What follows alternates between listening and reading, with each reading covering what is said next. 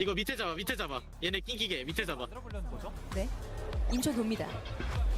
헬리 위쪽에 있어. 일로 하나. 공구 딱 터지기 전에 안전으로 한번 돌긴 하는데. 근데 금지구역 시간이 너무 없긴 하거든요. 자, 일단 오른쪽은 경기의 승리로 끝날 것 같고요. 3대2 교전이었고요.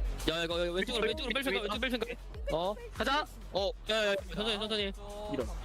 얘 되게 좋다. 네, 아, 근데 CNG 가 안전이 두 개가? 겹친 게 아씨. 이게 좀 스노볼이 굴러갈 수 있거든요. 가자. 야 지금 밑으로 그냥 가야 돼. 금고 빼게끔 만들면 돼 그냥. 근데 시간이 없어.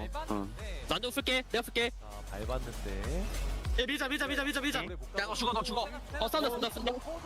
사등군 봤어. 야 터졌다. 나 공 없어. 밑에 잡아.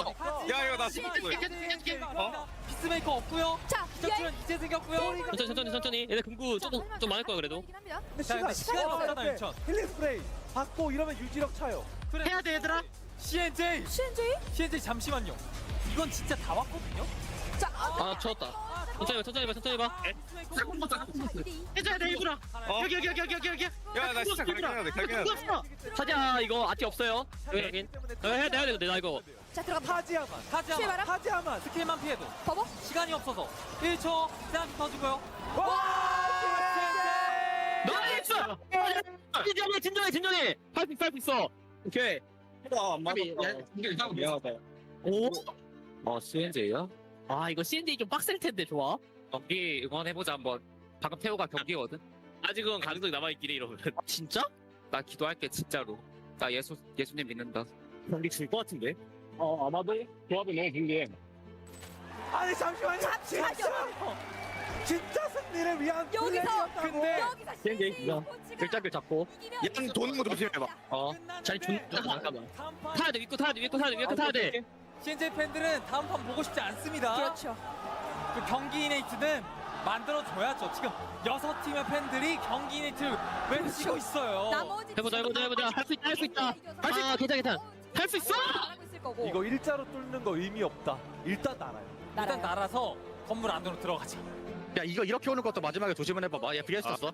이거 앞에 혼자 있으면 박을게 이거. 무조건 위아래로 나눠올 거야. 브레스 타고 여기 일단 3명이야. 브레스 3명이야. 내가 보기에는 그냥 프리로 하는 게 맞는 것 같긴 한데. 프리로 할게 프리로. 자 일단 밸류는 뭐 더할 나위 없이 좋은 경기 이네이트고요. 하지만 여태까지 보여주는 그 한 방 한 방의 그 CNJ의 플레이가 그렇죠. 정말 큰 변수를 자, 만들 수 있겠다는 이번 생각이 시즌 들고요. 파이널 지금 올라가니까요. 테오도르 위치 보세요. 테오도르는 절대 안 죽겠다. 난 얀한테 각을 안 내주겠다는데 그 어중간하게 뚫으려는 것보다는 그냥 한 턴 쭉 빠져가지고 일찍 잡았어 하자. 혹시 몰라서 뒤에 있는 거 오는 거 혹시 아니야? 몰라서 스피어 스피어 위쪽이에요. 야 이거 위로 갈 테니까 양태 와봐. 위쪽으로 갈까? 일단. 진갈까? 확인하게 해야 돼. 근데 그래서 자, 좋겠다. 크게 들어도 돼. 이거 하면은 내가 여기 잡고 있다가 이쪽으로 빠질게. 자 이거 근데 경기 이네이트는 앞쪽을 뚫을 힘이 없어요. 이건 뚫는 조합이 아니라 지키는 조합이고 받아쳐야 돼. CNG 이거 옵스택 쌓을 수 있는데 너 한 바퀴 돌아도 되고. 가볼게. 얀 여기 있어요. 오케이. 싸워봐 계속. 이거는 마이를 때리면서 스택을 쌓는 겁니다. 천천히 봐요. 자 근데 천천히. 결국에는 카메라. 급해지고 10 스택. 모일 아니랑 10선택이야. 파란 오브 쓰고 나갔다 오자 그냥. 이거 안 터질려나? 근데 앉아 때리면서 다시 한번 10 스택. 우리 파란 오브 쓰고 파란 오브 돌려봐 이거. 얀 찾아줄게. 아래로 와봐. 와보라고. 얘는 흥거 없자. 안전오브. 오케이. 천천히 이러다가 모여있을 때 진호 선수 측면 쪽 돌아도 돼. 할 거야. 이거 프리아가 앞선서줘. 나 마이 궁 봐줄 테니까 여기 조심해. 여기 있다. 야네 위치. 야 살짝 여기 와볼래? 이거 얀 봐봐. 얀궁. 다시 뺄게. 뺄 수 있어. 확실해? 뺄 수 있어. 돌리고 계속 해봐. 니가 계속 해봐. 계속 해. 시간 진호 시간 4초, 3초, 2초, 1초. 나이스. 우승 체크메이트 CNJ e스포츠 드디어 만들어냅니다. 진짜 와, 승리를 위한 단 하나의 가능성 바로 8라운드를 가는 것. 전 세계 CNJ 팬들이 울고 있을 겁니다. 함께 그렇습니다. 눈물 흘리고 있을 겁니다. 가장 먼저 세 팀과 함께 체크포인트 팀에 올라왔고요. 끝까지 가서 트릭스터 때부터 한 번도 해보지 못했던 파이널 우승을 드디어 해냅니다. 와, 백 선수 표정이 드디어 진지해졌어요. 드디어 네, 이 우승컵을 들어올릴 자격이 충분합니다. CNJ e스포츠 시즌 A 파이널 우승입니다. 누가 이들을 분탕의 왕이라고만 칭했나요? 이젠 아닙니다. 이젠 당당하게 트로피를 들어 올릴 수 있는 명실상부 이터널 리턴의 왕! 시즌 파이널 진출 자체가 굉장히 오랜만이었어요. 304일 만이었나요? 그런데 이 오랜 세월 끝에 결국엔 축적해왔던 힘의 크기가 너무나도 컸습니다. 네. 쟁쟁한 모든 팀들을 물리치고 챔피언, 시즌 8 챔피언. 실제로 KCW 선수가 한 번 팀을 떠난 그 순간에도 다시 돌아올 걸 또 믿고 있었던 그 두 선수가 굳건히 자리를 지키고 있었고, 그렇죠. 돌아오고 나서 같이 이 세 명이서, 물론 이제 오상커 선수도 너무 고생했지만 다 같이 만들어낸 이 승리가 오늘 너무 값질 것 같고 평생 기억될 것 같습니다. 마스터즈 파이널 MVP 누구일까요? 한 번 더 포마 호크 스킨을 보여줘야 될 것 같습니다. KCW!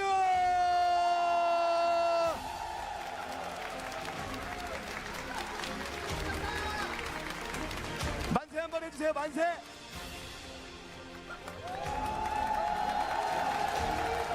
순위표 보시죠. 자, 시즌 8 마스터즈 우승 CNJ e스포츠.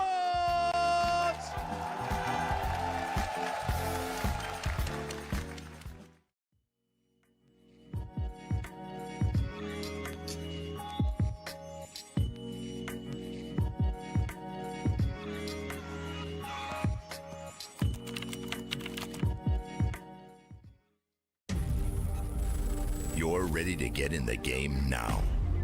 The last thing you want is to wait. WD Black, performance storage, purpose-built for gaming. SSD speed that obliterates load times.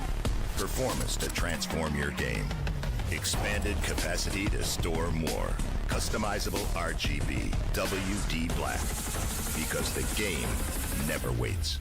WD Black. Drive your game. 이제 진지하게 가보도록 하지. 온 힘을 다해 덤비도록. 탐색전은 이쯤 해둘까? 뻔한 기술은 안 통해. 카이키스크, 훌륭한 사였지. 올곧은 정의와 신념, 그리고 그것을 관철한 신념. 다른 차원의 인물이 아니었다면 스카우트하고 싶을 정도야. 그 녀석이 좀 본받으면 좋을 텐데.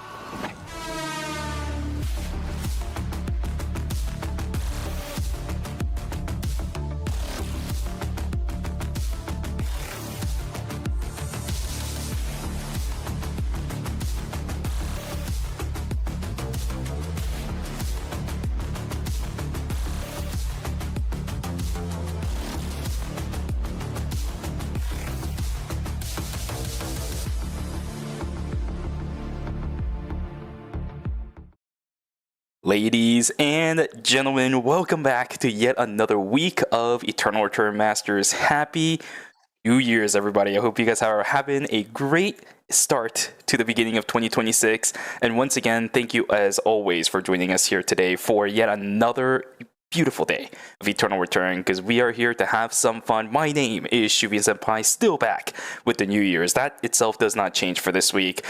And alongside me is, of course, my best buddy, Superior. How's it going, my friend? How are you doing? I am doing fantastic, and wow, it's been a whole year, you know. Yeah, since, it's been so long since I saw you. What happened?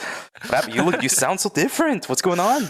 Oh wow, I don't know, man. But yeah, I'm excited today for this weekend once again, where we are on our latter half of the phase here. So a lot of exciting games that is going to be taking place. I'm very excited.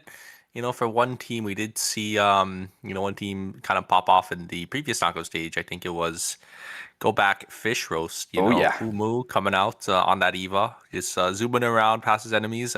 I don't know if you guys, if any of you guys, are on that content side of PR, but yeah, Umu, he's been posted videos, of his performance in in the ERM. Yeah, and did you by any chance see the Eternal Return KR's video for like the highlights of that thing? Oh my god, it is the funniest thing. If you haven't seen it yet, Super, go take a look at it. At Eternal Return KR on YouTube, the most recent thumbnail for Phase 2 Day 3. It is quite a good one, I swear. The Koreans cook up some really, really good thumbnails over there.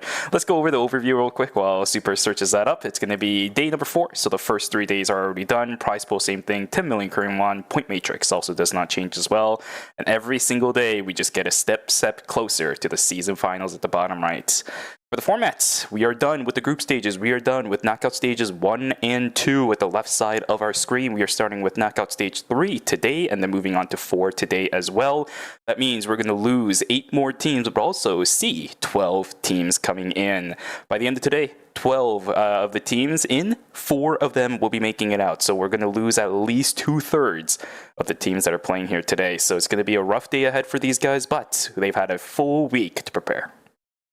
Yeah, and we'll have to see which teams are going to be able to secure some circuit points as well, because once you do end up in that, I think knockout stage 5, you are going to be in that top 16 bracket. Actually, even I think in knockout stage 4, no, knockout stage 5, you got to make it to knockout stage 5 to get into that circuit point table at the bottom there. You could see how many points these teams are going to be getting. Slightly more obviously than phase 1, just because I do think if you perform in the later phase, because of the meta changes, you should be rewarded a little more there. So you could see which teams are coming out from which knockout stage. We still got one team coming out from knockout stage 1, Team Endless. We'll have to see if they can make it all the way or if they will get eliminated today. Yeah, can they have that endless run, or is their name going to be unfortunately ironic, as we are going to see their end today? It all depends on them and how well this team prepared for the games coming up ahead, because today is going to be very rough. Stage 4? Yeah, let's talk about that in just a second. For knockout stage 3, we have the 4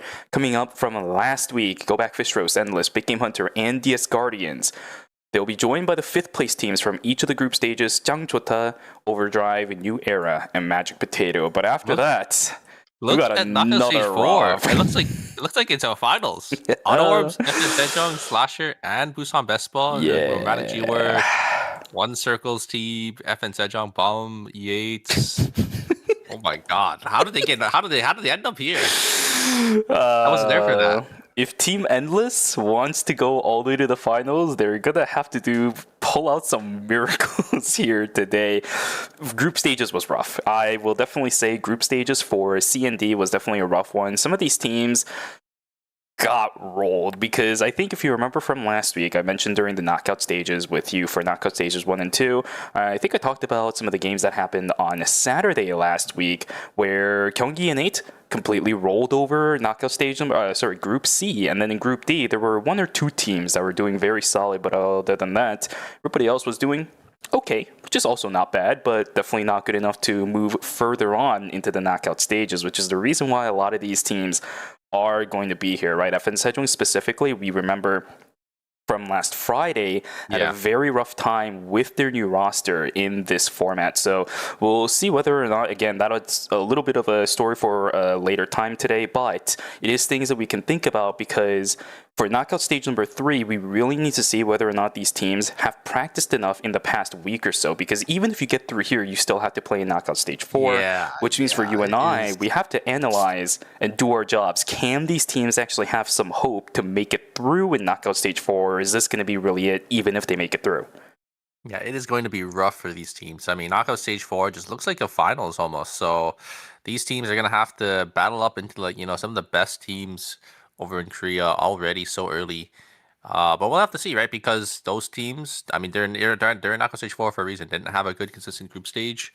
So maybe this meta is not really favoring those teams. Yeah, absolutely. It's one of the reasons why I think we have to wait a little bit more on what actually went wrong with these guys. It's why group stage exists, right? It's going to be your safety net of falling back. You don't get eliminated from the tournament until the knockout stages. So again, this full week of having rest. I know the KR side was going pretty turbo on scrims this week, despite being at the new year and everything like that. So I have to really see whether or not these teams are prepared to play the games today. and actually move forward with the tournament instead of ending their run right here for the remainder of the season, unless they get into LCQ, which is a whole different story when we want to even talk about that.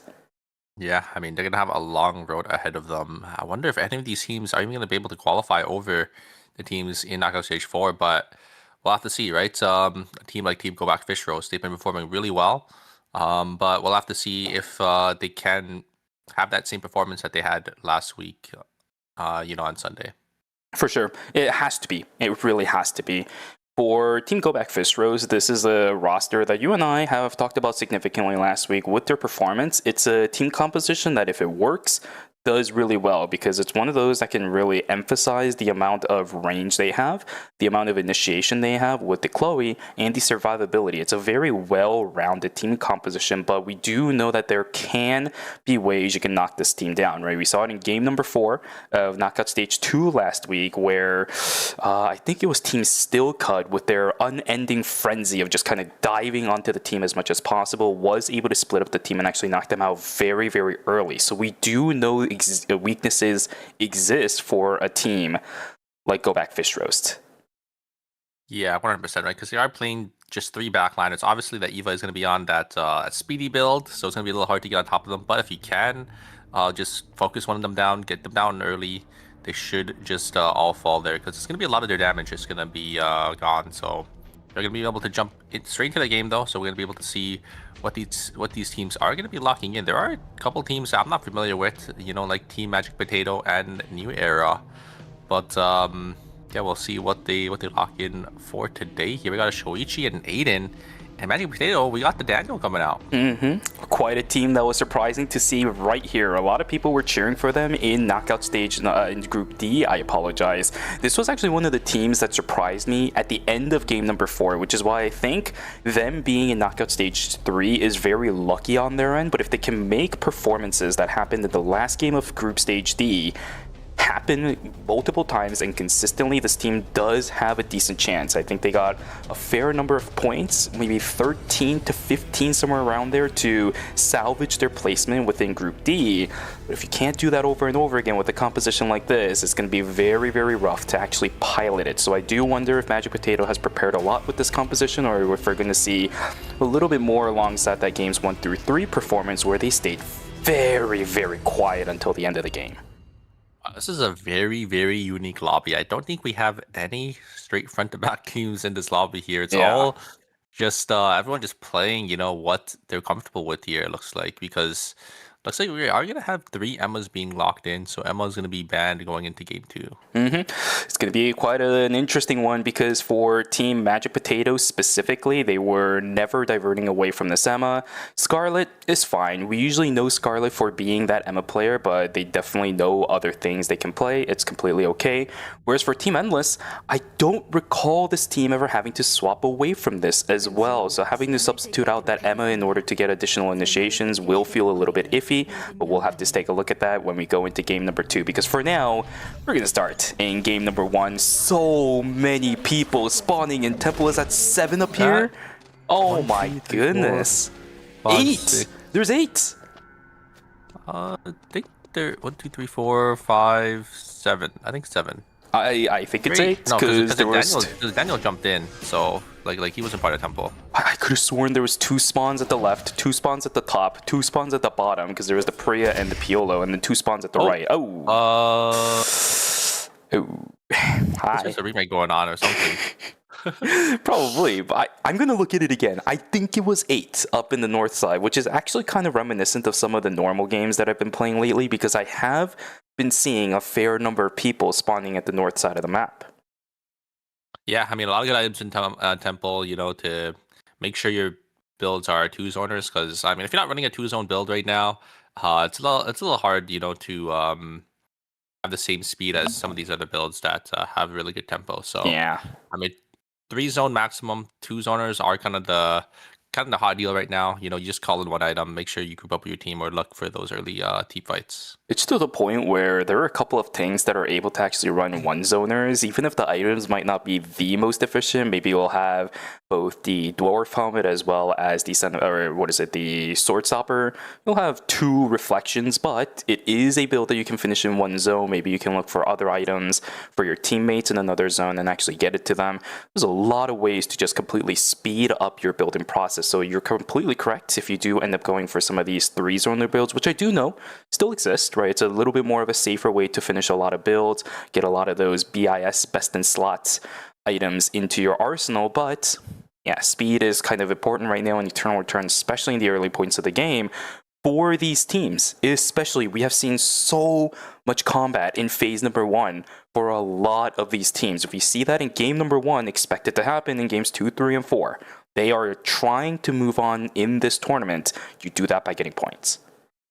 Yeah, I mean, your tempo matters a lot, right? You need to start farming early, contesting for these animals, and also just looking for some early fights if you can, run into these other teams. But if not, getting those wolves early on, getting those boars are really important. Yeah, it's the spawn timers. I really will have to say that by this point, if a team hasn't gotten to the pace where we're going to start seeing a lot more of these force core buy-ins by the beginning or to the middle of day number 2, a lot of these teams are going to suffer. I think one of the biggest critiques that I had for these teams during knockout stage number 1 was that a lot of these teams weren't full build by the end of the game. Almost none of them had blood sample items other than the ones that you called in. Not called in, but the ones that you get from the red flare, from the purple boxes, the Wickeline guaranteed blood sample. Outside of that, I didn't see too many people with blood items. Not that many people, as I mentioned, with full builds going into, maybe like night number 5, day number 6. That is not going to fly up against teams that we are going to see in knockout stage number 4. So I need to see faster paces. I need to see more stability amongst these teams in their items towards the late game. Otherwise, they will struggle. 100%. Oh, yeah, 100%. But even more so, I would think in the next knockout stage, just because, it's all of the National League teams, and we know how good their macro is, and,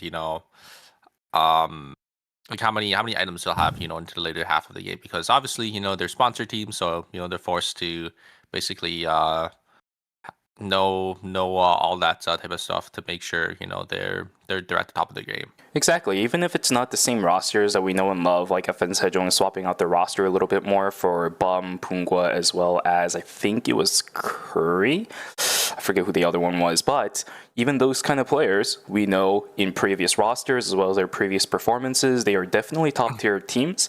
And if you join a team like FN Sejong Plus, you get the additional resources of the team as well. They're definitely going to be ready for something like this, so expect that bloodbath to happen in knockout stage 4. Whereas 3, it's a little bit more of that preparation phase for a lot of these teams going into it. They got to be real nervous about today.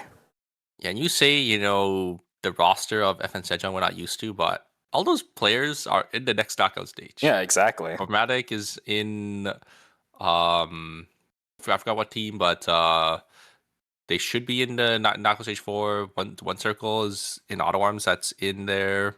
FN Sejong, Bomb's in there as well. So all the players that were in the old FN Sejong are in the next knockout stage. It is Busan Vespa. Busan Vespa is the team Romatic's on. I have no idea how this happened.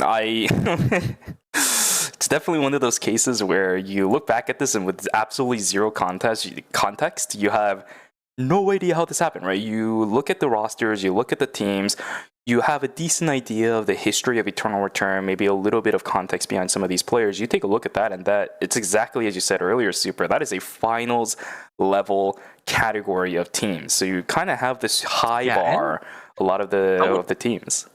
I would expect it knockout stage 6 or knockout stage 5, but knockout stage 4, all these teams are down here, and then they have to just kind of mow their way through, the next 2 knockout stages is not going to look good for these other teams that are down here. On the flip side, though, a lot of the teams being down here for the ones that we're a little bit more accustomed to means that a lot of the teams that are kind of stepping into the scene, maybe with new rosters, maybe with new team banners or something like that, they're starting to get to the point where we can contend up against these sponsored teams, these National League teams.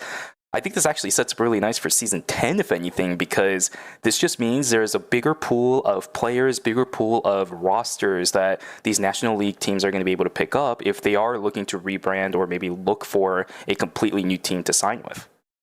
Oh, for sure. I mean, this is like the perfect place for these teams to make a name for themselves as well. Yep. If they do want to look for that opportunity. Probably not in knockout stage 3 and 4 though.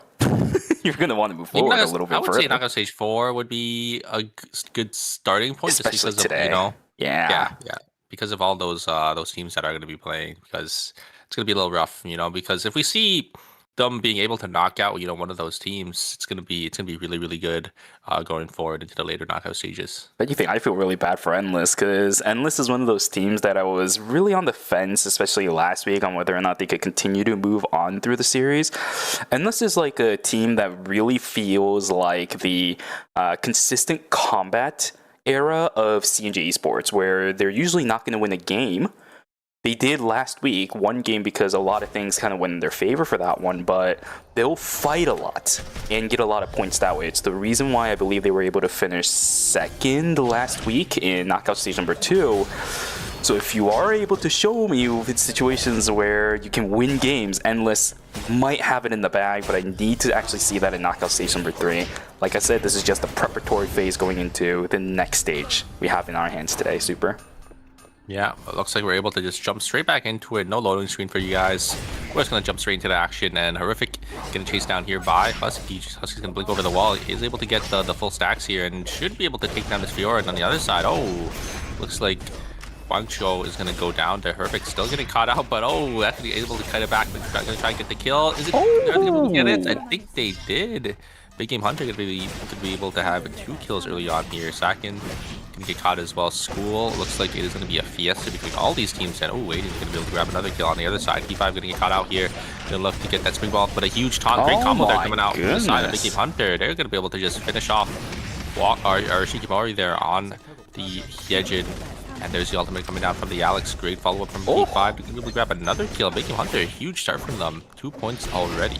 Another situation, I swear to God, at this point, statistics just must ring true, because it's another Alex team that just gets really good results at the beginning of the game. I think I've been talking about this pretty much the entire season, maybe even the last season as well, where a bunch of these Alex teams always seems to get a lot of progress in the beginning portions of the game, and then they struggle a little bit during the middle of the game, but it's fine because of the sheer number of points they gathered at the beginning. So good stuff for Team Big Game Hunter. We're still seeing more fights inside of Factory, as it's a 1-for-1 trade between team, I think that was Go Back Fish Roast, as well as Team Endless. So good stuff over there, even though it was a 2v3. But a lot of people still getting picked off one by one around the map. Daniel on the other side, no, we're not going to see Umu being able to stay alive, but that's going to be our first break of the game, as Go Back Fish Roast is going to have to struggle, which is something that we saw in knockout stage number 1, actually. This team got broken quite a fair number of times at the beginning. Makida also getting thrown away. That flash cut, not going to net him any of the bears. Magician should be dead here though, because as soon as they go over, there is going to be the Daniel Al's just going to secure the deal there. And it's going to be Magic Potato getting a good start for them as well. 3 kills early on here. Oh no, I'm going to look for Walker, but it's going to be Alex. Alex should be able to just get themselves on out of there. Very, very slippery character. And on the other side, looks like Johan going to get caught out. We're going to be there to try to get some damage in, but it's not able to find anything. And now they're going to be on the Eva here. Should just get run down by the Tazia and Felix here. We're going to try to get some damage back in. Oh god. It's not going to be enough, as all 3 members of Guardians are going to be here. Go Back Fish Roast wiping again. A little unfortunate, but yeah, their tempo is going to be stopped quite a bit here. Scarlet going to try using the chain, but unfortunately not going to be able to connect the root there, so nothing really going to come out of that for the side of Jung Joda there, as they do get poked down by March. A huge ult actually coming out from Henry to block out on that polymorph. Is anything going to come out of that? Henry jumps back in and is able to get Magician down there. March down to 1 HP now. Great play coming out from Jung Joda there. Scarlet going to jump on forward to try to look for some more, but not able to find the haze bar. They do end up getting the PLO, so nice 2 kills coming out for the side of Team Jung Joda. Yeah, really good plays from the Henry. My goodness, Bakutia once again showing us why he was so good on this character. That's a lot of damage over on towards the Alex. He's going to get executed immediately before the fight even begins at this point. The other Alex is also going to get taken down as well. It's a 1-for-1 trade on each side. Machina down and Walker down. But if I had to take a look at this, I think the fighting capabilities is still in favor of Team Big Game Hunter, but it is still nighttime. Daniel is still a bit of a threat. So it's going to turn into day now. now. Semtex lands over onto Jevil. He's going to have to use the blink to get himself out. Whoever wins this is going to get control over that meteorite money mark over on towards Key 5, but they can't lock down this Razi at all. Another person is going to res in. It's actually going to be the Hisui on the side. Will end up getting the Trey, Walker down, and Key 5 down. They're still looking for this meteorite though. Jevil, I think, was able to pick it up because the Daniel get away from this. Uh-oh, this is not good at all. Jevil needs to get out. He's good. The masterpiece, he's trying to run away. Horrific is on the chase. He just needs one more. No, it's going to be the Gauss pistol to lock down that team. That's going to be Magic Potatoes taken down in day number 2 over a fight on meteorite of all things. Dang, I mean, they just tried to respawn back in, but unfortunately just all the members of Team Magic Potato just losing their 1v1s, right? We saw Key 5 just able to get enough damage down to finish off the Emma in the 1v2, but then the respawns coming in as well to just secure the deal. It's so unfortunate. Magic Potato going down in 8th place. 3 points. I mean, at least they got some points, but yeah, it's definitely not what you're looking for the first game here. Yeah, well, pretty nice thing that they are doing at the bottom of our screen here, where they're actually going to tell us the reason why. Somebody had a technical issue. It seems like one of these players weren't able to join in by the end of the briefing room waiting time. So one of the players probably ended up having an issue with their loading. Maybe they crashed, maybe their computer turned off. I don't know what it is, but that was the reason why we ended up getting the restart. Towards the end of the message, it also said, sorry for the inconvenience. Thank you for your understanding on the patience for these games starting. So cool stuff, Nimble Neurano. I'll take it. At least there's something going on here. I'm telling us here, we do have Team Overdrive respawning back in. Jan getting a 2-man knockup with the combo there, and there is the secure on the Nadine. They're able to just get him down. Scarlet gonna try running away. Hyejin gonna look for some damage. Combo is actually gonna go a little wide. They're good blocking. The totem is gonna be there, but should just go down there as the side Team Overdrive picks up 2 kills and gonna be able to secure this alpha there in hospital as well. Great call from Scarlet to jump inside of the hospital building though, because it allows the Henry to actually get away from the fight completely without even a problem. The fight is going to begin as Walker once again in a little bit of trouble on the Alex. Keep on the backside supporting with the damage output, but March is completely untouched through this fight. Look at the damage output over onto Horrific. Peel on the backside. Will he be able to pick it up? Not just yet, but he does. Magician's on the side to support that kill. Now they're on the chase over onto Key 5. It's a Piolo. He can't take a little bit too much, but he does have a shield, luckily, from the Punisher. Nicely done. Team Endless will be able to pick up 2 kills, plus the purple box that is going to be inside of Warehouse. Really good value, and it's a Mithril, no less, for a team that very much likes those. You can put it on the Emma, you can put it on the Haze, you can put it on the Piolo. Anybody on that team can take a very big value. Yeah, Big Game Hunter tried to look for that Emma there. Great, it was a great engage from the Alex, but the follow-up just wasn't there. They weren't able to secure it, but look at the damage coming out. Zhang getting chunked down to 1 HP. There's the Echoes of the Earth. Gonna be dropped there. Key 5 gonna look for an angle on Zoe. So Totem Min already taken down. It's gonna be Team Big Game Hunter gonna be the one to run on top, despite them losing out on that box there in Warehouse. They come into a rift and they secure the 3 kills. Very nicely played by them. Once again, DS Guardian struggling at the beginning of the game. I think we saw this last week especially, where during the first maybe like 80% of the game, this team really wasn't able to get any kind of handling on how they were supposed to play in the game. But I do see that gun is on the Felix. This is the place that I want Team DS Guardians to be, but losing out on that rift is not going to be the greatest of looks, especially up against Team Endless, because that team got a little bit more, I think, that they could have asked for at this point, right? You got the purple box, you got the rift, everything's just going in favor of this team. DS Guardians need to show us a little bit more than what's happening right here, just like this. Let's see, can they win a fight up against Team Changchota? Henry, Chronofield is going to go down, a lot of damage output over on towards the members of DS Guardians. Zoe walks back a little bit thinking he had to dodge a bullseye, but straight into a straight into a slow, and a couple more arrows will finish him off. Another fight inside of Forest. There's a lot of damage output. Exclusive was already invested. That's a lot of damage output over to the backside. Ruthless goes down. Down goes 1, down goes 2, down goes 3 actually, as the Shoichi is able to trade it out for a 1 for 2, but everybody else on the side of Team New Era taken down. Yeah, the Razi just able to risk free auto on the backside there, just allowing them to rip New Era to shreds. As yeah, Alex was the main target. They didn't get Alex, but you know, Razi being that damage dealer just able to pump so much damage. Unfortunately, there's going to be that third party Team Endless walking in for this tree, so Big Game Hunter isn't going to be able to actually grab the objective on that day cycle there. A little unfortunate, but he's going to walk down into beach, maybe try to look for some farm here. Doesn't look like too much is up for them, but getting this kiosk down to get some extra buy-ins is going to be what they kind of need here. You could see their items. They definitely want to want to get, you know, these extra small buy-ins with either tree or meteor. Yeah, once again, Alex being on poverty for Team Big Game Hunter, right? We've always seen this time and time again. It's not something too surprising for us at this point, but it is a little sad to see. 4 items on the Rozzy most likely are going to start building up towards the high noon. We see Horrific for the Fiora sitting on 3. Everybody else in this game somewhat on the same pace, but Team Overdrive is cooking. Look how silently these guys are building up their items. We have 5 on the Jackie, 3 on the Yan, 4 on the Hyejin. This is the kind of pacing I wanted to see from the teams coming up from Knockout Stage 2. It's a little bit slow. At least DS Guardians is trying to keep on pace. Everybody else needs to work a little bit more on getting their items a bit faster than their current pace. Yeah, Overdrive definitely are in position here, and they're definitely going to look to try to take some team fighting.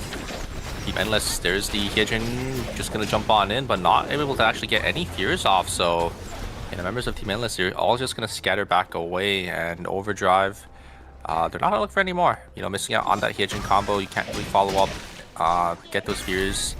They're just going to get themselves on back there. We do have the Omega spawning down here in police station here, and it looks like there's going to be some teams contesting. We actually have another team. Guardians might be coming around as well. We see ultimates from Yama going to be forced to get themselves on out of their reposition. You can see team Go Back Fish Rolls also going to look to reposition, but they can actually get a catch here. They're going to immediately burst down the Priya, but there's a lot of damage in response. Zoe is going to be able to get one. I think Zoe can actually jump on away, and Johan is going to try to get the res, but no, Zoe actually goes down. DS Guardians going to lose 2. Omega going to be pulled by the side of Team Zhangzhouda there. And I don't know if Team Go Back Fish Rolls wants to contest. Looks like it's just going to get immediately taken down by the 3 backliners of Zhangzhouda. And DS Guardians, they were able to get into Rift. It was actually not too bad, as they don't lose the 400 credits, but this is a day 3 Rift, so it's... Oh god, the item differences. Yeah, it's going to go down. Team Overdrive, they're sitting in such a good spot in terms of their items, but TBS Guardians has a team comp to maybe look to kill this Shakiyan and Hyejin comp, but Hyejin is going to be able to the Hyejin to try to look for these spheres. Yeah, here we go. Hunam is going to jump on in. He misses a lot of his combos. Quickspin actually does a lot to get him out, but the damage output over onto the Yan is enough to take him down. Jack's going to jump onto the backside. He actually gets the kill. Oh my goodness. He's going to be able to pick up the kill over onto Jing as well. He's still bleeding, but he gets the shield from something. Oh my goodness. Just barely stays alive, so we should see Gun joining on into the fray just a little bit, but Zoe getting taken down a little bit too. Oh my goodness, he needs to get out. Beautiful parry to keep himself alive, and the fight will reset, but single digit of time left on Jing. If he gets pushed out, there is no more left for him. Shikimori, same thing as well. 5 seconds on the timer for this Hyejin, using a safety drone to try joining back in onto the fray. Zoe needs to heal up a little bit. He's going to eat up a little bit of time or two, but this puts a little bit of pressure over onto Jing. Tempest Hydra back in. Does he have anything to line things up? Windscar is going to miss. There's a fear over on towards the Felix. He's going to get taken down, and I think that's it for Team TS Guardians. Zoe trying to do what he can. Paradiso down on the ground, but I don't think the Tazia can do it anymore. DS Guardians will be terminated. Inside of the Rift, it'll be Team Overdrive with their wallets just overwhelming them with items. Yeah, I mean, you can definitely tell it was quite the item diff there. Overdrive, I mean, the Jackie is doing so much damage. DS Guardians had the advantage there, killing the Yan, but the Jackie just jumping on and getting those resets, and it's just a little too much for the side of Team DS Guardians to really deal with there. And yeah, Zoe just unable to just kind of make this Tazia work, I would say, for these Guardians right now. Just yeah, just forced the totem out a little too early. The dashes just weren't really there, just getting hit by those Hyejin fears as well. It's a little unfortunate. These Guardians going down in 7th place. 4 points, so 1 more than Magic Potato, but definitely not the start you're looking for. Yeah, probably by far one of the worst matchups for a Tazia is going to be the Hyejin, just because even if you totem, you can put down charms everywhere. You can line it up pretty well too. Tazia is one of those characters where if you're pacing inside of a fight as well as your combo just in general just gets thrown off, it's so hard to recover. And I think everybody on Team Overdrive did really well lining that up too, right? So Shikimori really locking down that Tazia, making it very difficult. But here we go, full combo in. There's a third party on the backside. Everybody from Team Big Game Hunter should know about this, but they're fighting in on this still. Oh my god. Down goes one. Hayes is going to get taken down. Third party, Kiba just gets obliterated. Down goes the Fiora as well. Wangcho needs to completely run. I think he should be able to do it as a Piolo, but both teams are going to lose too. It's a massacre inside of Forest. Yeah, Big Game Hunter just not recognizing there's a team right in Forest that was taking console, and they just get immediately punished. Both teams just going to lose out on, I think, 1 or 2 members. Their Big Game Hunter losing out on 2. Their credits not looking too good because they did end up just buying in, but their items are fine. If they can get their if they can get the rest, I think it's going to be okay here. He's going to be able to get a lot of damage. There's the ultimate coming out from Henry, but all of the damage coming out from the side. Henry is dead. Is all range, and Henry's going to go down. Who's just going to jump back in with the movement speed, and they're going to be able to grab 2. Jung Jota going to be forced to res here in police station, a -400, but the damage coming out from this Eva is just a little too much for the side team Jung Jota to handle. Yeah, Henry's jump unfortunately also got cancelled out by the Sensor Radiant Brilliance combo from the Johan, so everything just going wrong towards the hand of Team Jung Jota, but they are recovered at this point, right? We do have some items going in favor of this team now, so good stuff for them. At least the recovery is there, but this is another situation where Team Go Back Vistros just has complete dominance over that mid game. They've got their items. We have the Chaser online for the Eva too. I don't know. We might get the same repeat of what we saw last week. But for now, Wick Line contest between Team Endless as well as Team U Era. 4k HP left on towards the Wick Line. EMP Barrage is going to go down, but unfortunately that's not the place where Wick is going to go. Great burst over towards Team Endless. They'll get the Wick, they'll get the blood, they get everything and just immediately books it. Great objective control. Yeah, great recognition there from Endless to just instantly burst it down. And here's the Fear combo with the Jackie jumping in as well. I think the Chloe is able to use her solar to keep himself alive just a little longer, but they are just going to go down at the very end there. Now Team Go Back Vistros is going to be on the back foot. A huge combo there coming out from the Hyejin, getting a 2-man Fear into the follow-up from the Jackie. Very nicely played by the side Team Overdrive. Team Overdrive is another one where you just brute force as much as possible. It's the exact same team composition that was able to end Team Go Back Vistros run in game number 4 for knockout stage number 2. So it's a great look for Team Overdrive. We're going to see another fight inside of 4. Same thing up towards the north side of the fight as well. A huge chrono field is going to knock down Umu. It's a trade over towards Suru though. Im Yohan trying to get the heal. I don't think Bakutia can stop this anymore. He will not be able to, as the stun just wasn't there for some reason. Down goes the Henry. What an unfortunate end for him. Inside of Forest though, Team Endless is going to be able to somehow win out on the fight. They have the Wick Line buff. Everything going in their favor over there. I believe that was another knockout over towards Team U Era down at the south side of the map. So 2 insane fights going over. Well, I'm surprised that didn't cancel. Is Henry's jump is a should have, yeah. Was there a CC immunity or something on that team? I don't think there is. Why didn't it cancel? Surprised as well, right? Because it's a root. I thought it was a stun this whole time. Oh no! Oh, that's why. Yeah. Dude, I swear every single time I play up against the Henry, it feels like a stun, doesn't it? I thought it was a stun as well, but I think I mean, the stun is part of the ultimate, so yeah, roots don't cancel. Reses, so yeah, was able to get the res off there. They were able to trade back. I think they were able to get the res off at least. So, oh no, they didn't. Jung Jota is actually down their Henry here, so that's a little unfortunate. They try to go for the cancel on the res or try to kill the body, but just wasn't enough. Team Go Back Vistros still in a good spot here. They were able to buy a blood as well for that Chloe, so they're in a really comfortable position. 2 bloods on this Eva as well. But we are seeing them bleed a little bit, right? A lot of these fights, it feels like you should be going in Team Go Back Vistros's favor, but a lot of the teams that they're fighting into today are a little bit more adept at dealing with this kind of stuff. Jung Jota as well as Overdrive, 2 teams that have put quite a bit of pressure over onto Team Go Back Vistros. So the rest of this game is really going to come down to how these 2 teams handle it. Overdrive still in a pretty good spot. Endless as well, now that they have the Wick buff. All transitions available for this roster are also in a pretty decent spot to contest up against Go Back Vistros, but from the results that we saw last week, Endless does not have a good track record into those guys. So do they have enough timer for this? Maybe with another safety drone, they can line it up. They're good call on this. They're gonna use the VLS. They're gonna all get on top of it here. They should be able to get into Forest. I think the Nadine probably on 2 seconds of timer left here. Do like this landing, safe landing as well. So looks like Team Jung Jota is gonna be able to get back into this, but Endless is gonna be here. Ooh, the Haze is getting so much damage here, and they have the Wick buff as well. I think this is the green light for the side of Team Endless to engage. There is the ultimate coming out from the Henry, but the Admiral's gonna be forced to use their totem, and they're just gonna instantly go down. They are gonna be able to get another kill. Great combo from Magician and Jung Jota. Unfortunately, even though they got their res off, it's not going to be enough as they do go down in 5th place here, and the remaining 4 teams, they have so many points for themselves already. They're really in a pretty good spot here in the top 4. Great attempt from Jungjo-ta, right? Especially the Nadine towards the end, because you know it's just not going to go in your favor. But unfortunately, Piolo is a character that deals really well into these ranged projectile characters, just blocking everything with the W.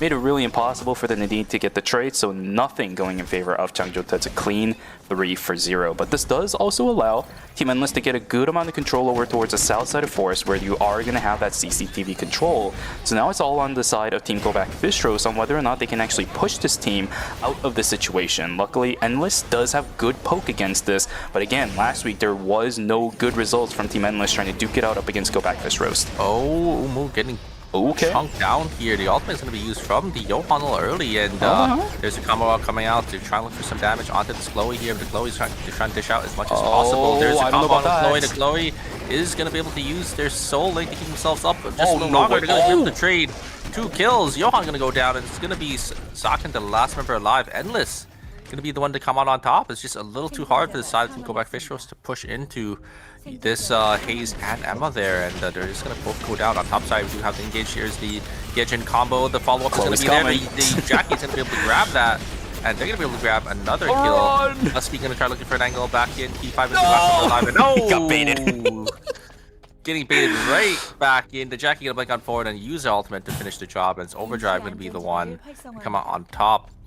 Team Big Game Hunter going to go down in 4th place. An extra point, at least for the side to Go Back Bistros here in 3rd. And yeah, they're just going to go down here. I don't think this Chloe is going to be able to grab any of these kills. It's going to come down to the side Team Overdrive and Endless is our final 2 teams. Yep.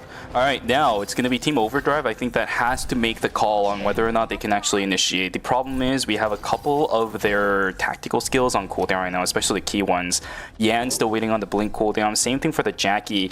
It's 2 of these characters that heavily rely on their initiation up against a Haze and an Emma. As long as these 2 don't get caught out by any shenanigans with blink in combinations around the Yan, I think it'll be very difficult for Overdrive to win out on this game, but it doesn't completely count them out because Shikimori has been doing pretty good on this Yejin so far. Let's see how much chaos they can set in on the backside. Rocket launcher is going to go through. 2 is going to throw out. Nope, none of them are going to land for the first rotation. Hunam on the backside, trying to duke it out up against Magician. He's looking for an angle. Oh, nothing going to happen. White Lily canceled out. It's going to be one of the things that we talked about last week, already coming into factor. Yeah, and now Team Endless is going to have to walk in here. Looks like they're going to be able to get zone control, which is really important, especially when you are playing these 2 backliners.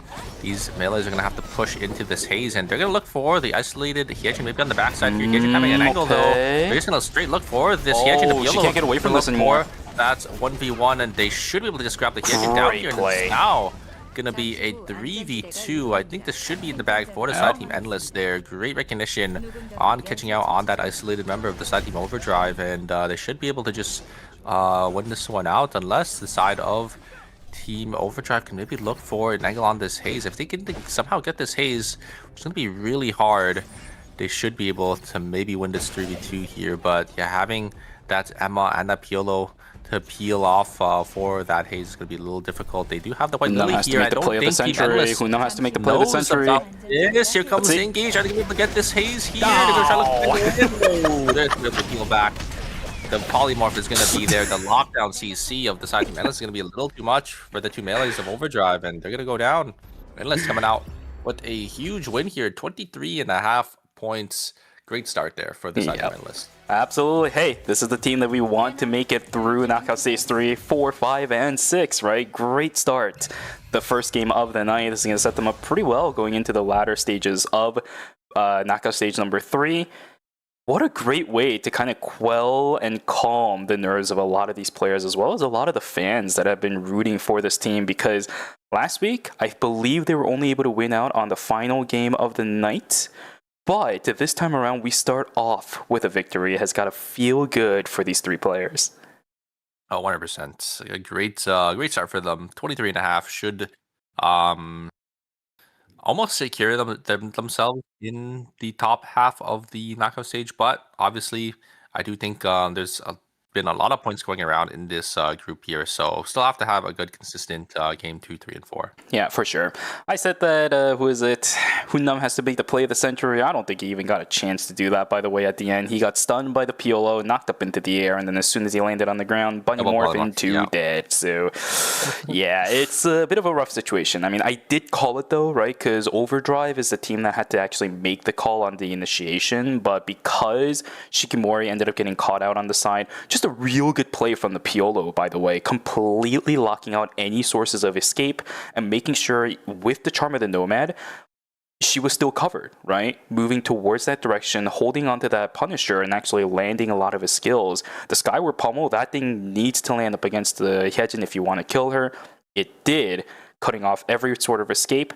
Really good play from everybody on the side of Team Endless. Just great plays across the board. Hayes doing exactly what she needs. Emma doing exactly what she needs. Now you don't have the Emma anymore for game 2. So what's the call here for those guys? Yeah, the Emma jumping over that big wall there, I think from school to archery also, kind of sealed the deal for Shikimori on that Hyejin, right? Because I don't think the Hyejin was expecting, another member to just join the fight so early on. And they're just able to get that Hyejin down early and just going to be an easy 3v2 this half for the side Team Endless. But you are correct, Emma going to be off the table now. So we're going to have to see what team or what Magician swaps to, because we have seen Scarlet swapping off of the Emma, but some of these players, that we've only seen locking in the Emma like Magician, we'll have to see what they do end up swapping to game 2. Yeah, Endless is one of those teams that really hasn't swapped off their main roster, so I am pretty interested to see what it is going to be. I don't think it's going to be easy to maintain the exact same idea of what the team wants to do with the Emma, because there really isn't a mage that is that mobile enough to the point where you also have good crowd control and control of the fight in general along that mid side. So I do wonder what it's going to be, but we'll take a look at what the scores are going to look like. Maybe game number 2 isn't even going to be that big of a deal to Team Endless just because of the potential lead they have against everybody. Yeah, there aren't many dive mages, I would say, in the game. Maybe Henry. Maybe we'll see a swap to Henry from Magician. Not too sure, but it looks like there was a -5 actually, I think, because I swear they got 23.5 points. You're right. Maybe there was a -3 or something because of the delay. I wasn't made aware of this. I didn't see it reflected in the score sheet, but good call. Good catch there. I think they ended with 23.5 that you saw. I saw it towards the end of the game too. Yeah. So, yeah, there might have been some shenanigans with the restart that we had at the beginning of the game. We didn't see any head pops, right? So it's going to be a -3, I think, for the side of Team Endless here. Wonder if that's going to affect them, because what if they're missing 3 points at the very end? It's gonna be so sad to see. It happened last week. A team just barely not making it out by 1, and the 2 points they would have needed was all caused because of a -1 that happened in multiple sets of the game. Still cut. We will forever remember you. Peace to you. But yeah, for Team for Team Endless, it's still not bad, right? You might not have all the points in the world that you need, but it's still going to be a good start for them. And if anything, I genuinely would have to believe that this is a good way to boost the morale of the players, because a lot of the teams that aren't usually the mainstays in a tournament like this for ERM really works off of morale. You get into a tournament that's this big, maybe it's your first time coming in, maybe you've done it a couple of times, but it's with new players, new roster. You need to get that morale going, and for Team Endless, it's all there right now. Yeah, I mean, a great first place, despite them. And I mean, that's really needed first place as well, because, if you're starting off a tournament -3 points, it's definitely not the look at or the start that you're looking for, especially in a 4-game series. A -3 doesn't sound like a lot, but it's actually quite a bit. Oh, yeah. And it could definitely put a detriment into you actually even qualify, right? Because like you said, we saw in the last knockout stages, these teams off by 1 or 2 points, just barely not making it in. I hope it's not going to be the case for the side Team Endless, because that would be a little unfortunate. Because sometimes, not much you could do, right? If your computer kind of bugs out, putting delays on the stream, they're going to have to tax you. Yeah, it is what it is. Just the way that production works, just the way that the tournament is going to work. We've seen time before, but it all happened. That's the reason why these rules are there, just to make sure that even if it's unfair, everything just moves as smoothly as planned. Here you go, though, boys. It's going to be game number 2 now for the character selections going on. No Emma available, so Scarlet's going to have to change something up. Same thing for SDVX, as well as, I believe it was Magician. That's going to have to swap things up. Unless still going for the same idea. Scarlet's going to go over onto the Nia. This is a pick. Yeah, what is going to be their third pick is the question here for the side of Magician. If they are just be playing the exact same team comp, I think the side of it's going to be the Natapon actually coming out for Magician. So still going. Oh right, yeah, we have seen the Natapon coming out from this team. So it's still going to be. It's not going to obviously going to be that dive pick like the Emma, but they're still going to have that pick potential that this Natapon can provide. So we'll have to see if they can utilize this. And it looks like it is going to be Magic Potato swapping it up to a more front to back with the Marcus and a Haze from SDVX as well. And side of Scarlet, they're going to be playing that front to back with that Alonzo Nia here. Classic combo, you know, lockdown tank or frontliner, so either Nikki or Alonzo, and you have that Nia to just follow up on that damage with the Nia's Game World. I am surprised about this though, because I feel like Henry actually slots into this composition very well, because you do have the Nia, you still have the combination where you're going to be able to lock out a lot of people, coordinate the Chrono Field with the Nia's Game World. You can still pressure a lot of things if you don't ever get a kill onto somebody, which also just creates even more space for the Kadia. In the end, I guess this is still fine, right? We're talking about the classic combination, just finger point onto somebody. Again. Another potential reset. What is going on today with these load-ins? Yeah, I don't know what's going on here, but looks like maybe another technical difficulty coming out. I wonder if we'll see another minus from one of these teams. Hopefully not, but yeah, just looks like oh no. Never mind. I guess we're fine. Maybe they just wanted to talk about the chicken a little bit. Yeah, that's what I was thinking as well. Maybe we just want to talk about it real fast just because maybe they forgot about it. And there's the ad as well. You can see at the front there. Nice chicken. And unfortunately, I don't think we have that over here on the NA side. Yeah, they're just fulfilling their contractual obligations. I want that too, man. I swear.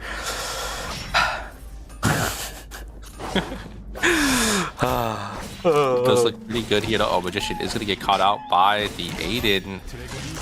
They are just going to go down here. Nice early game kill for that team. And yeah, they're going to be feeling pretty good about that. Ghost is going to teleport on the bottom side. We're going to have some teams just slowly starting to group up here. Was Team New Era grabbing that kill, and Umu going to get caught on the upper side as Big Game Hunter is going to be able to find that one. I will say, for people who played through the terror that was White Weapon Natapon, at least at the beginning of the Natapon craze back in the days, I actually take a look at that and go, hey, that actually feels pretty good, you know? Maybe having to deal with the stupid White Weapon Nathapons just obliterating your health bar way back in the days, that could be a little bit of a moment of solace for you if you didn't like that. March on the backside, trying to get a kill. There we go. Umu's going to be able to pick up one. Jevo on the backside, though. Going to try to find a kill. There goes Wangcho. Magician joins us on the fray. Can they at least prevent a break from going on? Great blink over the wall. They will be able to get it. Umu goes down and actually gets the break over on them once again.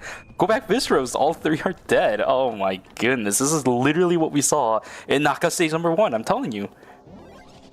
Yeah, they always get broken early on, but it's fine, right? Because just early game that don't really matter much. Maybe they could look for some zones that are free for them to farm. And we're gonna get caught once again. But wait a second, a great turnaround coming out from the side of Team Go Back Visceros, but there's gonna be another team just joining the fray. Umu is gonna get caught running straight to the hands of the Marcus. Marcus should get that kill. And Go Back Visceros is gonna be down to the last member, Chloe. They try getting away there. They are gonna be able to actually jump themselves on out, and another third party this time. Looks like the Magic Potato is gonna look for an angle. Magician is gonna go down. As the wait a second, they're gonna be able to turn it straight onto the Daniel there, so it's gonna be a 1-for-1 trade, and the Rockets are gonna be able to connect for the side of March on all or on that haze. 3 rockets there, just able to just choke down the haze, but a huge ultimate coming out from DeMarcus to lock down that haze on the backside there. Piolo gonna try to look for the trade. They are gonna be able to grab it there, so it's gonna be 1-for-1. But Magic Potato gonna be able to finish the job, and Endless gonna be broken as well. Great 3 kills coming out from the side of Magic Potato. He doesn't have the Punisher to go over the wall, unfortunately. Has to eat all of the Q auto attacks from the Marcus. He's going to get taken down, so a couple of different teams ending up eating that break at the beginning of the game. Go back Fish Rose trying to do it once again, but the Chloe falls down. Im Johan's going to go down as well. Are we just waiting on what are we doing? He gets it with the body blast! With the body blast from the Chloe. Perfectly done. That was Nicely the explosion? done. I didn't even realize. I think it's the first time we've seen it on broadcast, actually. Oh my, okay. A body explosion kill, getting that extra kill for the side team. Go back Fish Rose. Very nicely played by the Chloe there and the Johan to secure the deal. So an extra kill for the side team. Go back Fish Rose as a respawn once again. And they're gonna look for this Johan here. Oh, right after the parry Alex too. Gonna get knocked up. A lot of damage, but on the backside, Horrific gonna look for an angle in. Can they get Umu here? They are gonna be able to get the last ultimates. But the healing coming out from the Johan's gonna be a little too much. Can they get this? The Eva? No, the Eva just jumps away, and the side of Team Go Officials is gonna be able to win out on this fight. They're gonna be able to, and Brady Blows is gonna connect, and another kill. Go Back Officials picking up another one here, and the Meteor is gonna be in the fray. Key5 will look for the 1v1 onto Chloe here. Chloe, not gonna be able to use her ultimate. Key5 gonna be able to pick up 2 kills, and that will be the one on the retreat. Key5 just turning it out for the side of Team Big Game Hunters. They're going to be able to pick up 2, and they secure the meteorite for themselves, swinging it back into the favor. Umu can't even confirm and risk that either, because Sakin ended up falling down in day number 2, right? So if the Eva falls down, another early terminate would have happened, which is something that Team Go Back Fish Roast definitely wants to prevent. So good call on the Eva to leave.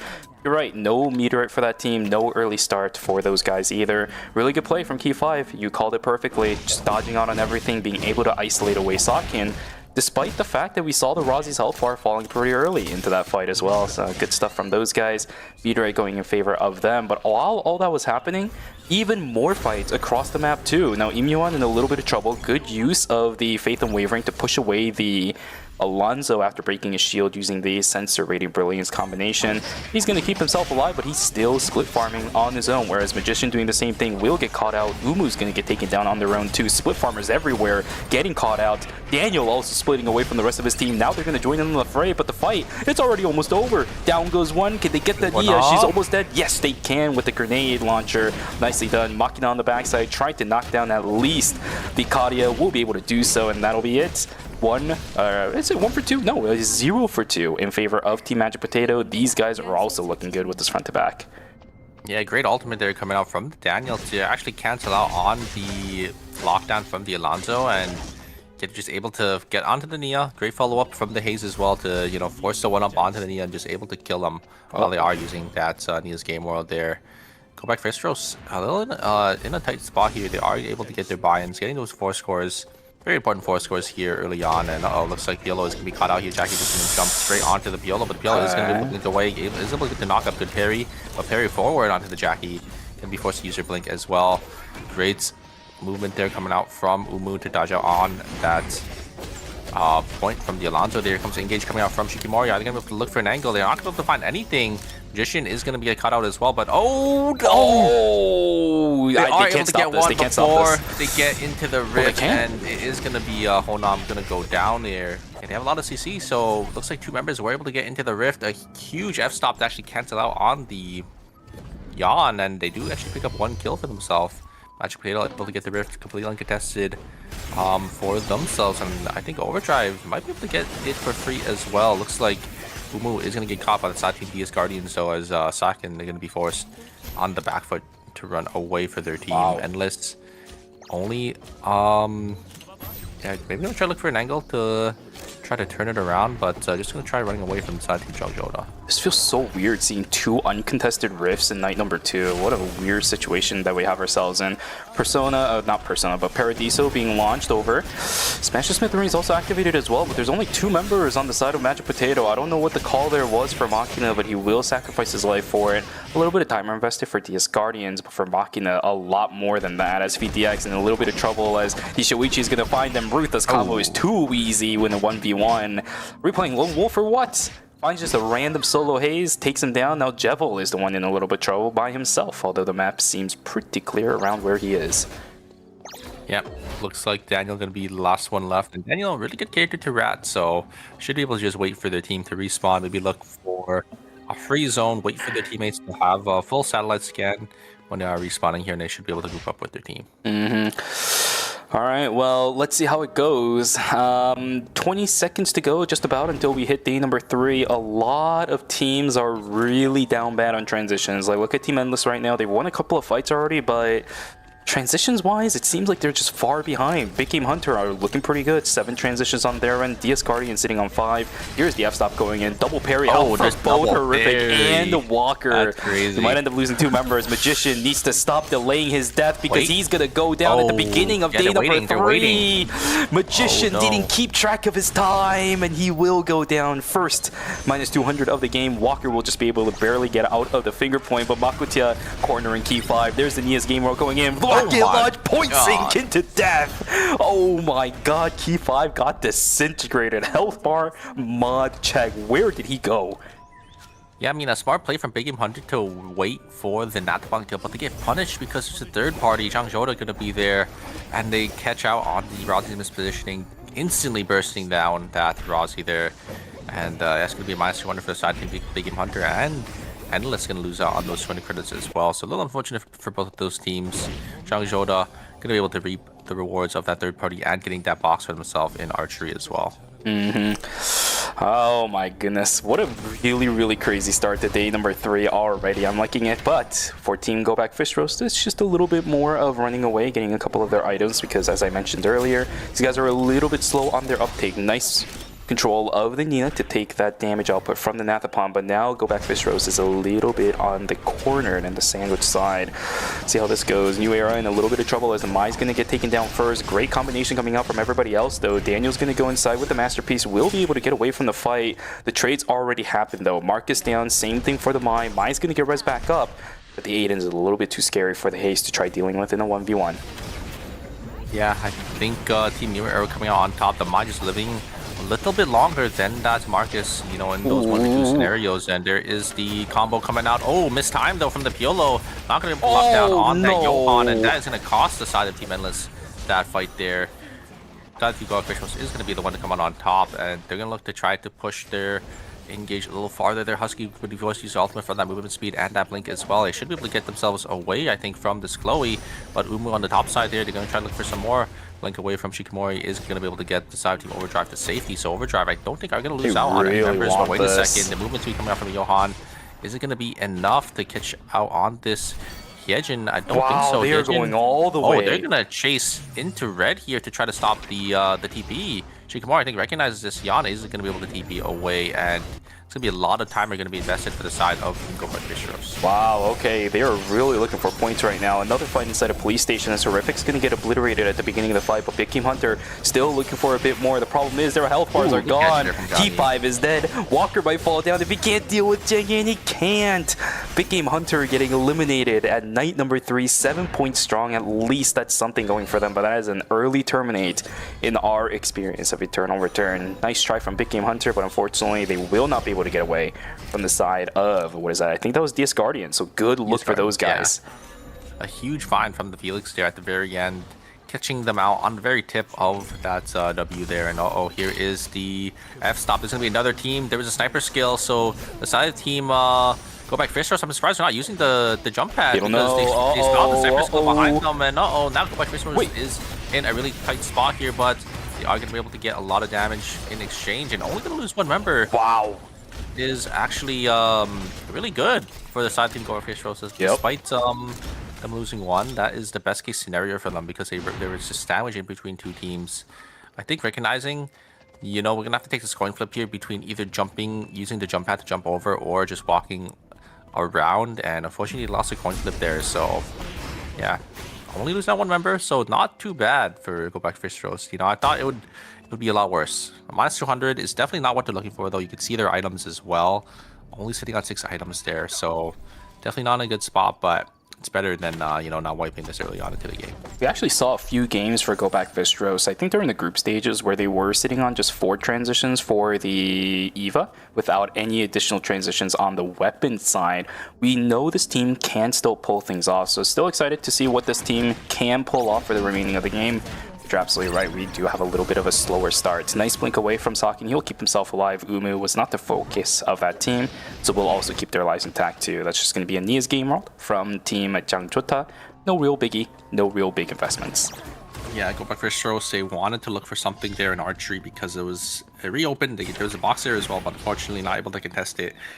You can see the items of Jangjota already. You know, that's Kadia sitting on full items with that blood sample already on the arm piece there. I think the blood rippers, so a little too strong for the side of Team Go Back Fish Roast to really contest it. We do have engaged though coming out for the side Team Nero. There's the Ruthless coming down. Can they just, oh my god, his burst down to Haze there, and the Marcus is going to go down as well. Ooh. Just able to get the combo over the wall, and New Era going to pick up a nice 2 kills. Mac Potato just in a rough spot now. Another minus 400 for that team. Front to back doesn't matter if the other side can just jump away from everything on the front side. Marcus isn't really good at peeling away for the rest of his team, right? He's usually good for initiating. That's the kind of front to back gameplay style that Marcus wants. But if you're the ones getting jumped on, well, he has a bit of a struggle with that. So the fight from Team New Era, they're still keeping themselves inside this game. Actually, the kill leaders of the lobby right now as well. 9.5 points for that team off of kills alone. Great solid start for Team New Era. Can they finish it though is the question. Yeah, that is going to be the big question here. And oh, Daniel sitting on 2 seconds of timer left, but wait a second, it's going to turn red. So I wonder if they are going to be able to get themselves to safety. They should be able to get the reses here, but where are they going to go? They're going to have to use some safety orbs. Maybe gonna, ooh, this Daniel this is not going to happen. I don't think this is the call. Do they have any safeties? They should be able to get some safeties here. There That's is one but second you said left. 2 just for this instead of just VLSing out? They have to pop another one. Oh, just gonna be able to jump away. Okay. This is still so much invested. 1 second left for Daniel. I mean, this one safety orb is not too bad. There is gonna be the Wick line gonna be contested by Team Go Back Fish Roast. They desperately need this Wick as well. Wick is gonna get hit by the F stop here. Can they just get it and get the blood samples? There is that EVA passive, and they are gonna be able to grab it. So Go Back Fish Roast sitting in a great spot now. You know, despite them being so down on items, it looks like the side of Team Endless were the same as well. Looks like Endless were able to pick up the Wick. They were able to grab it, but the blood sample going to the side of Fish Roast. And in the Rift here, DS Guardian just going to be able to get the 1-up this time on the side Team Overdrive, as in the previous game, it was the opposite. So DS Guardian is getting in their revenge here in the Rift. Looks like this time the item difference was in favor of the side Team DS Guardians. You know, Soe already sitting on that blood sample on that arm piece. And this is huge too, because it's a Night 4 Rift. Remember what this actually gives you is a blood sample going towards the side of Team DS Guardians. Will be the Chinese Opera Mask built up for Jengi. This is a huge transition. That was the Ice Shield. Was it? That definitely would make sense, right? Because it is a Felix in the end. Regardless, it is a blood sample transition for the side of Team DS Guardians. 2 now on their side. That is massive for these guys. Yeah, when you're playing a team comp like DS Guardians, we're playing, you know, double melees, you want to be as far ahead of your teammates as possible. Not as your teammates, but as your opponents as possible. So this is really, really good for the side Team DS Guardians, just because, you know, they're going to be able to try to stat check, you know, these other teams now. We do have Team Go Back Fish Roast though gonna walk up into the side Team Nero. Team Nero are also pretty strong for themselves. The Mai sitting on that blood chest piece there. Looks like the other side Team is gonna be able to get a catch, and they are just gonna be able to instantly kill down and kill Magician there. So now the side Team Endless, they did have that Wick buff, but just gonna be on the back foot now. Looks like Team Go Back Fish Roast are gonna look for something here, but that White Lily is gonna be able to get all members of the side Team Jangjota to safety. They should be in a comfortable spot for themselves. Umu actually wasn't the one who actually slammed the blood weapon. I'm actually surprised it was the Chloe who actually ended up slamming it. So yeah, Umu just gonna be sitting on those only gonna be sitting on 3 items. Maybe deciding that in this type of lobby the Chloe is gonna be able to get a lot more value.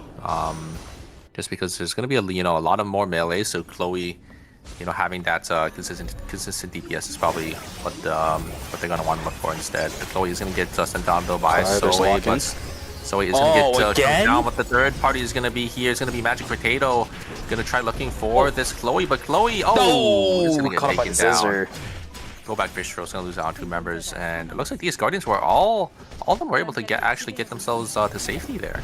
Oh man, again though, for Team Go Back Fishros, I feel like every single time that this team has fought today, there's another third party that comes towards the end. This is not a team that can deal with third parties well. Once you're in the fight, you're in the fight. You can't leave as Team Go Back Fishros that easily. So these third parties are absolutely detrimental for these guys. Wall's going to land over onto Machina. Does end up getting stunned out. There's the Lumi getting cancelled out. Nice cancel on the Thunderstrike. Jangy is still looking for this though. He knows the item advantages that he has. Everybody on Magic Potato doesn't want a piece of this, but Machina can't run anymore. Everybody on the side of Magic Potato just decides to leave and sacrifices their Marcus to the greater gods of Team DS Guardians. Now this looks like a team that is definitely a National League contending team. Compared to the things that we saw last week, this is different. This is a definitely different team for DS Guardians. I'm liking this change from the Debbie and Marlene to the Felix. Yeah, 100%. And Magic Potato gonna try to look for the res now, but they're only gonna be a member or a team of 2. It's gonna be a little hard. Endless is gonna get caught here. And I think that is going to be dumb. Just losing out on another member. Looks like Hayes is going to be able to dash away to get themselves to safety here. Where is Lumi is the question. A lot of these teams are looking south, for this south. Lumi res, but I don't think it's going to be coming into fruition. Hayes is going to be forced to teleport probably down into Pond, but there are actually back into Fire Station here. There was going to be a ping that was going to be made. So a lot of rats here, and Umu is going to be the first rat to be caught. No, minus one-ing themselves. Okay, at least he got tagged. Okay. These Guardians is going to be the one to pick that kill up.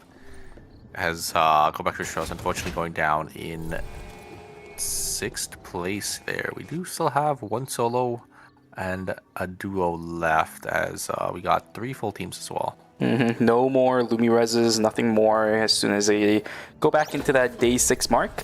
Fortunately, Magic Potato will never be able to bring back their Marcus for the remainder of this game unless the temporary zones become a fiesta, because we have seen that before too, right? Where a bunch of teams are just sitting inside one.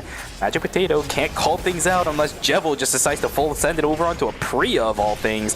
Masterpiece is going to be at least able to get some kind of quality content because it baits a couple members of Team Jangjota, but ES Game World goes down. Same thing for the Magnetic Field. Jengy still gets out at the cost of his blink. Do they want to continue chasing the Felix? I don't think they do. No, everybody from Jangjota still lives. So a little bit of investments all set up eventually by Jevil. So I guess worth with a question mark. Wait a second, they're gonna try TPing. Do they have enough time here? 4, 3. I don't think Daniel can get Daniel's in. dead. Daniel's Daniel. -1. No. Oh, he got did. In at least. Got in at least. So looks like they are not gonna minus, but they're gonna be able to get another placement as well, because it looks like PLO is gonna get cut out by the side of Team DS Guardians, and they're gonna have DS Guardians versus Jangjota here in school. The Haze is down there in Pond, I'm pretty sure. So looks like PLO's gonna go over to New Era. No, the Haze is gonna get caught out. New Era gonna be able to pick up that extra kill. ES Guardians versus Team Jangjota. Who's gonna win it out here? There's an ES Game World looking to try looking for an angle, but everyone is kind of splitting away. Got out of the ES Game World. So he's gonna get chunked down, and they do actually end up getting the Kadia here. It is gonna be traded for the Felix, but yeah, looks like Nia is gonna go down. It's just gonna be a 1v2, and I don't think this Alonso has enough damage to kill through a Tazia. Even just a Tazia by themselves, but a Tazia and a Priya on top of that, I don't think you're getting through this here, as they will just end up falling. So DS Guardian is going to be the one to come out on top. 23 points so far. Can they make it to a 30-point game? If they get the next 3, it wouldn't be 30 points, but it'd be 29 points if they can get the 3 kills and a win here. But this is the one team that can make it really difficult for Team DS Guardians to operate, right? We have a lot of crowd control on the side of Team New Era with the Aiden dissipation, as well as even things like the exclusive, making it annoying to try getting any targeting down, alongside the burst damage potential of the Shuichi. So it's all really going to be down to Min on whether or not he can dampen the initiation potential of this team. But Team New Era is still very scary. Same thing for DS Guardians. Don't sleep on what items they have. They got DS Guardians got that pre-all, right? So pre-all's really good into these dive teams, especially when New Era is playing, 3 melees. It's really depending on how this pre-all will come down and dictate this fight. But I have the White Lily up there. Yeah, I don't think they know about this. Here comes wow. He's gonna be stopped out by the wall there, but here comes engage from the Mai. The Mai's just gonna jump on board there. Oh my god, the Fizz is getting so much damage though. Hit it on the backside, parry. Nice. So much on the backside. There's the Echoes of the Earth actually denying out on this Shoichi engage, but Shoichi is getting so much damage. He's gonna try looking for something here. There is the taunt. There is exclusive as well to pull the Shoichi back in. Shoichi is gonna get caught by the Kazuya. That is gonna be it. DS Guardian is gonna be the one to come on top. Aiden gonna be forced to isolate themselves as they're gonna try to rest back up. But yeah, that is going to be DS Guardians coming out with 29 points. Such a banger game for them. And yeah, sitting down in 7th place is exactly what they need. They're going to skyrocket all the way up into the top 4. Yep, fantastic game coming out from DS Guardians. Nice attempt from Team New Era, but Shoichi missed one skill, and it was all that costed him the fight because everything else was going perfect. Nice try, and GG's called out to DS Guardians. We're gonna have a really nice setup for this team going into the break. Why does this keep happening when I'm pressing the fade transition? I don't know. But yeah, for Team DS Guardians, wow, what a different look for this team. I believe it was during the knockout stages and even knockout stages 1 and 2. No, I said group stages, there we go, and the knockout stages where we just saw this team never being able to find a foothold into any of these series, just barely making it out during the knockout stages. I think it was 4th, maybe even 3rd place. This is awesome. This is the kind of DS Guardians that I know a lot of people wanted to see. The moment we had Soe coming into the fray, the moment we had Jengi still playing in this roster, same thing for Min. This is the DS Guardians people want. Yeah, and 29 points. That is such a great game for them. And again, it's exactly what they need to jump them up into the top 4 spot and to maybe secure their spot in. They're going to have, I think, almost about 30 plus points going into the later half of the knockout stage here, going into knockout stage 3 and 4. 30 points, pretty good, I would say. And it's definitely going to make it so a lot of these teams are going to have to do some catch up here. Yeah, absolutely. Top 2 is definitely going to be... Is it going to be top 2? It might honestly just be DS Guardians because of what ended up happening to Team Endless as well as Go Back Fish Roast. It might honestly just be a DS Guardian world. We'll have to see when the score sheet comes up. It should be coming out in just a second. 29.5 points at game number 2. This has got to definitely feel like a solid foothold into the rest of this lobby just because of how competitive it is for everybody else in the series already. 100%. I'm really curious to see where the scoreboard is now, but I think it should be really close because a lot of these teams have been scoring a lot of points. Despite even DS Guardians, coming out on top with, almost a 30-point game, I'm pretty sure team, or like the second place team had about like 19 points themselves as well. You could see it here. Yeah, DS Guardians in first place with 33, but still relatively close. New Era in second with 26.5. Endless in third with 26. Overdrive in fourth with 22.5. 5th, 6th, 7th, and 8th, 21, 20, 18, 13.5. Only a 9-point difference between 4th and 8th place, so it's still really anyone's game for the top 4 spots. Yeah, that is ludicrously close for the middle of the pack. 2nd to 4th, definitely a reliable contest for everybody else remaining in this game so far, but first place spot, DS Guardians, if they're able to continue playing like this for the remainder of the series, it is not even going to be a contest anymore. So I want to see more from Team DS Guardians. Probably one of the more stronger teams within this lobby as long as they're able to get exactly what they want. So a great start to the series and a great start to the day, if anything, as well, because we still have another hellish lobby that will be prepped up and ready to go for these teams as soon as this one is over. Yeah, I totally forgot about knockout stage 4 already. But knockout stage 4 is going to be quite the tall task for these teams, to play into. That's why DS Guardians, I think getting a game like this gives me a lot of relief in comparison to what we saw last week. Because if we saw last week's DS Guardians today as well, and they barely managed to eke out maybe a 3rd or 4th place, I would not be safe and trying to bet on that team. But we are seeing really good results from those guys, so I can definitely breathe a little bit and rely on those guys a little bit more. But Super, game number 2, you guys know what that means, you know what that means, I know what that means. It's time for us to catch a break. So we'll see you guys back here for games 3 and 4 of Knockout Stage 3. So until then, grab some water, go grab a snack, and go take a stretch. We'll see you guys in a bit. Take care.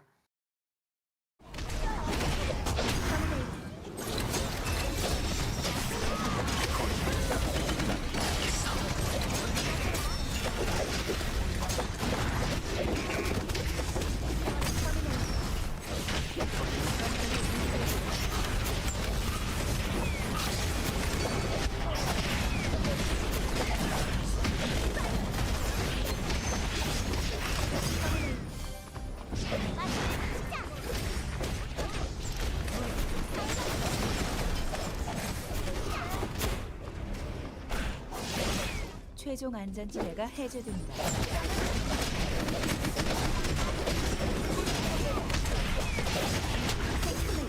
냉각 상태야.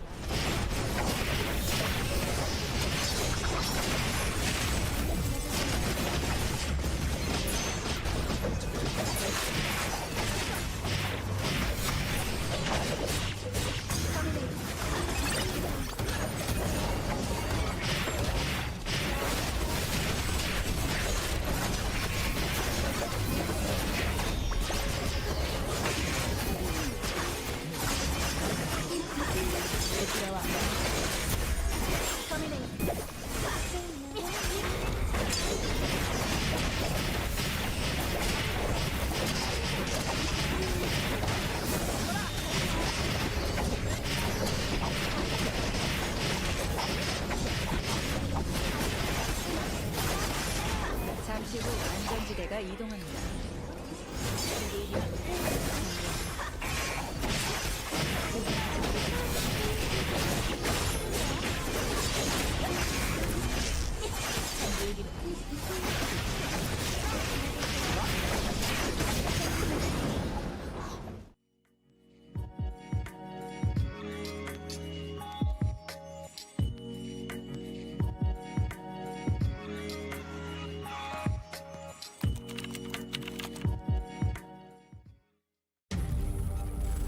You're ready to get in the game now.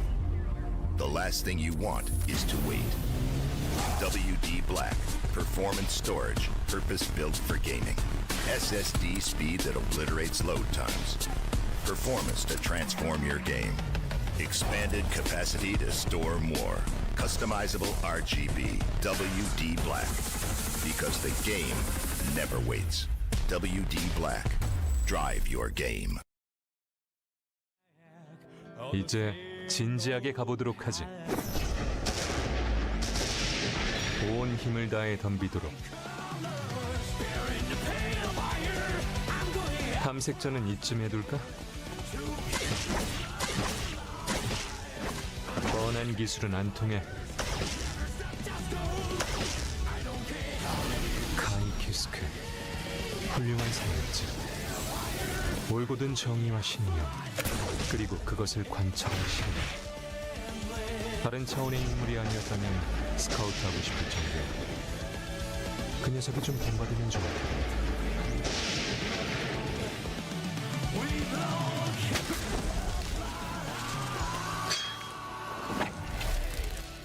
신뢰란 게 뭔지 보여주도록 하지.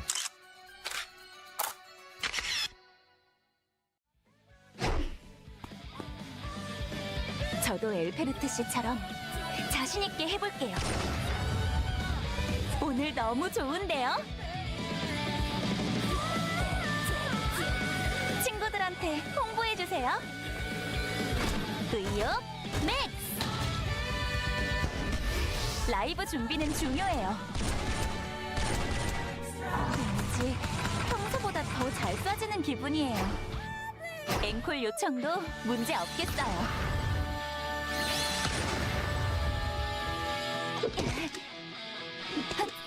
자, 많이 기다리셨죠?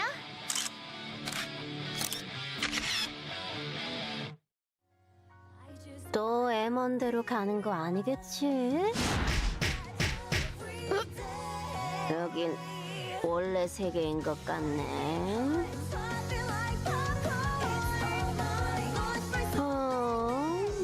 좀 다른 것 같은데. 평행 세계니 뭐니? 지금 마시고 취하는 게 중요한 거 아니겠어? 컨디션 최고라고. 어때? 너도 취하지? 지금 거칠게 갈게.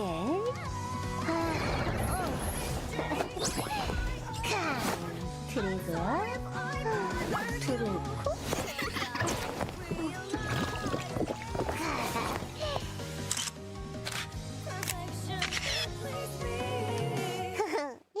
나도 한국 모바 볼까?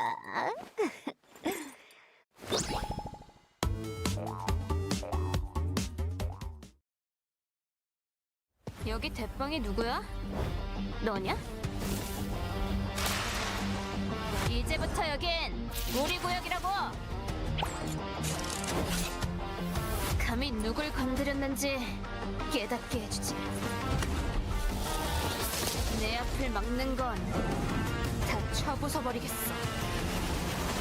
얘들아 가자! 날 뛸 시간이야! 너나 쳐먹어라! 부숴주겠어!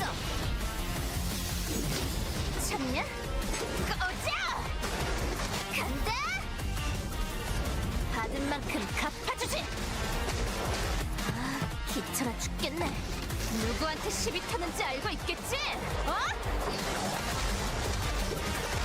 싸움은 피하지 않는 게 내 신조라고. 여기 모여라, 자식들아! 너 머리가 좀 높다? 내가 좀 짜부라뜨려줄까? 대가리 조심하라고!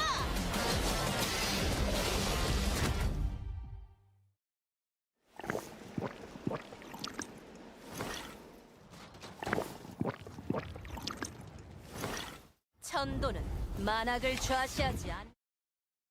Alright, everybody, welcome back from the break. Hope you guys had a good one because it is now time for games 3 and 4 of knockout stage number 3. We actually came off with two really good games for games 1 and 2. Game 2 was won out by DS Guardians with a completely different look than what we saw last week during their group stages and knockout stages. So very excited to see what they have in tow for the remaining couple of games, Super.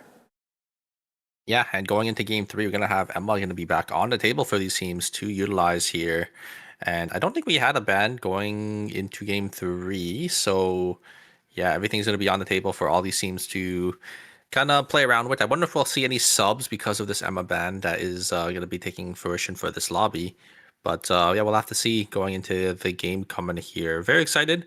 And, yeah, I'm also, I kind of want to see, you know, a team that's kind of dominated in the last week, go back Vistros, if they are going to be able to, you know, kind of turn it around for these next two knockout stage or next two games, or, you know, that's going to be it for them for this knockout stage. We'll have to see what these teams decide on. Are there any substitutes for the time being? I believe so, because I'm seeing Hessel come in for Jangjota. No more Scarlet on their side. So this Emma ban that's been threatening this lobby for game number 3 and 4 potentially, definitely going to be a factor in how Jangjota is going to run out the remainder of this game. We're actually going to see a potential Merca coming through. The first time this character is going to be available, as we are on the tournament patch for 9.6C. So I believe this is with the Guilty Gear collaboration. I didn't even notice this. New Era, the Aiden is running the Kai skin for that character. That is awesome. We are actually able to see the Guilty Gear thing for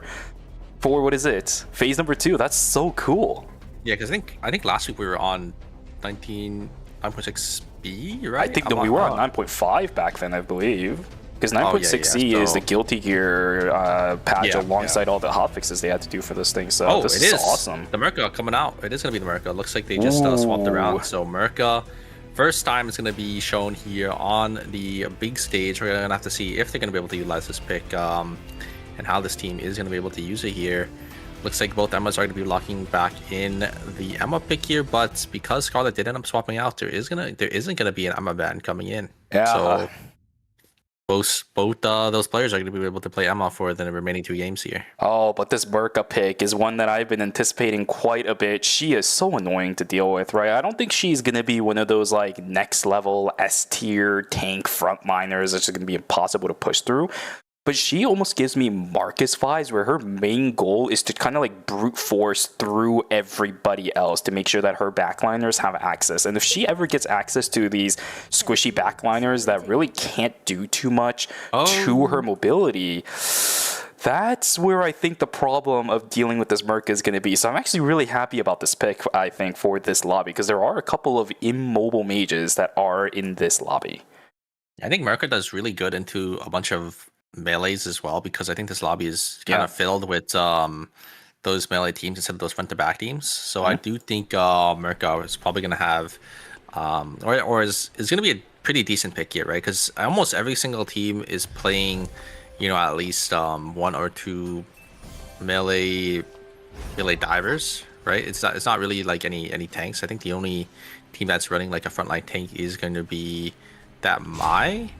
Paired with the Shoichi and the Aiden, but that's more of a dive team as well. I think Merca does a really good job with these teams. I am a little bit curious as to how they're actually going to pilot this Merca, though, right? All of the Merca information that you and I have are what we've seen over on the North American side, where she is a little bit more used as the kind of pusher into the other teams. As I said, she's very reminiscent for me of what Marcus is usually going to bring to the table, where instead of being the frontliner that acts as a wall sometimes, she's going to be the one trying to break through the wall instead to get access towards the backline, pressure them out a little bit, and create space for your own backliners instead. Very interested to see whether or not that's going to work. For Magic Potato, though, they are struggling. We already see Machina falling down. March is going to get traded out instead, though. It's a 1-for-1 so far. Jevo gets obliterated, and I think that should be it. Coming back in, though. And these respawns coming in. Yeah, Machina half HP as the Hisui is not really going to be the greatest look, especially up against the PLO. Do they get enough shielding? No, they do not. Down he goes once again. Wangcho on the backside trying to heal up. SDVX in a little bit of trouble. This is only a level 7 Emma. He has the change, but it's just not going to be enough. Can he dodge out on anything? With the speed gates, he does end up getting out. Oh my goodness, Im Yohan just sitting here looking at the carnage, wondering what the hell just happened over here. And Heart isn't going to be able to get the last auto attack, and the ultimate coming down. I don't think the ultimate is going to matter there. Oh my god, it's still going. It's going to be there, still going on. Big Game Hunter is going to be the one to join the fray as well. Endless is going to be here. Looks like Big Game Hunter going to look for these 2 members of the side of Team Magic Potato here. Can they get it? There's going to be a heal plan to keep themselves alive just a little bit longer there. The scissors as well, but Big Game Hunter is going to be there on the flank. The Razi's going to be there. You're going to be able to get the Hisui down, but the trade's going to be there from the Daniel. They're going to be able to get on that Razi, and there's the full combo coming out, the taunts coming out from the Alex. Big Game Hunter going to be able to lock it down. So a lot of kills being traded over onto Endless, Magic Potato, and Big Game Hunter, all having 4 apiece, 2 points for each of these teams. Everybody on the south side just trading kills with each other at this point. Walker gonna look for a kill onto the bear. Bigger burst exists on the side of Im Yohan. Oh no, he gets it over the wall though. Sakin on the other side trying to pick up the kill. He will be able to get it. Perfect on the backside. Will be able to trade it out. Can he deal with Sakin though is the question. Unfortunately, with the EMP barrage, I don't think Sakin will be able to trade it out any longer. But a lot of these teams just going back and forth between the resources being given. And there's another person on the south side. Key5 again is going to get caught out. He does get tagged with the scissor, but oh my god, Horrific just obliterates the health bar. Umu in trouble again for this player. Sakin, he's pretty safe on his side. Yohan about to come back up, but he just walks into another third party. There's the full combo from Hunnam. That's what we needed to see earlier inside of the rifts. You'll at least get it inside of the research center. Walkin still running away. Key5 still fighting. What on earth is happening on the south side of this map? Sakin will be able to find the kill over onto the Alex. Can Key5 find a kill? Yes, they can. It's the Raven that kills Sakin of all things. What the hell is this game? Key5, the last member alive. Mahima gonna try looking for something here, but they're not gonna be able to find anything. Rossi already getting themselves on out of there. Look at how many kills are on each team. And now Yohan and Key5. Yohan running straight in the hands of the Rossi. Rossi should be able to pick that one up there. On the other side, we do have the America coming down with the ultimate there. Can they get the kill? They do actually click on forward. They do. They are going to be able to get one, push them back as well, but it's not going to be enough. Jackie going to be able to actually get them. But wait a second, the Yohan soloing the Rossi? Did I see that right? Yohan's the GOAT, man. He's just a Giga Chat. Was there someone there? Or I think it was another, surely there's another player there, right? I think. Oh yeah, looks like. Oh no, I'm Johan. They actually end up getting caught out now, and now the Emma is just gonna go down again, and this time it's gonna be New Era gonna be the one to come into fruition. So much team fighting in this game, and there's another third party's gonna be here. Magic Potato is gonna try to look for the side of Team New Era. They do. Oh no! Actually, they're gonna be able to turn it around, and New Era are gonna be the one to get a nice 2 kills here. They should be able to get Makima as well, but Makima is gonna be on that. He should be able to get themselves to safety. You know why Lily here, as it is not the right. Oh, Makima's actually gonna try and turn it around here on this Hisui with the W3. It's not gonna be enough. As the Shoichi is gonna be there as well. New Era gonna be able to pick up a nice 2 kills. So I mean, 2 day 2 kills as well is huge for the side team New Era. Yeah, if the Shoichi didn't join, maybe there was a possibility, because I know with Aiden there's damage windows anyway, so there's a possibility Hisui could have made something happen, but in the end, nice try, I guess, for Team Magic Potato. These guys are still looking for kills though, right? Even if these guys are split apart, maybe finding picks here and there, it's a bit of a struggle. I don't know about doing that against the Emma. You can't TP in front of Madama there. Got the change, got the that's apple in, and yeah, these Guardians gonna lose out on Min another kill. To be fair, to the side of Magic, but actually no, I think it was Endless there. It looks like they're just keeping back up into archery. She's not getting out, at least. Maybe, I don't know. You're in the fight at least or something, yeah. Priya's pretty good at running away from stuff nowadays. I don't know. Well, here we go. Okay, there's the Radiant Brilliant Sensor combination, but the Electrostatic Surge coming in. Unfortunately, the rest of the team was just not in the same pattern. It's still looking pretty okay for Team New Era, though. Good damage output. There's the Ruthless going down. Dina pretty healthy, though. There's the Faith of Wavering. I don't think they'll so any more about this. 1-for-1 trade between the two teams. Ghost down, Sakin down. Inmoon doesn't have the Ruthless anymore, but the rest of the team just doesn't want to risk it. 1-for-1 trade between those two teams. They'll take it and just run away with it. Yeah, here comes Engage coming out from the Merca. Merca's just going to get bursted down. The ultimate is going to be used by both the Merca and the Heart, but the Heart is just going to escape as the members of Team Zhangzhou unfortunately going to be just backing themselves on out of there. Unfortunately, yeah, Merca, I mean, has good engage. You are able to kind of kidnap a team member back into your team, but doesn't have the tankiness as some of these other tanks here. So it's just going to get completely bursted down by the side of, I think that was Team Overdrive there. So a little unfortunate as they do end up just going down. We do have actually both rifts going to be contested, but Magic Potato going to be the only, is only going to be a 2-man. So it should be a free rift for the side Team DS Guardians. On the other side, we have New Era versus Team Go Back Fish Rose.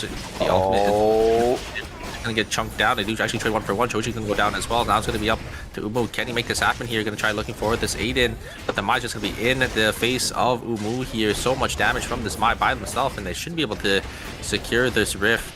It's gonna be a 2v1. I don't think Umu can do it here.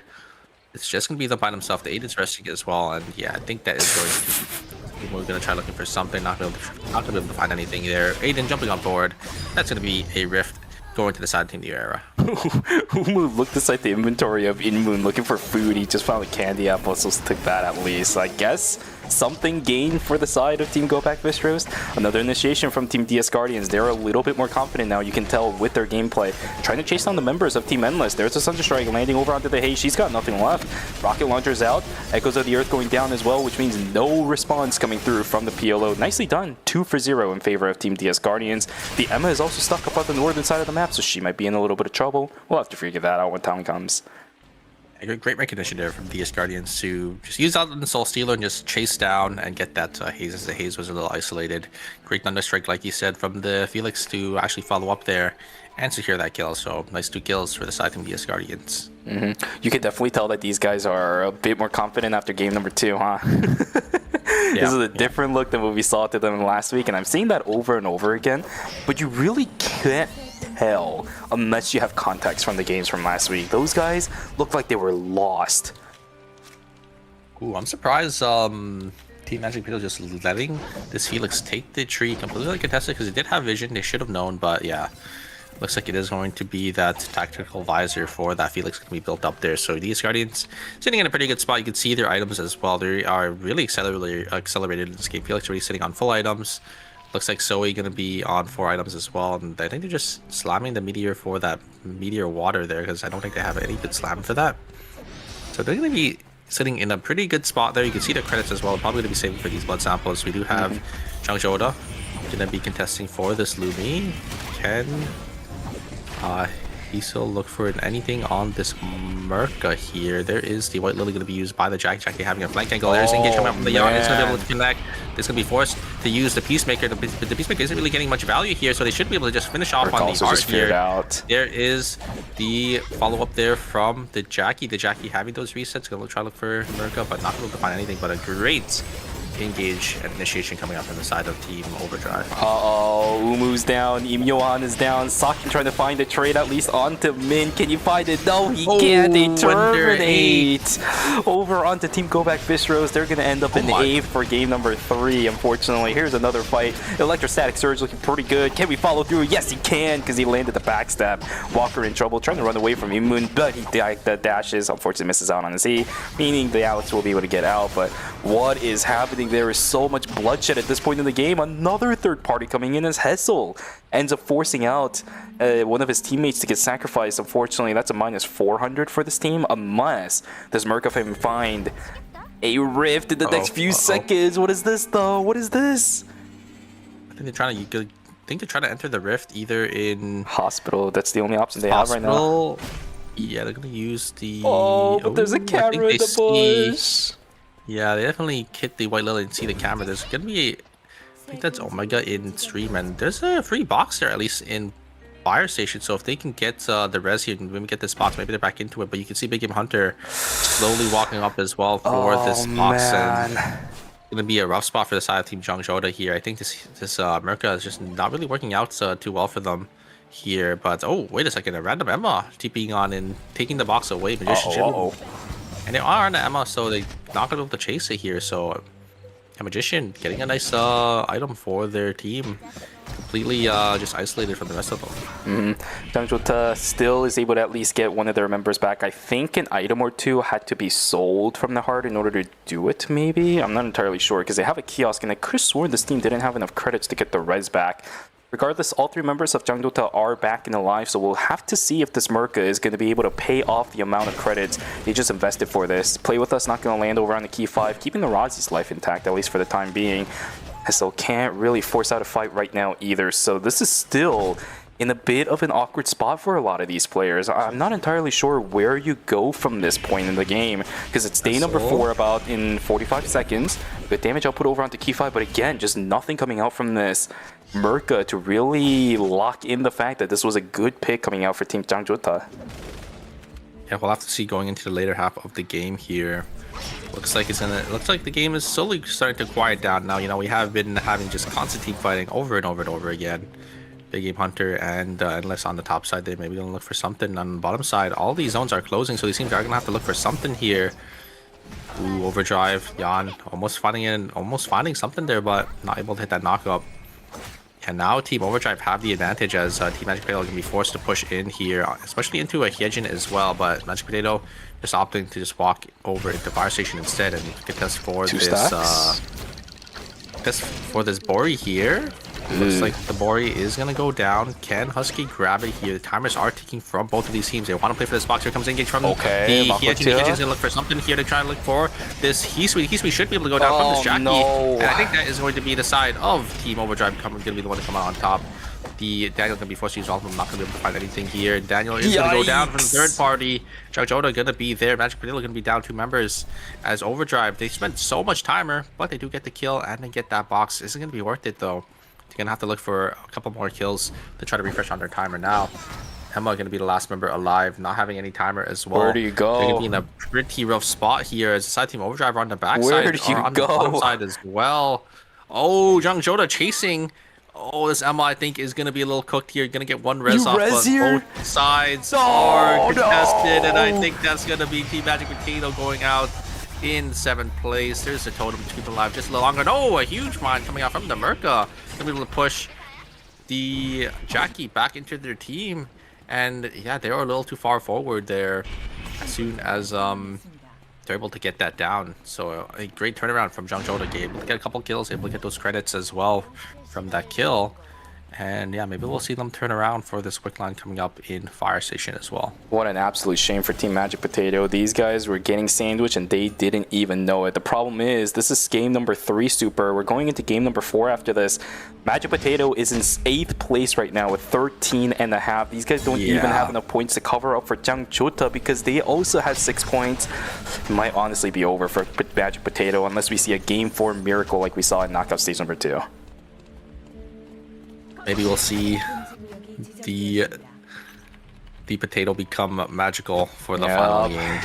We definitely need something here for that team, or it's going to be it. We do have Team Endless getting a quick line completely uncontested here, so this is going to be a huge tempo swing for them. Getting that wick buff, getting a couple items as well. Going to be that tree where it's going to, so Glacial Shoes, probably going to be that Nova Shield for the Emma then, or Queen of Hearts. No, not Queen of Hearts. Oh, actually it's going to be the I like that. They went with the Necronomicon and they traded the arm piece for the Emma so that Emma was able to get an extra item as well. Okay, so let's see what they go for the headpiece thing, because I could have sworn they picked up something else, because usually Wicked Line gives you a blood sample +1. Yeah, that was a tree, so it went into the Glacial Shoes for the haze. So Glacial Shoes and then the Necro, and then yeah, you get that extra gift as well. Wangzhou. I'm surprised. Really? I'm surprised Zhangzhou didn't go for it there. I feel like they could have just killed the Piolo. Yeah, you do it right after the Punisher because he's down cooldowns, doesn't even have anywhere to reset his cooldowns from auto attacking anything. That's a lost opportunity, I think, for Team Changchota. Yeah, especially because the Merca can just push the Piolo back into the team as well. I'm surprised they didn't go for it there, but maybe respecting the Piolo's reaction time, because if Piolo could just blink away and then have that dash to get themselves on out, and then you're in a really awkward spot, right? Because of the item difference that you're gonna be up against into that Wick team. Yep. Okay. Well, respectable to Changchota. Maybe, hey, who knows, right? If they did it in an alternate reality, maybe they got completely wiped in that situation. I have no idea. Either way, at least for us, it's just going to be a hypothetical instead of actual reality. Really, if they want to win this game, they definitely should have won for it, just because they need, some extra credits to get some items here. But yeah, I think just maybe playing play for some extra placement here. Looks like we have Ghost getting it caught by Hyejin, but it's not really going to come out of this here.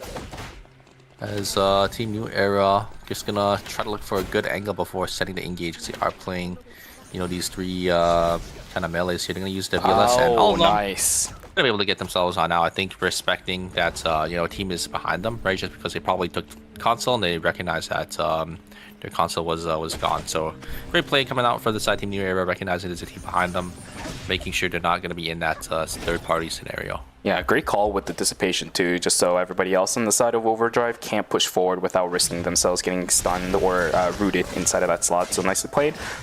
Everybody from Team New Era in pretty prime position. This is why Overdrive is the ones just kind of hanging out. That Vision Drone did not catch Overdrive. This could actually, unfortunately, push the members of DS Guardians in a little bit of a pickle, although they will be the ones to take over the CCTV control. Top side of the map is very, very populated. Gas Station and Alley are not that big of zones, so the amount of real estate that we have to walk on for these players are starting to dwindle with 6 teams still alive.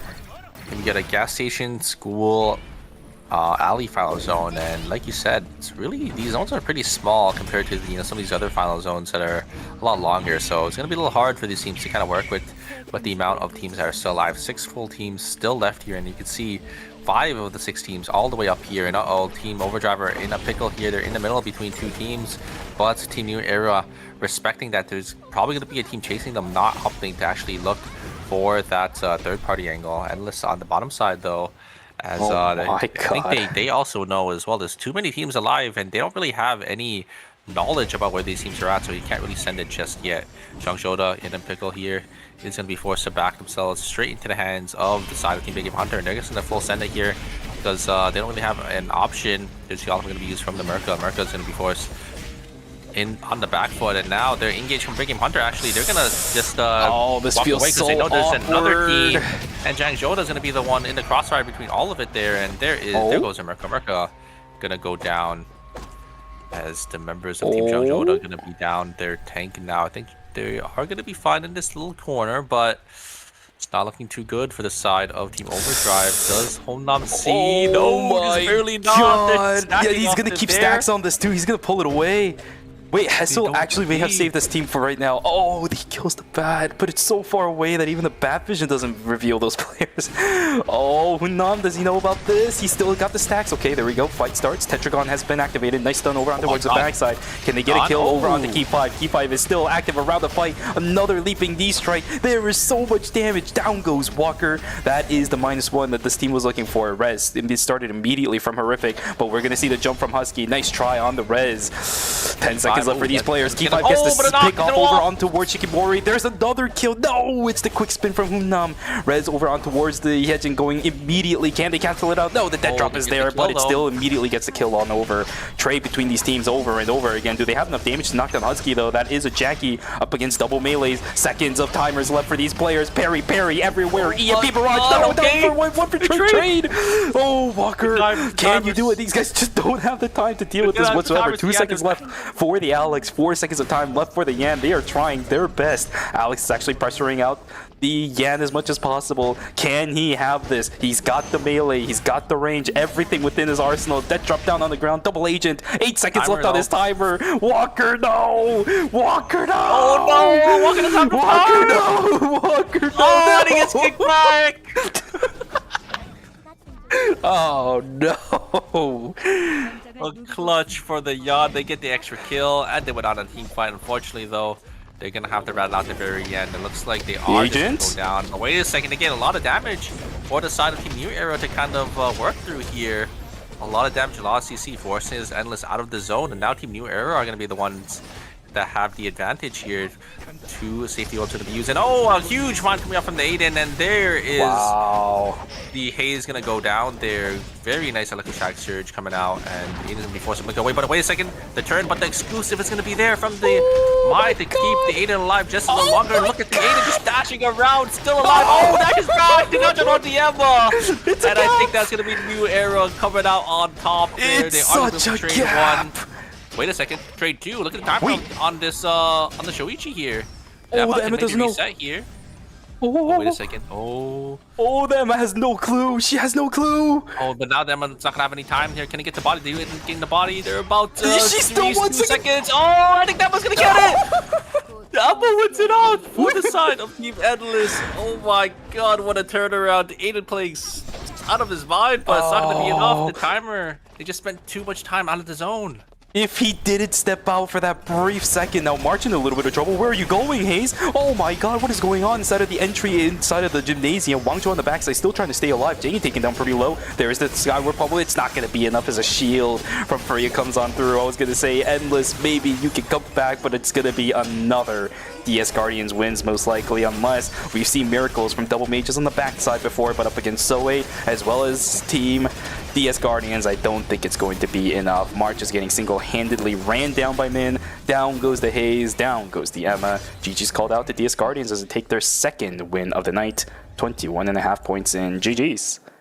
That should secure DS Guardians, I think, in their top 4 spot. And almost, I think also Team Endless. Team Endless were already in the top 4, getting a 2nd place, 16 points. Huge play from them at the very end there. And yeah, both these teams going to be sitting in pretty comfortably, I would say, in the top 4 spots now. It's going to be up to these other teams, you know, on the bottom side to try to catch up here. We're going to have one more game, and it's going to be the last hurrah for these games. For these teams to see if they can, you know, qualify out of knockout stage number 3. You have to. This is such a breaking point for a lot of these guys. But again, you really have to wonder, other than Team DS Guardians and maybe Endless, is there a team that you feel confident going into knockout stage number 4 so far, Super? Because again, now that we're on the last game of knockout stage 3, that's what we have to start thinking about.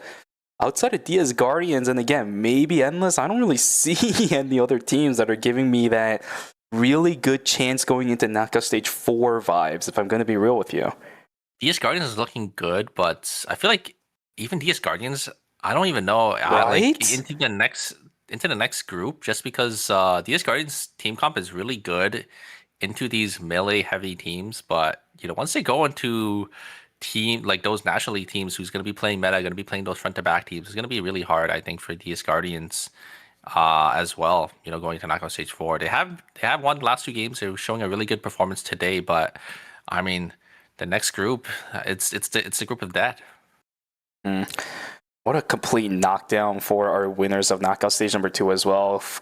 Go back fish roast. It really might be a go back and roast some fish kind of angle for those players. This has not been their series whatsoever. And I don't think about 80% of that is even their fault. They're getting constantly third-partied tonight. So for a team composition that really can't do that, you're fighting a front-to-back comp, which is really strange to say considering it's 3 triple very squishy characters. You're getting third-partied over and over again from the flank of all things as well. You can't run with this kind of composition, so it's a bit of a trouble situation for Go Back Fish Roast. We'll have to see what the point difference is going to be for these guys. Is there even a chance? Yeah. I'm looking at it and it's looking pretty bad. And you can see the difference between 4th and 5th. Bad. And 17 points between 4th and 7th. 22 for Magic Potato. Oh god. Yeah. It is going to be a mountain to climb for these teams. Our top 4 looked pretty secured, you know. For 54.5 for DS Guardians, I think Guardians in for sure. Unless, you know, having that second point buffer. Unless New Era and Overdrive are only 2 points a difference between those 3 teams, but you know the point difference between 4th and 5th is 10, not 10, but 9.5 points, which is quite a bit for these teams to kind of make up for this in this final game. I think it actually might be one of the biggest differences between 5th and 4th place we've seen so far going into our final games out of any of the knockout stages we've seen in phase number 2. Really goes to show you that the teams that have been practicing for the past week and actually preparing for this weekend, I know all of these teams probably did, but the ones that effectively did it are making the big differences. I think, especially Team Endless. Team Endless is the one that is very surprising to me because they looked extremely shaky. And I also said at the beginning of the stream that this is one of those teams that gave me CNJ Esports vibes back in like Season 5, Season 6, where we're running these teams that just wants to permanently fight, but we don't get too much results out of them. I thought we were going to see the same thing today, so I didn't have too much hope for Team Endless continuing their golden run. But with them actually playing today, even with the Emma getting banned out, it's not bad. Even that final fight, I think they responded pretty well into DS Guardians. Just DS Guardians reacted to that reaction a little bit better. Outside of that, I don't really see too many faults for Team Endless's gameplay today. Yeah, I mean, they're showing a really consistent game in this phase. And I think going forward here, they're going to be in a pretty comfortable spot, right? They're sitting up in that second place position. So I don't think they have to worry too much. Just, you know, have a good, consistent game 4. If you don't go 8th place, I think they should be guaranteed to get themselves on out of here. Yeah, same thing. We'll have to see. We'll have to see. You never know because there's always that finishing line that I talk about. All of these teams have to cross it because you really never know what's going to happen until that final game is over. We saw Team Go Back Fish Roast. Obviously, it was in knockout stage 2, and also they were extremely safe, but they also got taken out very early on into game number 4. Day number 2, immediately as soon as it turned, we saw Steel Cut knocking them out. So anything can happen, right? We saw a team not making it by a couple of -2s as well. That can always happen for a couple of these teams. I don't want it to happen, but which team was the -3 again? It was I believe it was Team Endless, but they're pretty safe right now. So yeah. I really don't know how this final game is going to go. Although with that wall between 4th and 5th place, I think to a certain degree this series should be locked down. I think we have a general idea of which 4 teams, maybe 5, might have a chance of moving on or should have a chance of moving on. The rest is going to be very, very finicky.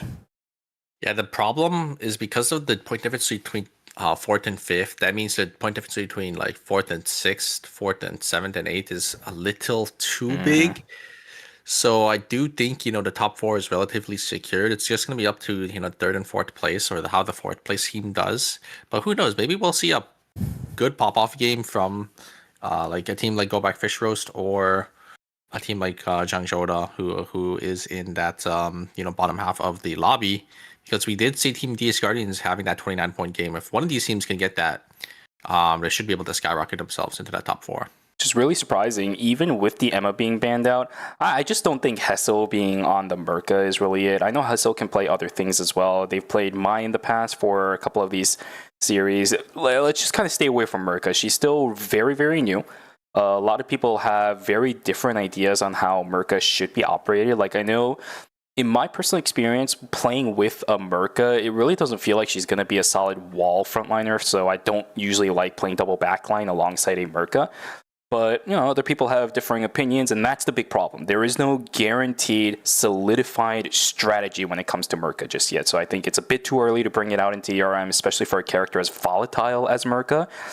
So might want to calm that down a little bit and maybe pick a different character if we want to see Jang Jo-ta have a good chance going into our final game.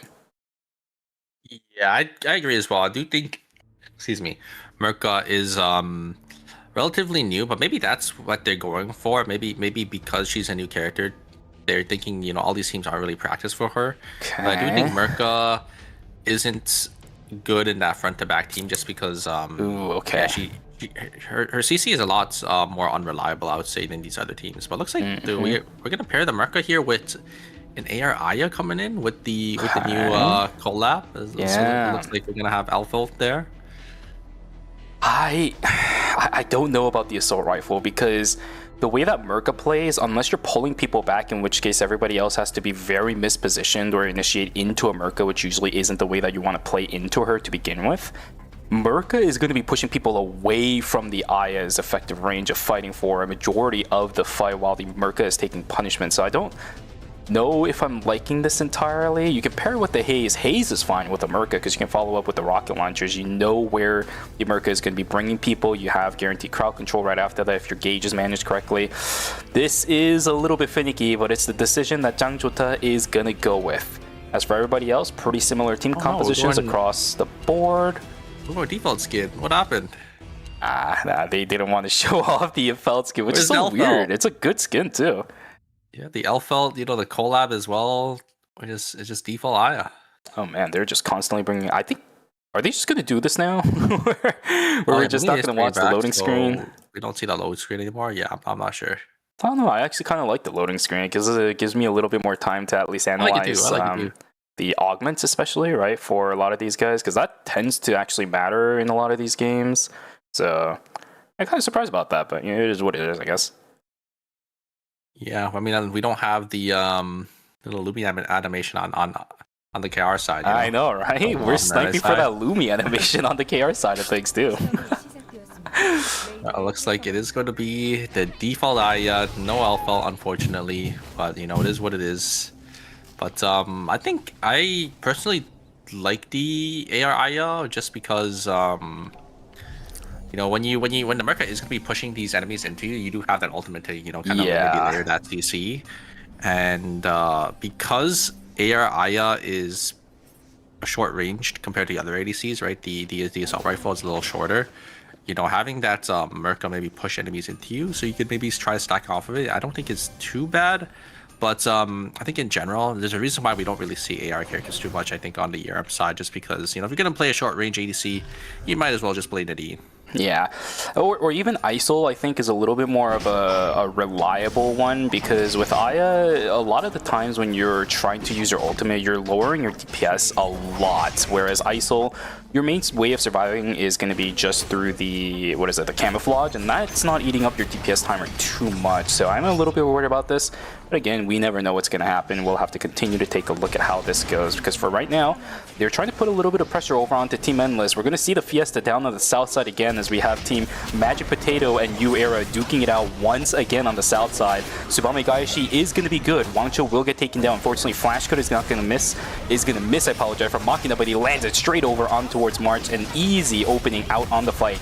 Zuru going to get cancelled out with a blink cartridge thanks to the work of the parry. A lot of damage being traded out between these players. In the end, it's going to be 2 members from Team Magic Potato on the ground, on the floor. 3 members of Team Endless coming back in towards stock. Everybody from the side of, I think that was Jang Jo-ta deciding to leave as the Aya is gone, but the fight might be forced. I don't know about the top side though, because Husky's gonna get taken down. Not enough healing there on the Jackie just yet. So we're trying to fight. Same thing for Min. We have another Johan joining the fray as DS Guardian is opting to bring this character instead of the, the Priya. There we go. Min is going to be the last one alive as Soe is going to get traded out for Im Yohan. There's another kill. Jang's still joining the fray. Horrific's joining the fray. Down goes the Chloe. There's another team coming in. There's Overdrive is here. There's the entirety of Big Game Hunter. What on earth is happening? Shikimori is dead. Jangy trying his best to run away, or does he have to? Yes, he does. Windscar goes down. Soe revives here. I don't know why you're reviving here whatsoever. Keep 5 on the chase. He should be able to get the kill. And finally, we might be able to catch ourselves a breather. Never mind. Makoti on the south side gets a kill onto Machina. We'll get traded out instead. Oh my goodness, it is a bloodbath for game 4. Wow, so many kills once again. It's the same thing in the previous 2 games. He seems just fighting over and over again, looking for these early game points, looking for these early game team fights to get, you know, as much mastery as possible as well. Oh, Horrific gonna be chasing down the Chloe on the bottom side here, and the Jackie jumping on in. Min is able to use out on the Radiant Brilliance, but there is gonna be the Hyejin on the top side there, so he's able to get some damage. He's able to pick up some shards as well. Can Zoe push away the members of the Jackie there? Double Radiant Brilliance is able to connect, but the Felix is starting this fight. A little 20 fighting, and actually is gonna be able to jump on in. Is able to get the kill, double knockup as well. Can they get this Jackie here? I don't think so. Jackie's kind of static. The damage is gonna be there, but the knockup from the Yan is gonna be able to secure the kill, and it is going to be TBS Guardian is gonna take an early timeout here as Overdrive gonna be able to break them down. A nice 3 kills early on, and a great pushback actually coming out from this Merca. There we go with the blink as well. Able to push the, I think that was the Hughes back into the team, or the Emma there. Great kill coming out from Zhang Shouda, and this is exactly what they need here. 4 points early on. They're sitting in that 6th place position here. They need enough points to qualify themselves into knockout stage number 4. Problem is for DS Guardians, they fell down to the team that is probably by far the worst to fall down for a majority of these teams right now, to Team Overdrive. But now they're getting stuck on up the north side. Big Game Hunter will be able to lock that down. Im Yohan get caught out on his solo farm rotation by himself again. Go back Fishrow is going to be down on that Yohan. Still more fights up on the northern side as Big Game Hunter, Horrific, is split apart from the rest of his team. Key5 trying to get a kill onto Magician. He will not be able to get it. Horrific still caught out. Will end up getting taken down by Team Magic Potato. Another team up there. Another fight potentially brewing inside of archery range. Husky trying to stay alive. Does he get the kill at the mid? No, he doesn't. He doesn't get the kill or the item. Wang Chil trying to run away too. I don't know, man. Maybe he saw it. He's like, ooh, shiny item. He's not going to be able to find it. Jebel on the side. Oh, misses the scissors, so he doesn't get the bonus damage output. Does he have the masterpiece? No. He doesn't decide to pop it even if he had it. Oh my goodness. He doesn't even have it. What is this? Yeah, unfortunately missing on the scissors, I think, cost him that kill there, as Yellow is going to be able to get themselves on out. So much team fighting early on in this game once again. Magician is just going to get some farm here, as the members of the side team Big Game Hunter are going to be able to group up. Maybe get these 4-score buy-ins down there in Fire Station. Walker is going to get caught here by the side of Team Go Back Fish Roast with a great push away to dash out on Radiant Brilliance. Should be able to secure them and get them back into their team with that White Lily. Yeah, a very rare mistake coming out from Im Yohan. He actually popped the Radiant Brilliance pretty early. I guess he was trying to make up for any cooldown potentials for the Alex, but it ends up actually costing them the kill instead. Nicely done from the Alex to get himself out. Finally, we catch a breather. I think the first time in this game we haven't seen the flashing red swords on the bottom side of our screen for UNI Super. What the hell is this game so far, man? Holy moly. Yeah, just so much fighting, and you can see the amount of points each team has as well. It doesn't seem like a lot, but that's because, you know, a lot of the team fighting did end up happening on the day 1 cycle, so yeah, only half points for those teams instead of those full points. But yeah, a lot of kills for sure to go around here. It looks like we do have the Aiden completely isolated, but is going to be able to catch onto this Haze, and they're going to be able to group up with their team as well. Aiden just completely soloing the Haze on the backside there. So well played coming out from Aiden, and the Shoichi going to be able to pick up another kill as well. Mercury going to be the last one, and going to be forced to get themselves on out of there. We're going to be forced to use the blink to get themselves a little distance here. Party, man. The Hisui. That's Flash it. just not connecting, and that is going to be it for Magic Potato out in 8th place, and that is them being the first team eliminated in the knockout stage 3 for tonight. That's gotta be the worst way to go out, man, because you start a fight and then you just immediately fold the moment you get third party. That just feels so bad to deal with. Really unfortunate for those guys. Thank you so much for playing in phase number 2. Hopefully we get to see you guys in LCQ though, because your gameplay was fun. Oh, excuse me. Oh, good. Dude, please. Guess this way. I'm dying. Oh my god. Oh, Looks like Big Game Hunter is going to be able to secure a kill onto the Yan. Yan jumping on a little forward. Not connecting onto too much. Wait a second, going to try to look to the turn onto Walker there. The Hyejin, oh! Not going to be able to get anything. Trying to look for it, but a great Tomfa skill to keep themselves alive. And Big Game Hunter going to be able to get a nice 3 kills there in the Rift and getting the item as well. So, yeah, great pick up from them. Go back Fish Rose is completely isolated from their team. Amyohan just is going to go down. Village is going to connect, but nothing really else going to come on top of that. DS Guardians picking up yet another kill for themselves. And Big Game Hunter, they're in 5th place. They have 7 points already. This is going to be a huge game for them if they can, you know, close it out here to maybe close the gap here onto the side team Overdrive. The big question is if, right? That's the big question for a lot of these teams, especially for Big Game Hunter. They have not won a single game so far in phase number 2, and for a pretty decent reason too, right? We've always talked about how Alex teams are really able to get a lot of these kills in the earlier stages of the game, but as soon as we start going in towards the mid to late stages, I think they tend to struggle a lot just because of how cooldown reliant this entire team composition just in general is. You can't deal with third parties, but that has just been the story of Knockout Stage 3 so far. Big Game Hunter is going to have to play a lot better, I think, when it comes to information, when it comes down to it, if they want to win this game. If they can, then good chances. They're going to jump immediately onto Imyohan. Will we get the kill immediately? No, not just yet. They're going to turn their focus over onto Sakin. A lot of damage over on towards the Chloe. Can they get the kill over onto Urvik? Not just yet. Imyohan trying to heal as much as possible. Walker on the backside will be able to join back onto the fray. I think Umu is already dead. Yeah, Key 5 is still alive. That most likely means Umu, yep, back on the side, is going to be dead. 1-for-0 trade in favor of Team Big Game Hunter. That's pretty bad for Go Back Fish Rose. They're sitting in that 7th place spot, losing out on this team fight early, -200. Definitely not what you are looking for here. This might be it for the side team Go Back Fish Rose. Big Game Hunter getting another kill again and getting this Lumi. They're going to be sitting in a pretty good spot in that 5th place position. Good luck to try to contest here. Overdrive is just going to walk through the side of Ali over here. Maybe they'll look for a buy-in, but Endless on the chase here into the side of Team Overdrive, as Overdrive still all sitting on only on 1 item for themselves each. So yeah, they're not really in a good position here. Tree, there's gonna be a tree though. It's gonna be completely uncontested there in Pond, and they're gonna be able to grab it for themselves. So they're gonna be feeling pretty good about that. As if they can get their buy-in as well, I think they're gonna be in a pretty good spot. This kind of pacing though, there's a lot of teams though coming in. So iffy. Yeah, Bori's right here too. If Team Overdrive gets a little bit greedy for this kind of stuff, it might not be the greatest thing in the world. But a lot of teams have left to go into Cemetery, but taking that jump pad is not exactly the greatest look, because now another member of New Era is gonna fall down. This is not good. Look on the other side. It's gonna be Team Go Back Bistros. They're looking for this kill. They need this kill. Will Shuichi fall down? Yes, he will. That's our 3rd place team taken down. Going over to Team Go Back Fish Roast. This team is now locked in. 46 points. That's all they have. That opens the door for these other teams now, right? Because Big Game Hunter already sitting on 40 points for themselves. Overdrive 43.5.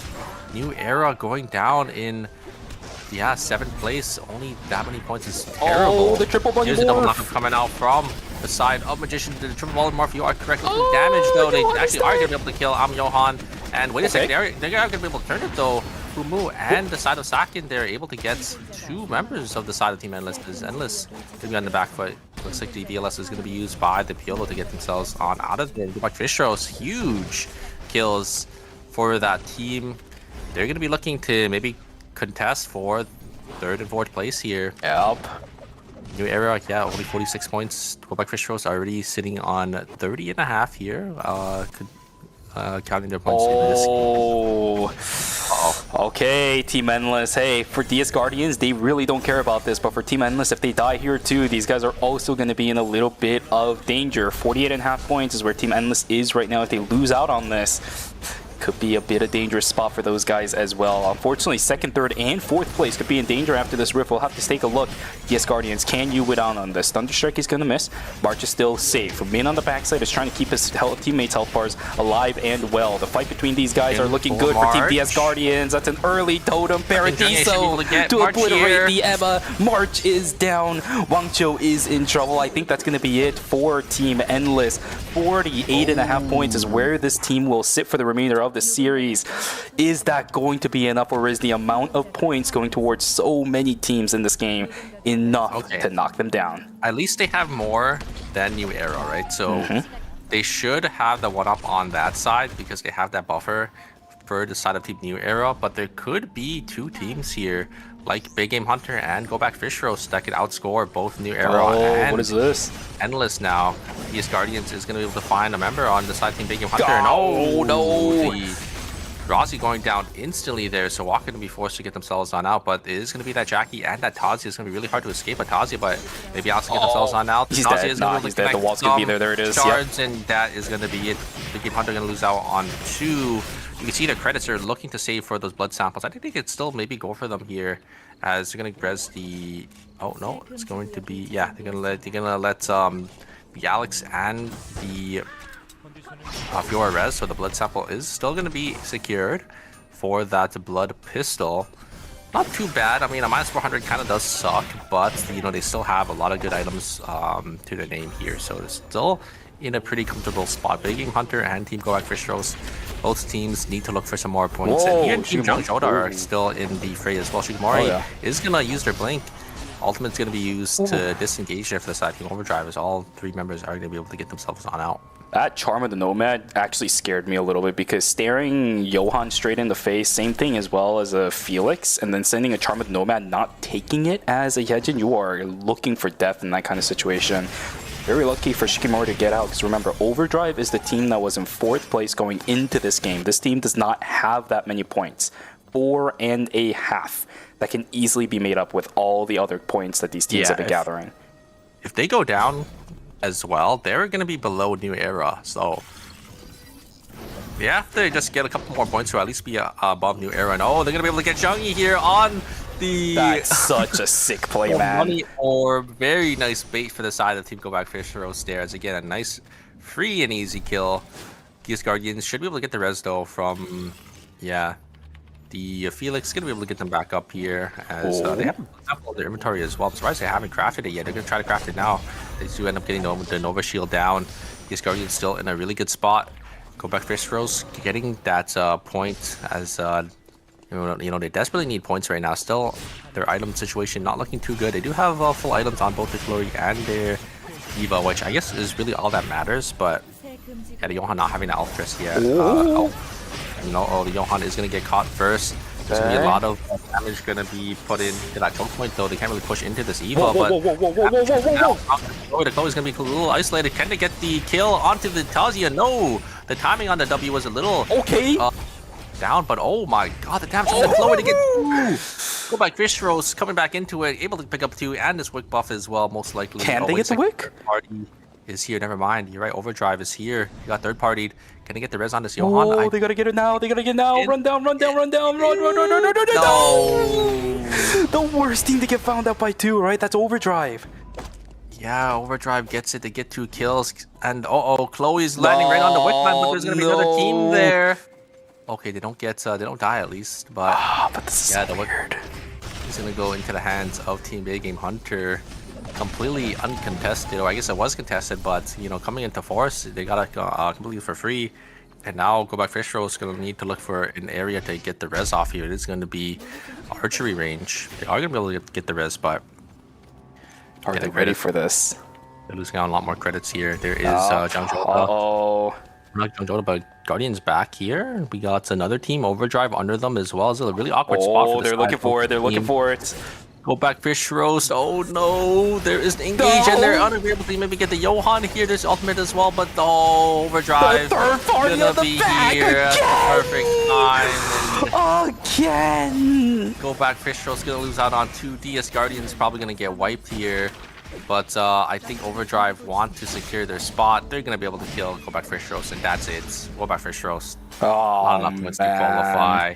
Out in 7th place. So sad. I wanted to see Umu, you know, having more montage clips, but unfortunately, this is going to be the end of the road for them. What an absolute shame for Team Go Back Fish Roast. And then in Go Back Fish Roast for knockout stage, in their fashion, will get third partied once again to finish their run in phase number 2.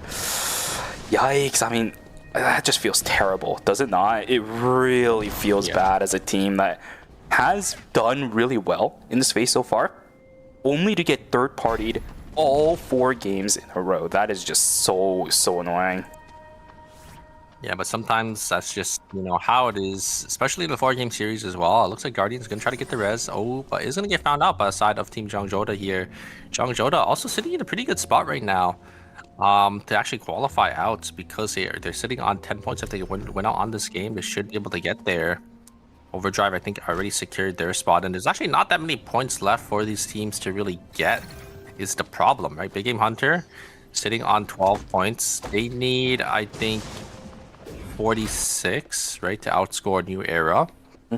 So they need just about 4 more points for themselves, I think. Yeah, 4 more points.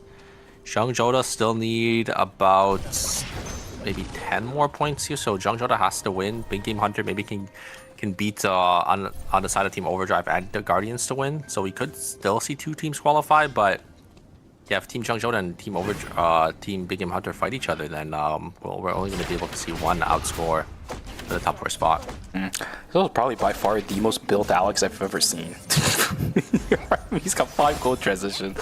What kind of blasphemy happened here? Soe gets found out. I've seen him do 1v3s before, but surely not, right? Okay, Paradiso is not going to get popped because Hesso pushed away Soe. Keeping Suru alive, he's just going to heal back up a little bit. Soe, I've seen you do some miracles before, but with the amount of crowd control from Hesso, I don't think it's going to be enough. Down goes DS Guardians into the hands of Jangchota.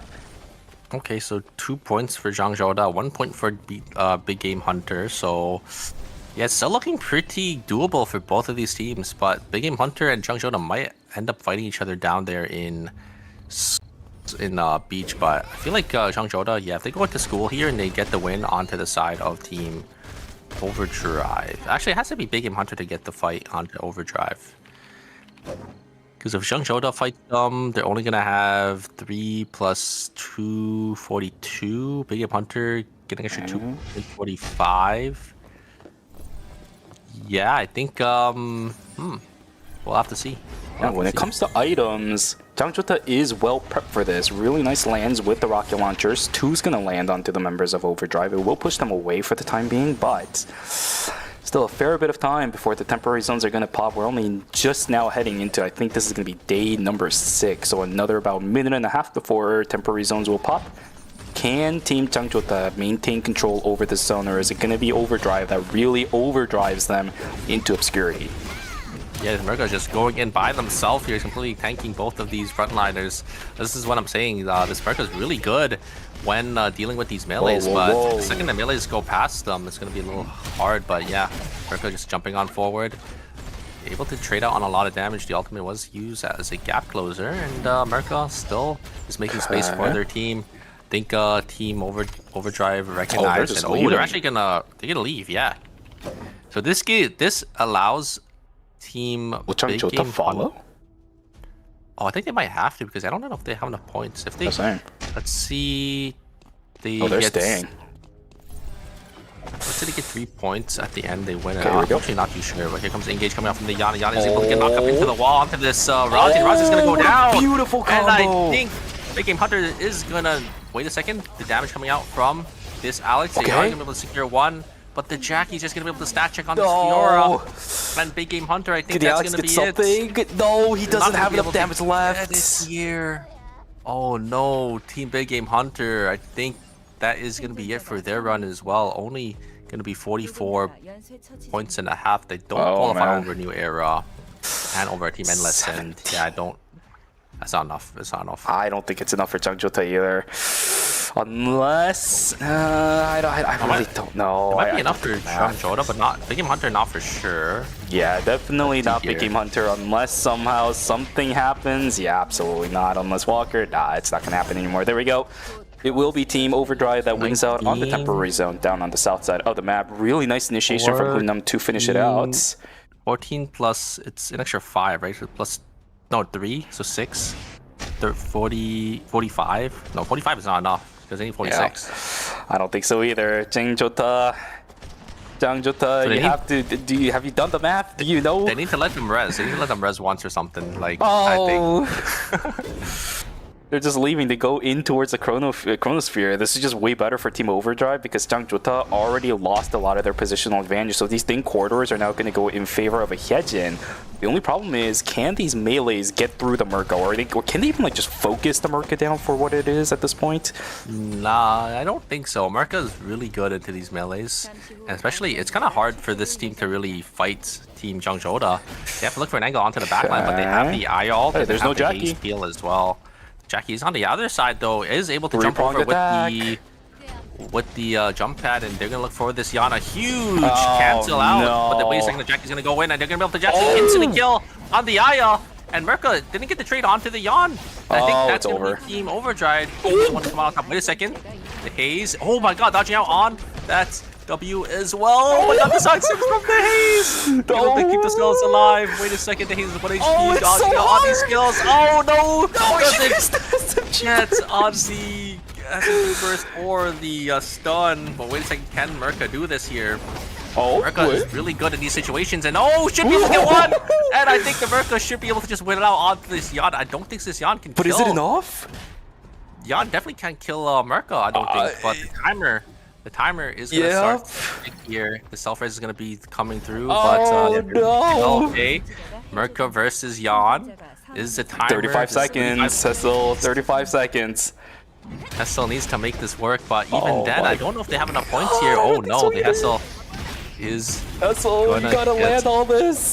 Damage is gonna come through. There is the quick spin. There's the damage coming out from this. Push him out. Merca's gonna be quite a bit, but yeah, they have to. The timer is just gonna start ticking. The Yacht is just stalling here.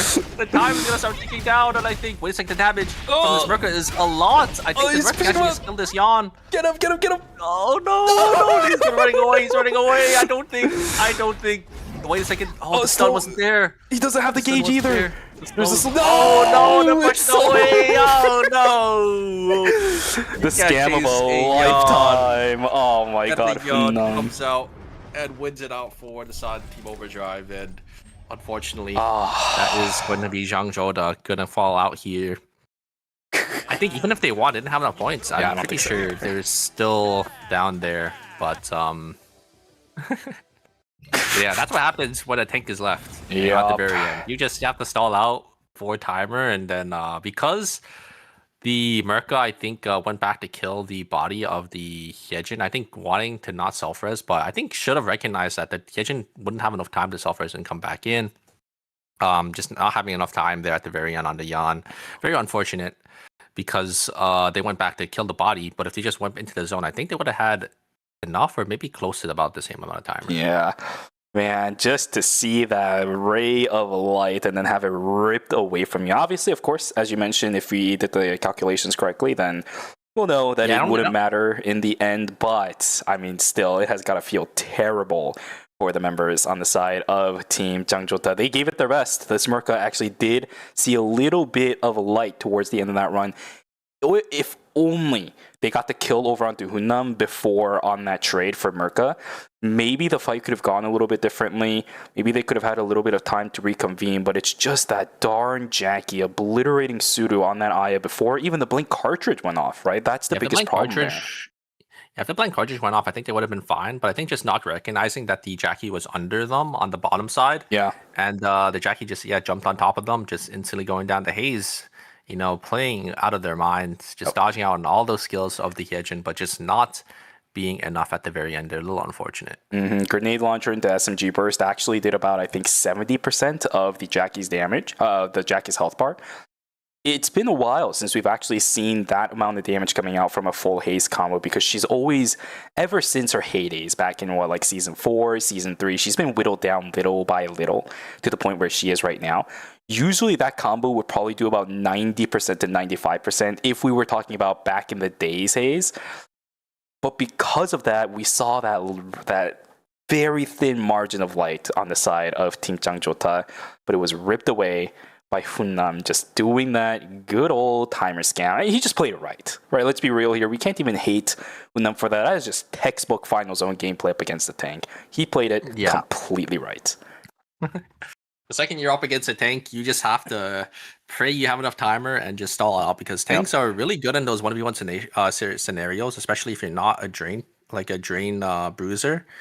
And Merca just really good in those 1v1 spots, but because Merca doesn't have enough damage, because they are a tank, you could just stall it out, play that timer game, and yeah, play for that timer scam, which is exactly what happened at the very end there, because of how much time they spent, outside of the zone. Yeah. If anything, I also think that just because it was a Yan has really good crowd control rotations and really good cooldown rotations. So there were a lot of cases where the Merca was stunned against the wall, knocked up into the air, displaced to the point where she couldn't be doing damage to begin with. That I think if all of those things were kind of gone, maybe the Yan misses everything, for example, or maybe the Merca wasn't stunned into the wall from some of those Tomahawk roundhouses, there was a chance she actually could have had enough damage to kill the Yan, but because it's a Yan, because he can rotate through the crowd control rotations, she just didn't have enough time to get the kill. So nice try,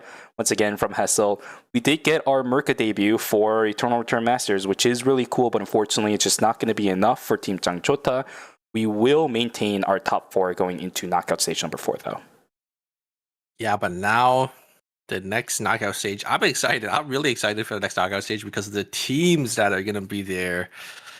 Again, it's like it's a finals lobby all the way down to knockout stage 4. So not only are we gonna have 2 more really good knockout stages because the teams in knockout stage 4 are gonna move on as well, but yeah, even this knockout stage 4 is gonna be crazy. Yeah, I still don't. I don't know. DS Guardians. I will say this.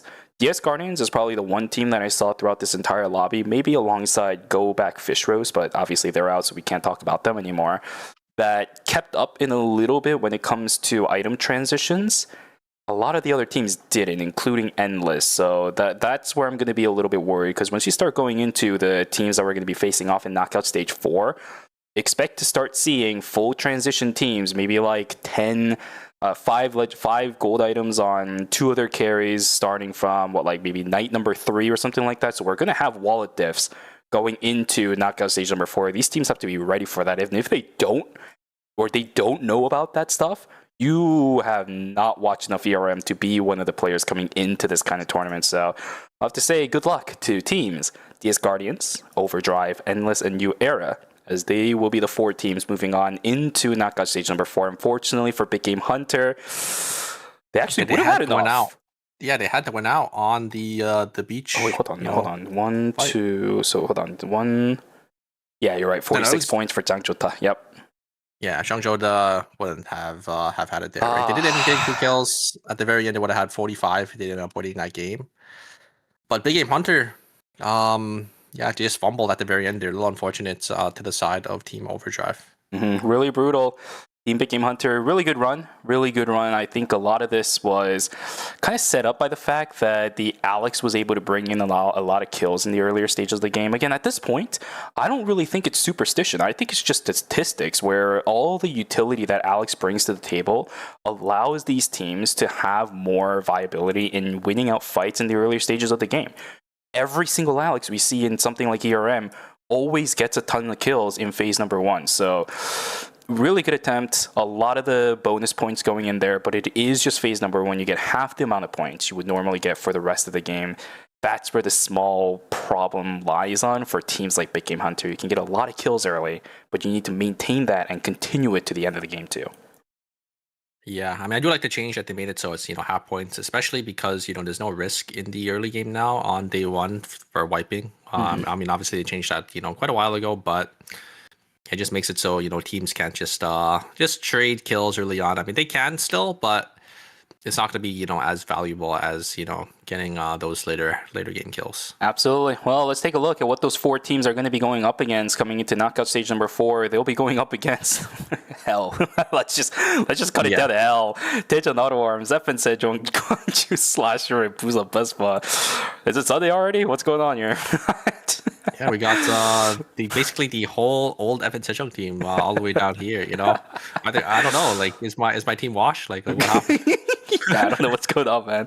Well, ladies and gentlemen, that was an even number of games that we watched. Game number 4. It's time for us to move on into knockout stage number 4. So we'll see you guys back here for the first 2 games of that. It's going to be a bit of a long break just so we can get all of the players ready for the next stage. But until then, grab some water, go grab a snack, and go take a stretch. We'll see you guys back for games 1 and 2 of knockout stage number 4. Take care, take care.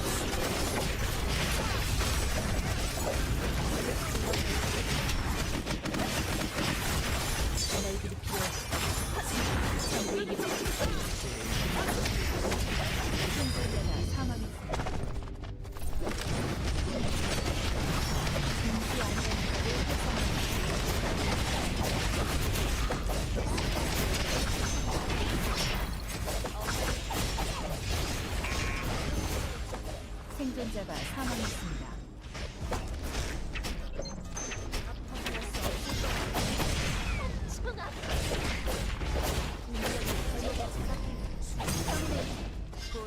꽤 아플 텐데.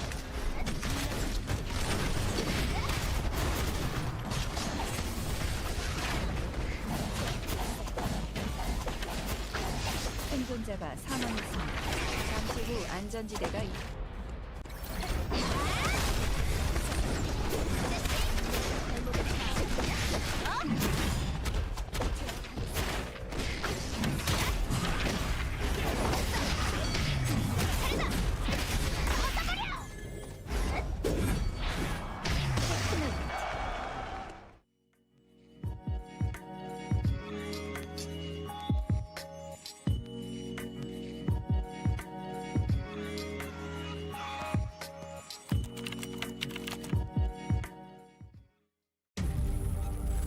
You're ready to get in the game now. The last thing you want is to wait. WD Black, performance storage, purpose-built for gaming. SSD speed that obliterates load times. Performance to transform your game.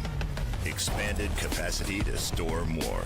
Customizable RGB. WD Black. Because the game never waits. WD Black. Drive your game. 이제 진지하게 가보도록 하지. 온 힘을 다해 덤비도록. 탐색자는 이쯤 해둘까? 뻔한 기술은 안 통해. 카이키스크, 훌륭한 사역자. 올곧은 정의와 신념, 그리고 그것을 관철한 신념. 다른 차원의 인물이 아니었다면 스카우트하고 싶을 정도. 그 녀석이 좀 본받으면 좋을 텐데.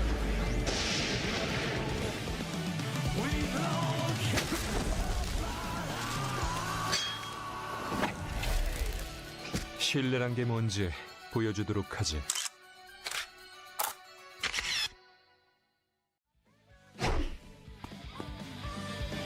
저도 엘페르트 씨처럼 자신 있게 해볼게요.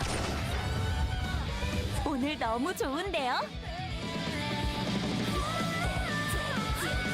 친구들한테 홍보해주세요. 의욕 맥스! 라이브 준비는 중요해요.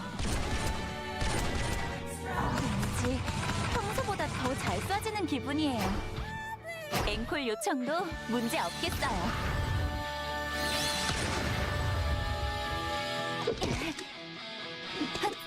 자, 많이 기다리셨죠?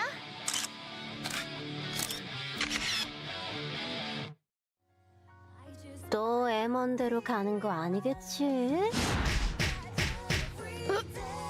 여긴 원래 세계인 것 같네.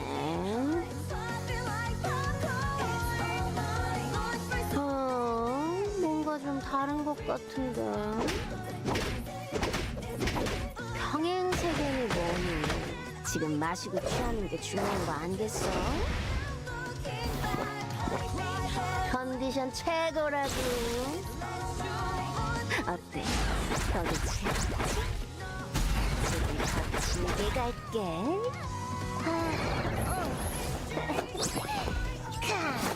그리고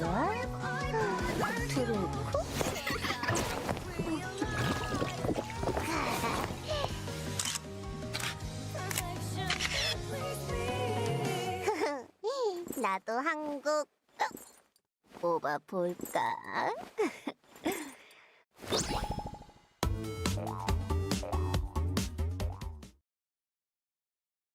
여기 대빵이 누구야? 너냐? 이제부터 여긴 우리 구역이라고! 감히 누굴 건드렸는지 깨닫게 해주지. 내 앞을 막는 건 다 쳐부숴버리겠어. 얘들아 가자! 날 뛸 시간이야! 너나 쳐먹어라! 부숴주겠어! 참냐? 꺼져! 간다! 받은 만큼 갚아주지! 귀찮아 죽겠네. 누구한테 시비 타는지 알고 있겠지? 싸움은 피하지 않는 게 내 신조라고. 여기 모여라, 자식들아! 너 머리가 좀 높다? 내가 좀 짜부라뜨려줄까? 대가리 조심하라고!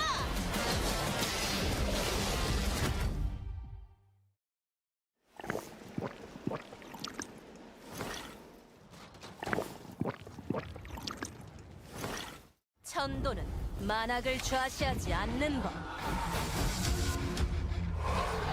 백비야행은 수도 없이 겪어봤다고. 배워야 할 악이 있다면 마땅히 될 뿐. 악귀, 멸사,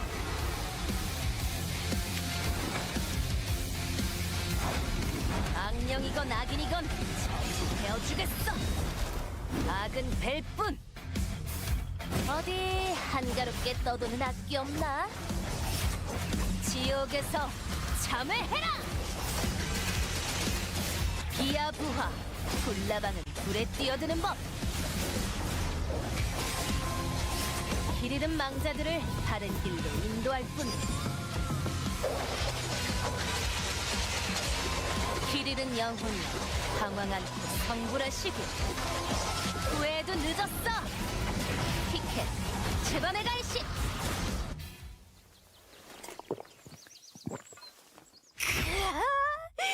이 맛에 산다니까.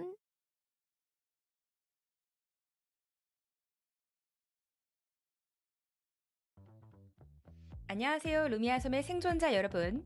9.6 패치노트 다이제스트 진행을 맡은 천시아입니다. 길티기어 스트라이브와의 콜라보레이션 이벤트가 시작되는 9.6 업데이트가 여러분을 찾아갑니다.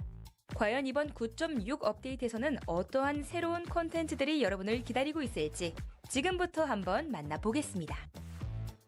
많은 분들이 기다려주신 글로벌 IP 콜라보레이션 길티기어 스트라이브가 이터널 리턴과 함께합니다. 길티기어만의 스타일리시한 매력을 더해 새로운 모습으로 변신한 실험체들을 만나보세요. 콜라보 스킨으로는 영웅 등급의 제고 리다이린과 희귀 등급의 카이 에이든, 엘페르트 아야가 출시됩니다. 카이 에이든과 엘페르트 아야는 일부 음성 대사가 변경된 희귀 스킨입니다.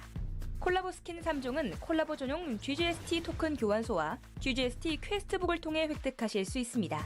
토큰 교환소에서는 재고 리다이린 스킨과 프로필 아이템, 이모티콘 등을 획득하실 수 있으며 퀘스트북에서는 카이 에이든 스킨, 엘페르트 아야 스킨을 비롯해 다양한 아이템을 획득하실 수 있습니다. 콜라보 상품으로 판매되는 상품은 NP가 아닌 스팀 지갑 자금 추가를 통해 구매가 가능합니다. 자세한 상품 구성은 별도의 공지를 통해 안내드린다고 하니 공지를 꼭 확인해주세요. 이터널 리턴의 이야기들이 기록된 스토리 컨텐츠 아카이브의 문이 열립니다. 로비 우측 하단의 이미지 버튼을 클릭하여 접근 가능한 아카이브에서는 이번 콜라보 이벤트 스토리를 감상하실 수 있으며 추후 더 많은 스토리 컨텐츠가 추가될 예정이라고 하네요. 이번 변화로 우측에 고정되어 있던 일일 미션 리스트가 제거되고 별도의 미션 버튼으로 통합됩니다. 아카이브의 첫 번째 이벤트 에피소드로 길티 기어 스트라이브와의 콜라보레이션 에피소드가 공개됩니다. 다음은 새롭게 추가되는 상품입니다. 11의 새로운 이모티콘 4종이 상점에 추가됩니다. 11의 다양한 모습들을 이모티콘으로 만나보세요. 다음으로 시스템 변화점들을 소개해드리겠습니다. 이제 아시아 서버 랭크 대전에 휴대폰 인증 시스템이 도입됩니다. 하나의 휴대폰 번호는 오직 하나의 계정에만 연동할 수 있습니다. 인증 요청 대상 계정이 인증을 완료하지 않을 경우 아시아 서버 랭크 대전 입장이 제한됩니다. 한 번 인증받은 계정도 보안을 위해 불시에 재인증을 요구받을 수 있으며 최초 인증된 번호와 동일한 번호로만 재인증이 가능하기 때문에 번호 변경 등의 사유 발생 시에는 별도로 고객센터를 통해 조치해야 합니다. 인증 방식은 SNS 인증과 보이스 인증 두 가지 방식으로 진행됩니다. 이번 업데이트와 동시에 제재 경험이 있는 계정과 랭크 대전에서 특정 지표를 충족하는 계정에 1차로 적용되며 업데이트 기간 중 적용 범위가 단계적으로 확대됩니다. 9.7 업데이트 시점까지는 아시아 서버 랭크 전체 적용을 목표로 하고 있다고 하네요. 추후 아시아 외 다른 서버의 랭크 대전에도 인증 시스템을 확대하는 것을 원칙으로 하고 있으며 각 서버별 상황에 맞춰 적용 일정이 조정될 수 있습니다.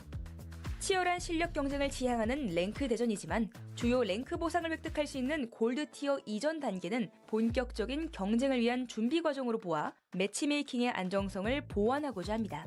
따라서 이제부터 랭크 대전의 하위 티어에서는 최대 실버 티어를 가진 머신러닝 봇이 등장할 수 있으며 매칭 대기 인원이 부족하여 대기 시간이 과도하게 길어질 경우에만 투입됩니다. 머신러닝 봇은 랭크 하위권 매치메이킹을 개선하는 역할에 한정되며 상위권 랭크 매칭에는 투입 예정이 없습니다. 일반 대전에 비해 보다 엄격한 조건으로 투입되기 때문에 랭크 대전 매치메이킹에 어려움을 겪는 지역이 중심이 될 것입니다. 지난 시즌 9 업데이트 중 하나에서 불법 Folks, welcome back. I hope you guys genuinely had a good break because we're about to dive into the depths of fun times. At least for us, maybe not for the players. Welcome back, everybody. We are now getting ready for knockout stage number 4. And if you were here before the break, you will know exactly why I'm starting off this segment like this because we have an insane set of teams joining us for knockout stage number 4. Super. Why don't you talk about it for a little bit? Because, oh my god, it is atrocious for the teams coming in now. Yeah, we got Auto Arms, FN Sejong, Slasher, and Busan Vespa. I mean, the whole old FN Sejong, all three members, One Circle, Romantic, and Bomb, all the way down here, knockout stage 4, and they're gonna have to all compete against each other now on different teams to see who comes out in such a lower knockout stage. So, I mean, even knockout stage 5 and 6, right? The teams coming out of here are going to have to beat those teams, and they're going to have quite the running going in for tomorrow. You could see the teams as well for tomorrow. Let's take a look at it. There is a bug because Windrunner, I think that's the same team as Team FN Sejong. I don't think... they have a little bit of the... Oh, wait, all the players are the exact all the same. teams. Yeah, all the players are the same as well. The teams are right, just not the players. Yeah, no, One Circle, Cinema, Taeyong, and Fable were on New Rise Gagor. Maybe all of these players are just going to get a second chance tomorrow if they don't make it out there. I don't know. But yeah, no, that's a little bit of a bug, a bit of an oopsie when it comes to the actual players. The teams are correct, where we're going to have New Rise Gangwon, Windrunner, Kingdom Sparkle, as well as Mer Gaming. Those 4 teams will be joining us tomorrow. It's the first time I've seen a bit of a blooper like this. Yeah, they probably do it.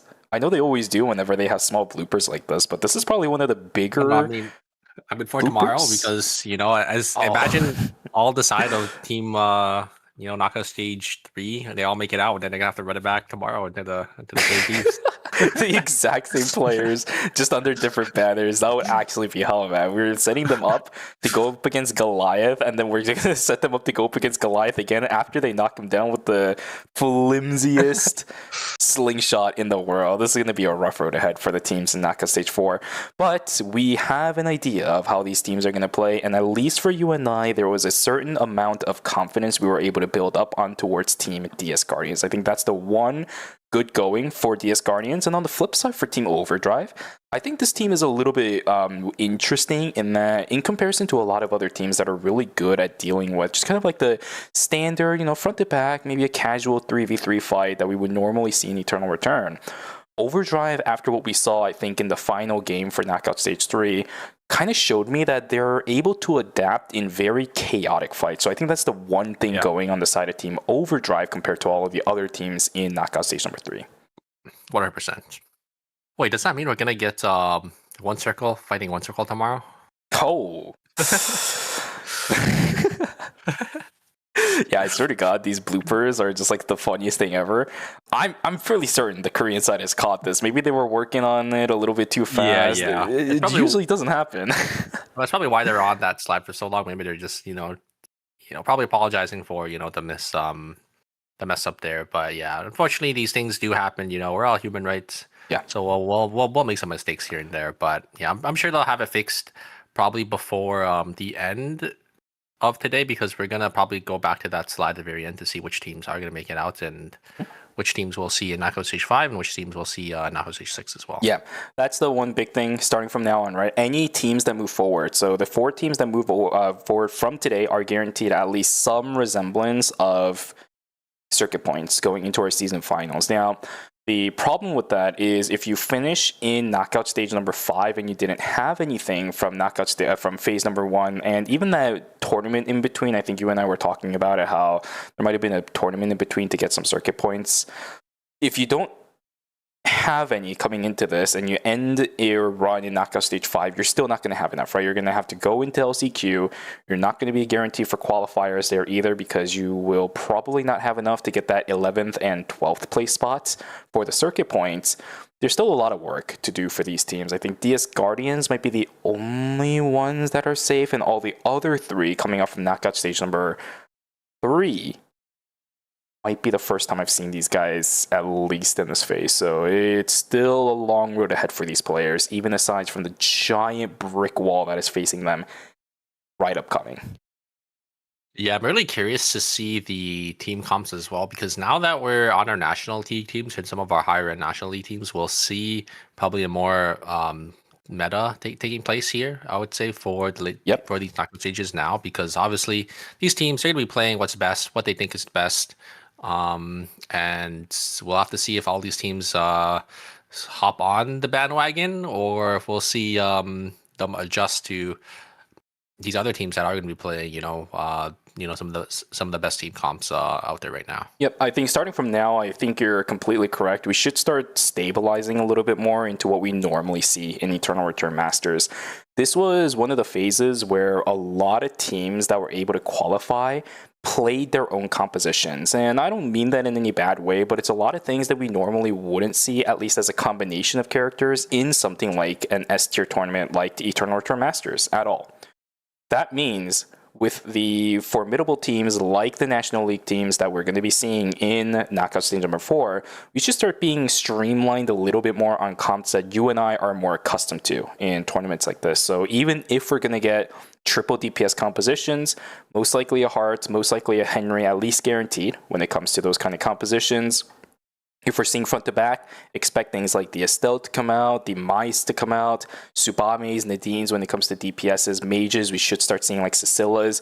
Anything that you would normally, connect to characters being picked in Eternal Return Masters, we should start seeing that now. Yeah, I feel like Busan Vespa and Auto Arms are probably going to be playing the exact same comp. That is going to be my guess for this. Could be the case, for this phase.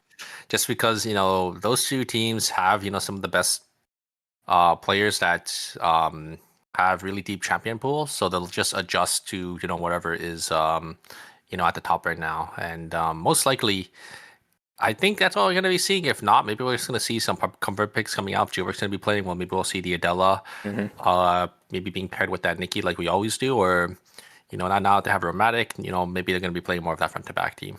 I think it's going to be more of the front-to-back. It's what we saw in the end. I think the Nikki Adela composition isn't exactly something that those players are accustomed to, especially with G-Work coming out from DS Guardians, right? I think a lot of the players in DS Guardians were a bit more accustomed to being able to play alongside G-Work's Adela. But now that he's in Busan Vespa, it might be a little bit more rough to actually kind of line that stuff up. You and I talk about how a lot of these players should be able to line those things up. Very obvious combination to actually pull off, but to actually pull it off in practice, it does require a bit of practice amongst yourselves. It does require a lot of timings and a lot of belief in your teammate, which when you're swapping over to a new team for a new season, it's going to take some time to get adjusted to. Even with the amount of time they've had, might be a little bit finicky.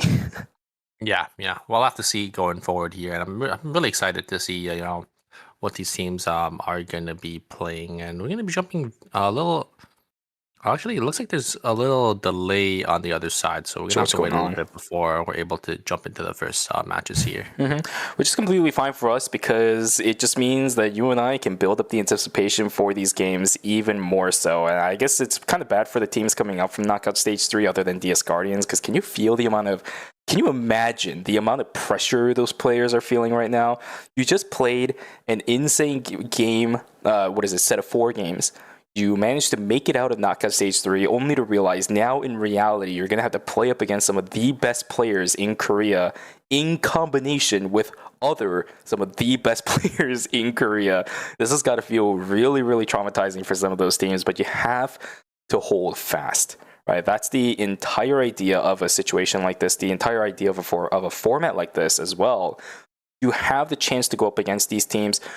These teams that are being in Knockout Stage 4 right now also have weaknesses. That's why they're here. And no matter how well you play in the group stages, unless you made mistakes or maybe you just didn't play well enough to your standards, these teams have weaknesses. So if you can exploit that, maybe you took a look at their gameplay a little bit during the break, I don't think there is a 0 chance that these players will be able to make it. There's still going to be a little bit, but it all comes down to practice and whether or not you analyze the situation correctly. Oh, maybe that's what they're waiting for. It looks like they were able to fix up the screen here for you guys to see which teams are going to be playing for today right now, Knockout Stage 4, and which teams we'll see tomorrow, which is going to be New Rise, Gangwon, Windrunners, Gundam Sparkles, and Merg Game. You can see the players are updated now, so it's not going to be all the players that were in Knockout Stage or in Group Stage 4th place. Well, at least that's something. Unfortunately, we will not have one circle versus one circle tomorrow. We won't have bum versus bum tomorrow. That's not happening. That's a little unfortunate. They still have to make it out as well. I saw someone commenting about that. Maybe one circle falls out here. In Knockout Stage 4. Who knows? If that's the case, can you imagine how disappointing it would be? At least, although I do believe there was something. Is it? Because I could have sworn I saw it in the Daejeon Auto Arms Discord. I'm going to have to actually look it up again. I think this team was talking about how they were already guaranteed for Daejeon, whether it's day 1 or day 2, no matter what the results of this tournament was. So even if they drop here, I'm going to look this up. So give me a quick second. Look for a day 2, right? Oh, yeah. For the finals instead of just a day 1. When was the last time One Circle hasn't made it to a finals? Oh, there was definitely one. I could have sworn they got knocked out in Knockout Stage 5, but that was that one season FN Sejong was just really having a bad season. I don't know if you remember that. I see. Yeah, but they managed to just barely squeak out a day 1 finisher for the season finals.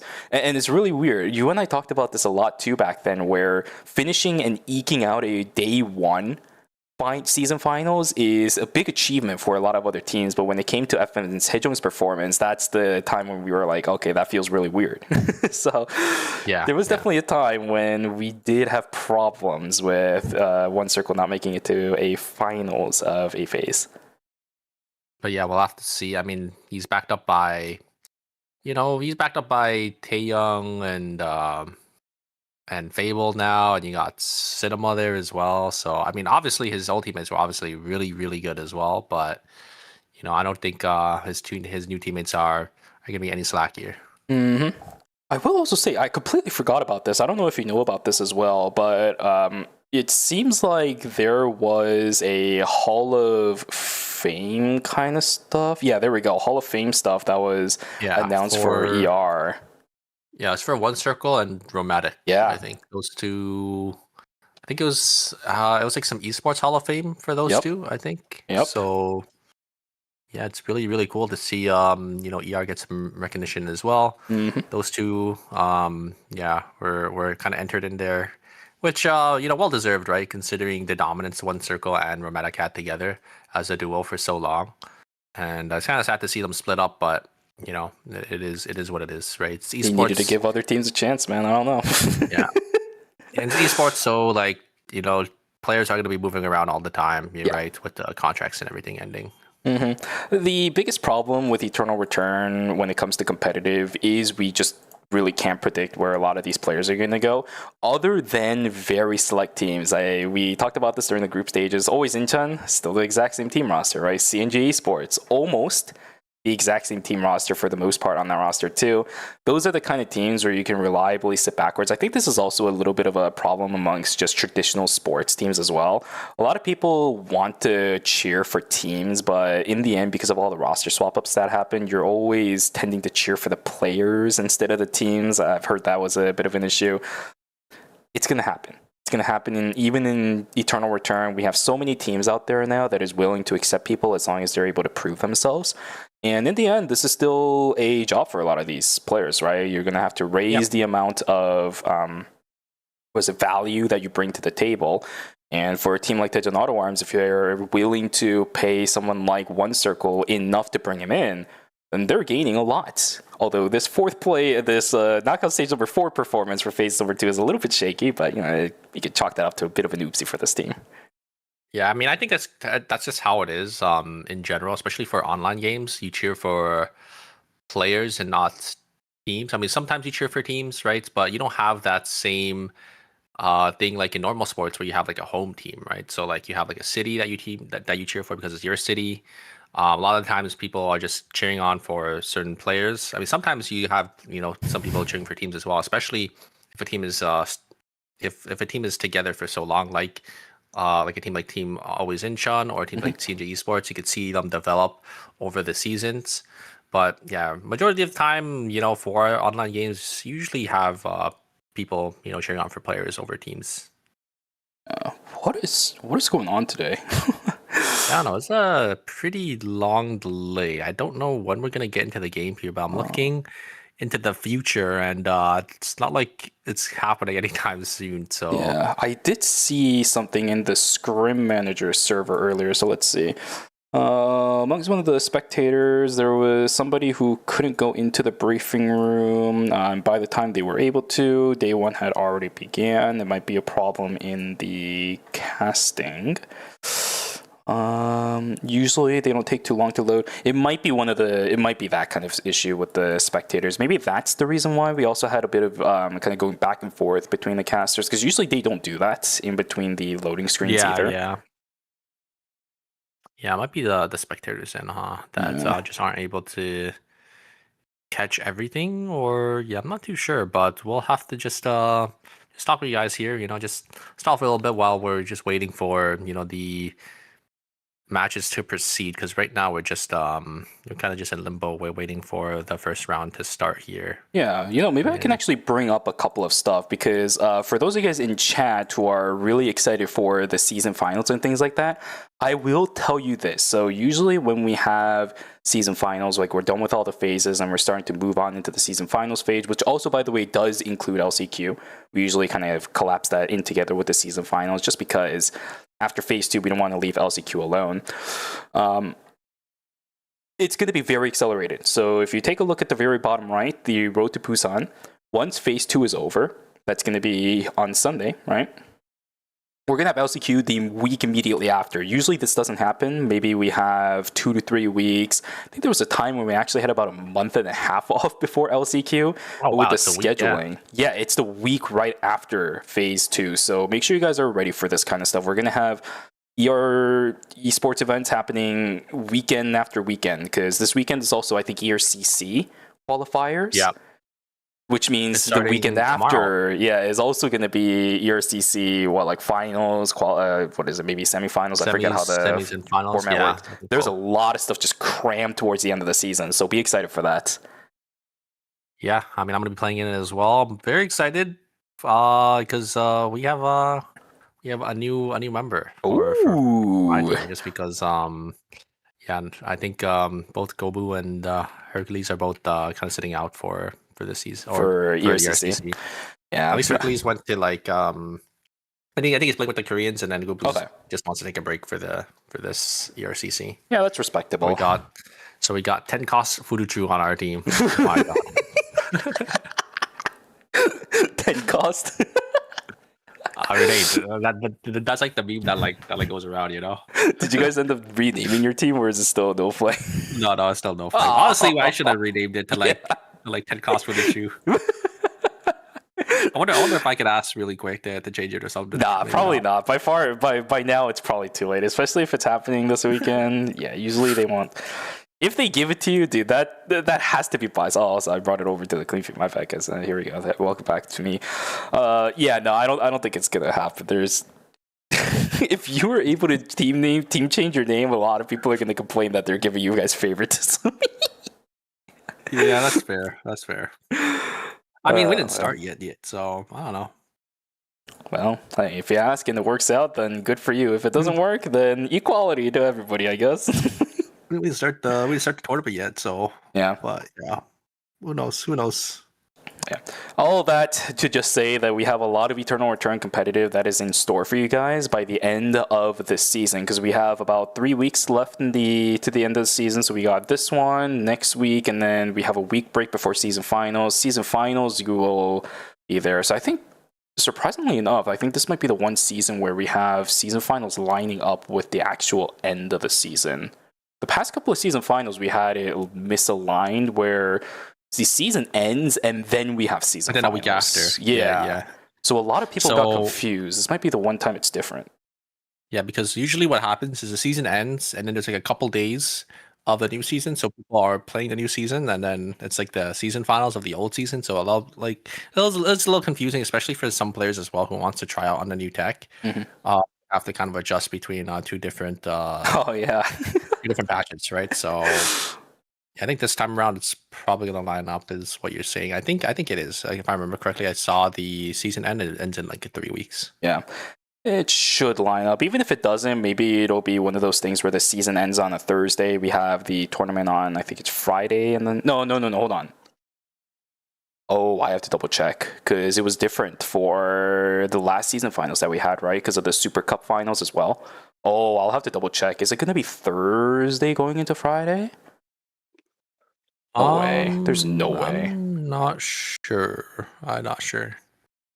But probably then. So it's going to be like the weekend that the new season comes out.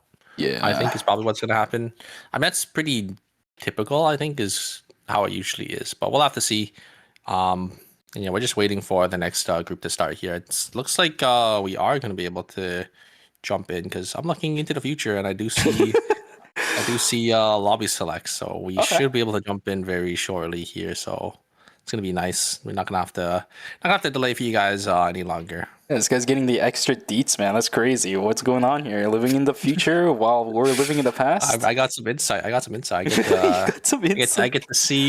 get to see a couple minutes into the future. You got a little anxious, is what you're saying. I don't know, man. This guy is thinking, oh, I'm gonna run out of stuff to talk about. Which, quite frankly, I kind of am, but at the same time, I still have stuff that I could talk about when it comes to the Guilty Gear collab, right? Because that's still ongoing. We have plenty of stuff to talk about.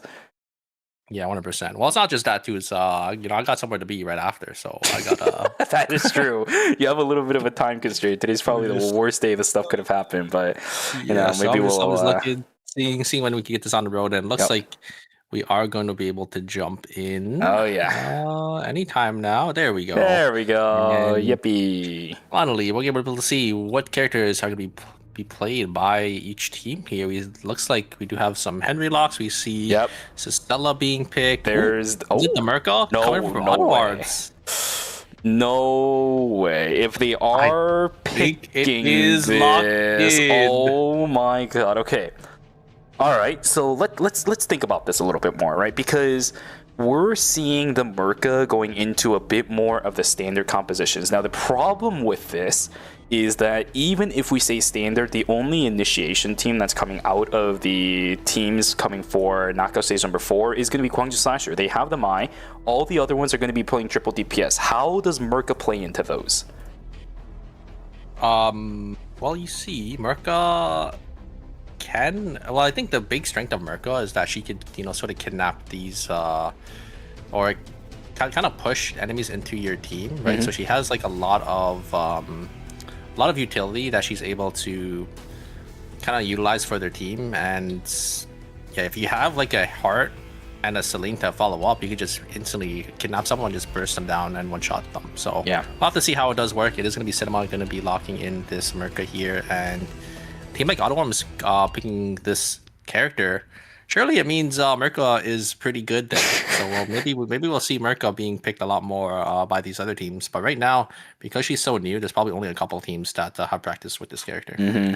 She's still very volatile. I talked about it before we went on the break because we did see Jang Chota bringing this character to the table, but she's pretty hard to run in a lobby like this, especially when a lot of the other teams are already going to be very familiar with their compositions. We haven't had Merca available, even in scrims for the KR side as well, for too long of a time. We'll see how it goes, because Sejong Auto Arms is now going to be locked and loaded with this roster. FN Sejong bringing that triple DPS with the Henry that I mentioned earlier, and on the flip side, triple DPS for Busan Vespa with the Heart instead. So, quite frankly, you and I, at least we have an idea of what we're talking about, right? Is that? Yes, it is. No, I think it is. Is that G-Work Io? Yep, and it's a sniper rifle too. This is what we did see in the group stages. Now, I'm a little bit worried still because they are here for a reason. Is that sniper or is that... Oh, no, it's sniper. Yeah, that is sniper. Yeah, we got the long barrel out there. There is a reason why they're here. This composition was struggling a little bit. They played it a couple of times during the group stages. We did see weaknesses with this kind of comp, so I wonder if it's been flushed out a bit, because if it hasn't, this Merca might be able to roll that comp over. Merca excels a lot between backliners that aren't able to sufficiently peel her away. In which case, the Scylla, if she sends everything she has, then the Celine and the Heart will be completely free to do what they want. If the Heart and the Aya decides to use their mobility, or maybe the Aya decides to use the blank cartridge on the Merca herself, again, everybody on the backside will probably be able to get the damage output on towards them as well. It's a bit of a problem, a bit of a conundrum Team Busan Vespa is going to have to deal with, but that's all going to come down to them. Because here we go, folks. Game number 1 is now underway for knockout stage number 4. We got 3 more to go after this. A bit of a longer break just because of some technical issues we've been having with this patch, but it's all good. We are back in tow now. Ooh, and we do see G-Work on the skin that we weren't able to see in the previous game because I actually didn't end up using the Alpha skin, so G-Work going to be on that. And yeah, there's going to be Cinema on this Merca, so we'll have to see how they do end up utilizing it here. One circle on his signature Celine, no surprise there. So they are playing, this kind of pick-heavy team with Celine, Blast Wave that they are going to be able to utilize, or Merca going to be able to try to kidnap some people back into them. It is Blink on the Merca, right? So you can use your W, Blink, and then E people back immediately. Although it is a bit of an investment when it comes to the utilities that you're going to have to throw down, it still is something that is viable. So we'll see if that is what Cinema is planning on doing with something like the Blank, or if it's just one of those safety nets that a Merca has for additional mobility to get out of pickle situations. Yeah, Husky is going to get caught by one circle here. One circle going to look to try to get this kill, but one circle not going to be able to get it. The White Lily's going to be there to get Husky out as well from that pre. On the other side, we do have, looks like 1-for-1 over to the side of Overdrive and FN Sejong, but a nice kill picking up from Humnam. They're able to actually get 2. A nice 2v3 coming out for the side of Overdrive. They're going to be able to get this Nia. Great Confis skill coming out from Humnam there and baiting out on that 1-up as well. Going to be able to get another kill. Ye going to be coming back on as well. The Hyejin is going to be able to go for the engage. Or not the Hyejin, but the M1. They are going to be able to pick up a trade there. Yan is going to go down. It's going to be a 1-for-2 again. Emma is able to get the full combo there. But, oh no, Overdrive not going to be able to get on Emma. Great change over the wall to get to Emma to safety. Wow, this is This is a lot bloodier than I thought this game was going to be. F-Stop is going to land over on towards the backside. Sicilla. Oh, the Panorama is not going to land. That means Magician not going to be able to safely get a kill. Same thing with the Ghost Light. Salazar on the backside will be able to get taken down in the end thanks to the support from the rest of the team. But the fight still goes on with 10 seconds to go until night number 1. Merca is going to join the fray. Jangy as well as Mim pull back in towards the rest of their team. Can this Felix get out? He's going to use the the Crescent Sweep in order to get out, but it's not going to be enough. So he needs to fight this. He's going to get pushed into the wall. Nicely done. At 3-0 in favor of Team Tejon Auto Arms. Yeah, great pushback there from the Merca. Almost both times in that team fight there, at the very start and at the very end, is able to get enough damage to just lock down these members of the side of Team Guardians here. Nice 3 early game kills with the side Team Auto Arms. Ooh, nice use of the poke chop to get themselves out for the Mai. Overdrive still alive. Same thing for the rest of the team. Let's see. Overdrive is the one that has the most amount of points going into night number 1. 5 kills for them. Although it's going to change a little bit. Quantum Slashers looking for a little bit. Unfortunately, the Aya does not have enough damage to pressure away the Felix for the time being. X-Boy pretty low himself as well. Will not get caught out by the Sicilla Sanctuary. Oh, circulation is not able to heal it back up, but Salazar will be able to trade it out. Mai does a fair amount of damage. Yeah, I mean, a good cough in the debate on the Cicella Wilson, but just pulling them and just instantly bursting them down there. Nice skill coming out from the side of Team Busan. Vespa able to pick up one, you know, good, nice consolation prize for the side of Vespa there. As, yeah, looks like it's going to be a lot quieter in this game compared to, you know, our previous knockout stage here.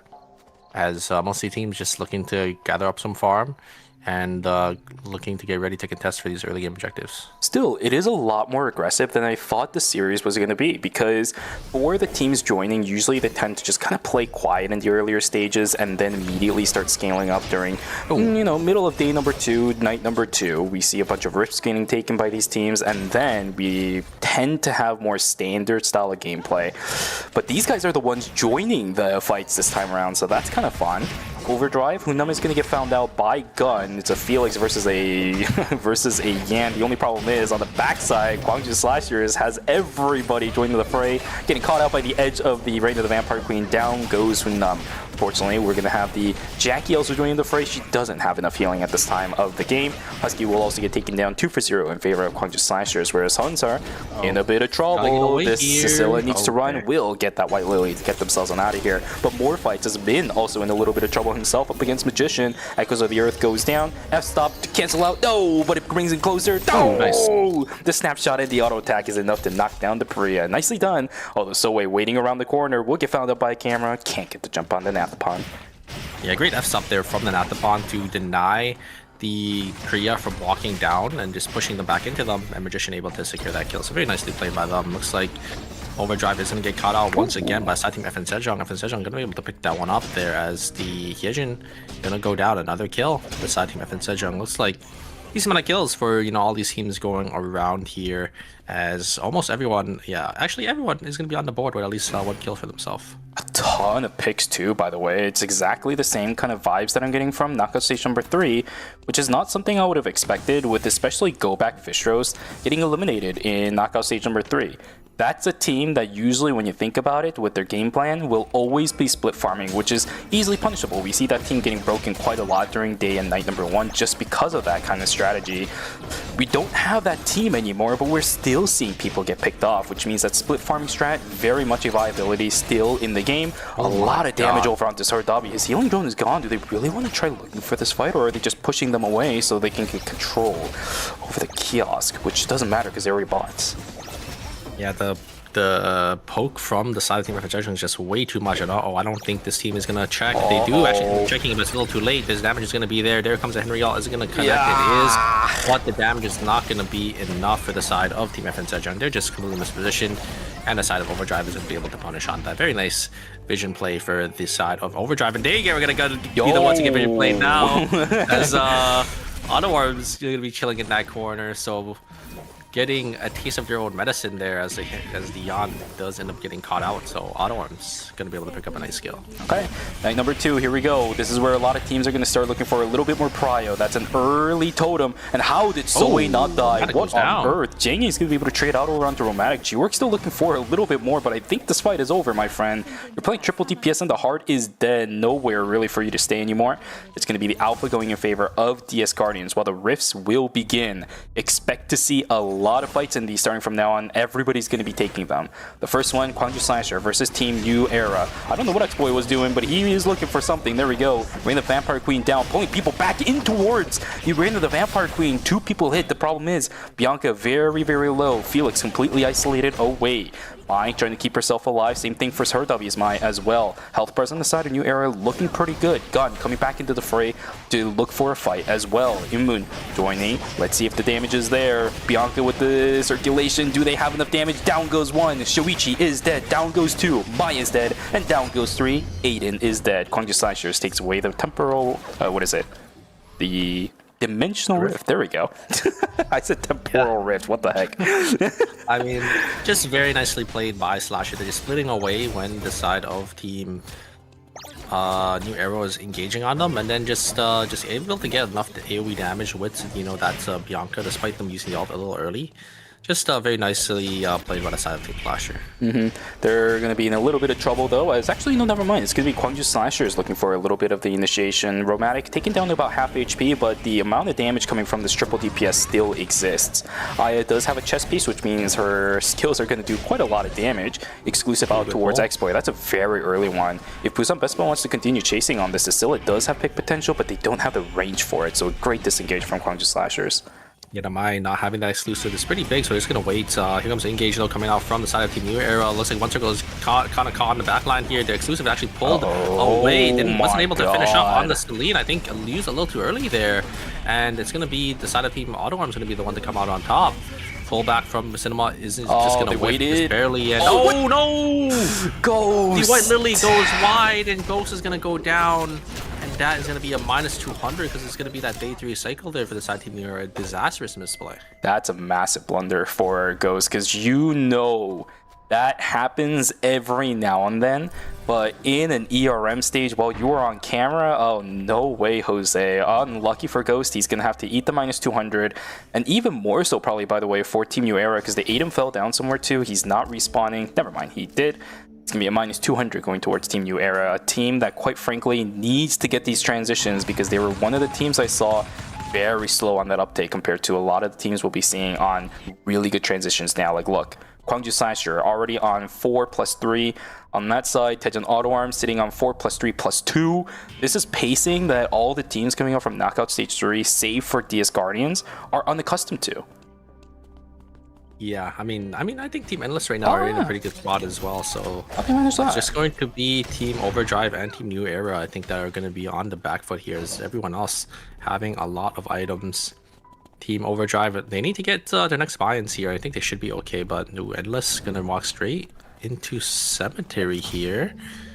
Overdrive is also, right above them, so have to be a little careful. There's gonna be that Mega spawning in Pond very shortly.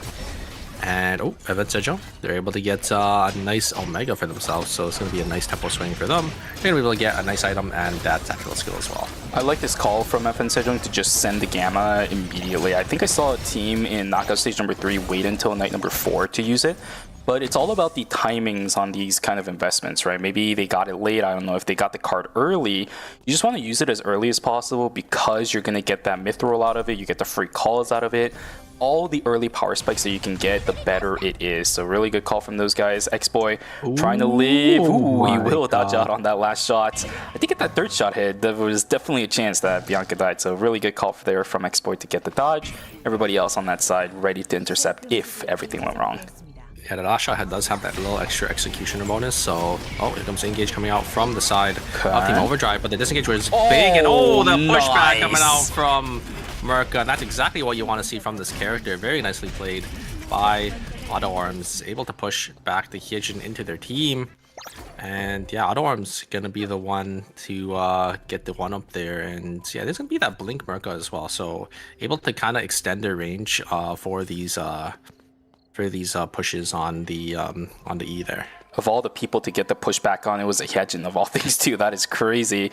The biggest problem for Team Overdrive, we're already halfway past night number 3, and they don't have enough credits to get the res. So it's going to take a while before the Hyejin's going to come back. Another fight inside of school as well as archery range. Very early Peacemaker, but this heart is isolated. Down goes one. G-Work is already dead. Romantic will be able to find a kill over onto the other side. Gun and Exploit are both down. Sardabi, oh my god, just barely gets the kill over onto Romantic. This is actually going to keep their team alive, but a ton of credits about to go down. E8, can he find the members of Busan Bespa? Gun ended up popping. Oh, sorry, not Gun. Wait. Oh, no, it is Gun, because Busan Bespa... Oh, G-Work completely popped. What the heck? Yeah, G-Work ended up popping because, I mean, they're trying to look for probably the res if they can't get off the kiosk, and they are going to be able to get it here. It looks like they're just going to walk up into archery range to get the res, and there's going to be a meteorite in gas station as well, so these teams are probably going to look to try to contest for this, but yeah, Team Slasher, I think, recognizes another team in the fray. They don't want to look for that. They don't want to get third parties, so they're just going to walk away, but Busan Bespa now probably going to have to fight between the side of Team FN Sejong. Cyber skills are going to come down. A lot of damage is going to be exchanged. Item is going to be called as well from Romantic here. Probably a meteor or a tree that they want to end up slamming the box. Not the box, but the meteor is going to be coming down very shortly. Pause right here as well. Tejan Auto Arms, they are just on the cusp of being able to get 2 blood samples. We're going to see 2 bloods, and then what is that? I think 12 golds on the side of Tejan Auto Arms by the start of day number 4. This is the kind of pacing I was talking about. Busan Bespa's in a whole heap of trouble. This team does not fare well with third parties, but they find a way out. Needle in the haystack are able to find it and actually slip their way out of the conundrum. Babel walking down, but of course he's not going to jump in on this. They've already secured that meteorite that they were looking for up on the northern side of the map, and another one inside of Alley this team could capitalize on if they want to. Yeah, Auto Arms able to just get the item completely uncontested there, so very, very nice for them. And it looks like they're going to try walking up to maybe look for an angle. Cinema is going to be able to get something here. Very aggressive with this. Yeah, it looks like they're just going to back themselves away. As Slasher also just gonna start walking down here. Looks like Quickline is going to be shown in, I think, Forest there. So I don't know if these teams are going to come down to look to try to contest, but you can look at the items on the side of Team Auto Arms. They were able to get their blood buy-in as well. Most likely going to be that chaser for that Celine going to be made, and Heart also having that blood already. That blood weapon. They're really, really strong here. FN Sejong are still moving along pretty well. Gwangju Slasher, we're going to finally have that, Burgundy built up now for the Felix, even more survivability for that side. Pungwa, point sync is gone. He's going to wait a little bit until the Neos Game World is going to go through, but a good amount of damage going in. E8 is actually going to send the first over on towards the backside. March is going to get taken down only to about 1/8 of their HP. This is not looking good at all. Down goes one. Bum's taken down. The trade is there over towards Magician, but the problem is on the front side, Piolo still exists. Piolo is a very, very big threat to some of these squishy characters. Neon on the backside doesn't have the +1. Will end up getting taken down. 1-for-2 trade in favor of Team Endless. They will get the res back onto the Nathapon and get that red box inside of archery range. Very good value. Another fight inside of Hotel. Gwangju Slashers versus Team New Era. Good amount of damage between both of these teams. They're looking for the fight over on towards the Rift. Very beautiful dissipation on the backside. Down goes one. Gun is taken down and the third party comes in. Busan Bespa looking for a little bit more. Sardabi, will he get taken down? Yes, he will, but on the other side, Shoichi is going to go down. So 1-for-2 overall. Busan Bespa walking in at a really, really good time. And Slasher not having enough credits to get all their members back into this game here. It's a little unfortunate. Just gonna go into red to tank some timer because they know there's another team in the zone, and Busan Bespa is gonna be there. So we're wrapping around at the forest. I think if they can get their kiosk, if they get the res here, and here comes the engage from the rockets. Auto Arms, but nothing really gonna come out of that as Endless is just gonna be able to hold the choke with this Haze and this Nathapon. It's a little hard for them to kind of push into this, but Cinema gonna start walking up, dodging out on that pullback from this Nathapon there. The engage is gonna be their ultimate is actually gonna be sent on forward as well. I think they're gonna try to look for the center hit on the Nathapon. Oh, there you go. There's a knap on the Nathapon as well, and they do actually get it there.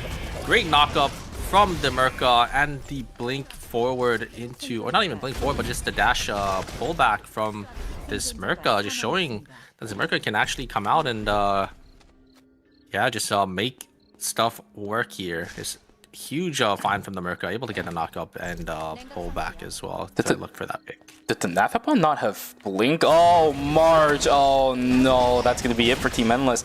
Did Nathapon not have Blink for the Merca ultimate? Because I thought he didn't. I thought he should have had it. Was it late? If that's the case, that is just bad matchup knowledge because you need to get away from that. You move really fast as a Merca in your ultimate status. Nathapon was just simply not fast enough to get away from that. That was just matchup differences right there. You got to know what the other character does. Yeah, I think maybe thinking that they could just walk out of it, but it ended up getting caught. That is like what you want to see. And Slasher I think is going to get caught. They're just trying to fight for it. Maybe to get the kill. They do actually getting one, so 1-for-1 trade. But I don't think Gun can win this one out here. Going to try looking, jumping on in. Is able to get the cancel on this Priya. And going to try walking with the safety orb to get themselves to safety here. And yeah, I think that is going to be it. I don't think Gun can get away. Trying to auto attack back in. Maybe they could look to turn on to the Priya. Is able to get a lot of damage. God, the Priya damage. She's got flower needs to get away. No. 1-3. Run, I think should get caught here. So we're gonna try looking. The sniper skill is there. Oh, one sniper skill does connect. I think that seals it. G-work. The fake sealer there, just hitting that one sniper skill, slowing that Felix, I think. That did end up actually costing them. Oh my god. So, although unfortunately, Slasher gonna go down in 6th place. Ballistic advantage out of nowhere. That is just gonna keep Gun alive. Probably awake for pretty much the rest of the evening at this point. What a funny way for him to meet his end. G-Work gonna find a little bit of assist, of course. When it comes to logistics, it really doesn't matter. Statistics-wise, same thing as well. No bonus points going in favor for G-Work, but definitely a funny moment that we could probably clip in the end.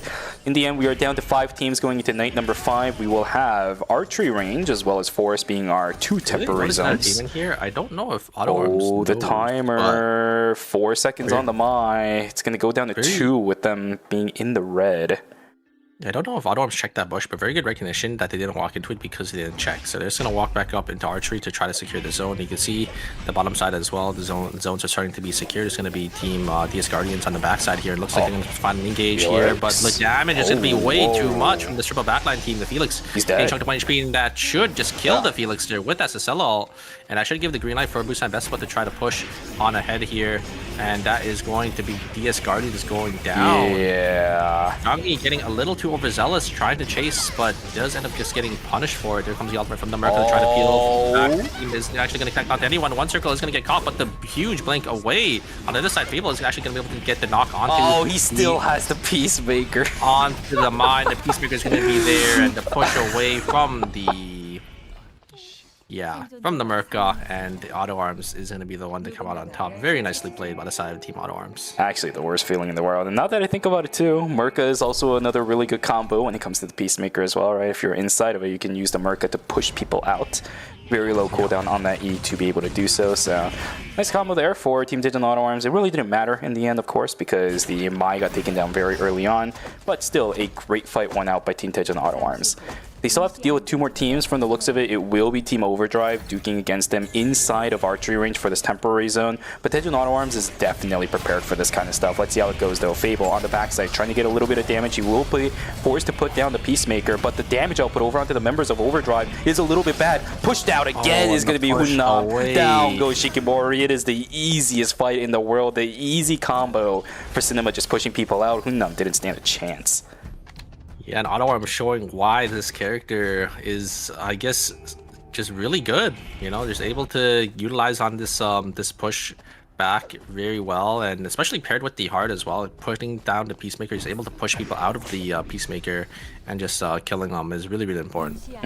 It's really hard to kind of pay attention to your main full targets as melee characters up against something like a Merca, because she has such low kind of deceiving cooldown rotations that you don't really expect things to happen like this. If you're not keeping track of her gauge well either, you just randomly get crowd controlled out of nowhere. Have to be real careful about this. But Busan Vespa, this is a triple DPS comp. If this Merca makes one single mistake, she can get ripped to shreds. The question is, can the rest of Titan Auto Arms follow up on things for Cinema to make sure that these kind of initiations actually matter? Yeah, and it looks like Cinema did end up using their blink. I think I see the combo now. You charge up your bar, you blink for the stun, and then you W them into your team. But Cinema is just getting completely zoned away by this triple backline team. It's just really up to Busan Best But to just space well and not get caught by this Merca. But I think the Merca probably just waiting for the blink to come back up again. And as soon as they have the blink stun combo here, they're just gonna try probably going for it here. The thing is, it is blink 2 for Cinema, so the blink's gonna be up here very shortly. On the backside, here we go. Bar here. I don't know about that. He's getting chunked, and Cinema is gonna try going back in, but he's just gonna get chunked down. They're spacing so well, but that's Stella walking a little too far forward, and Fable answers perfectly there, just able to just jump on in and get the kill. And that is the combo that I was talking about. Yeah, that is going to be Team Autoworms coming out in first place. Very, very well played, and yeah, Fable just finds it, you know? You have to respect the heart. The heart has the 2 dashes. Is able to jump on forward. Ooh, and we get the cool win animation from Merca there. Yeah, well, good stuff. Digital Autoworms will take away game number 1, 26.5 points strong. GG's called out to the Steam. I see it now. I see why, you know, people they're utilizing this pick. You charge up your bar, you blink forward, get the insta stun, and then you WE them back into your team. It's like a true combo, basically. Yeah. And a kidnap them. Yep, I think that we're definitely getting a little bit more vision on how this character is supposed to be played. Because again, a lot of my Merca exposure in the North American side of things is just people running it in, right? They just kind of run in with their E, try to look for a fight, and then get the gauge up with the shield. But this is not how they're playing here.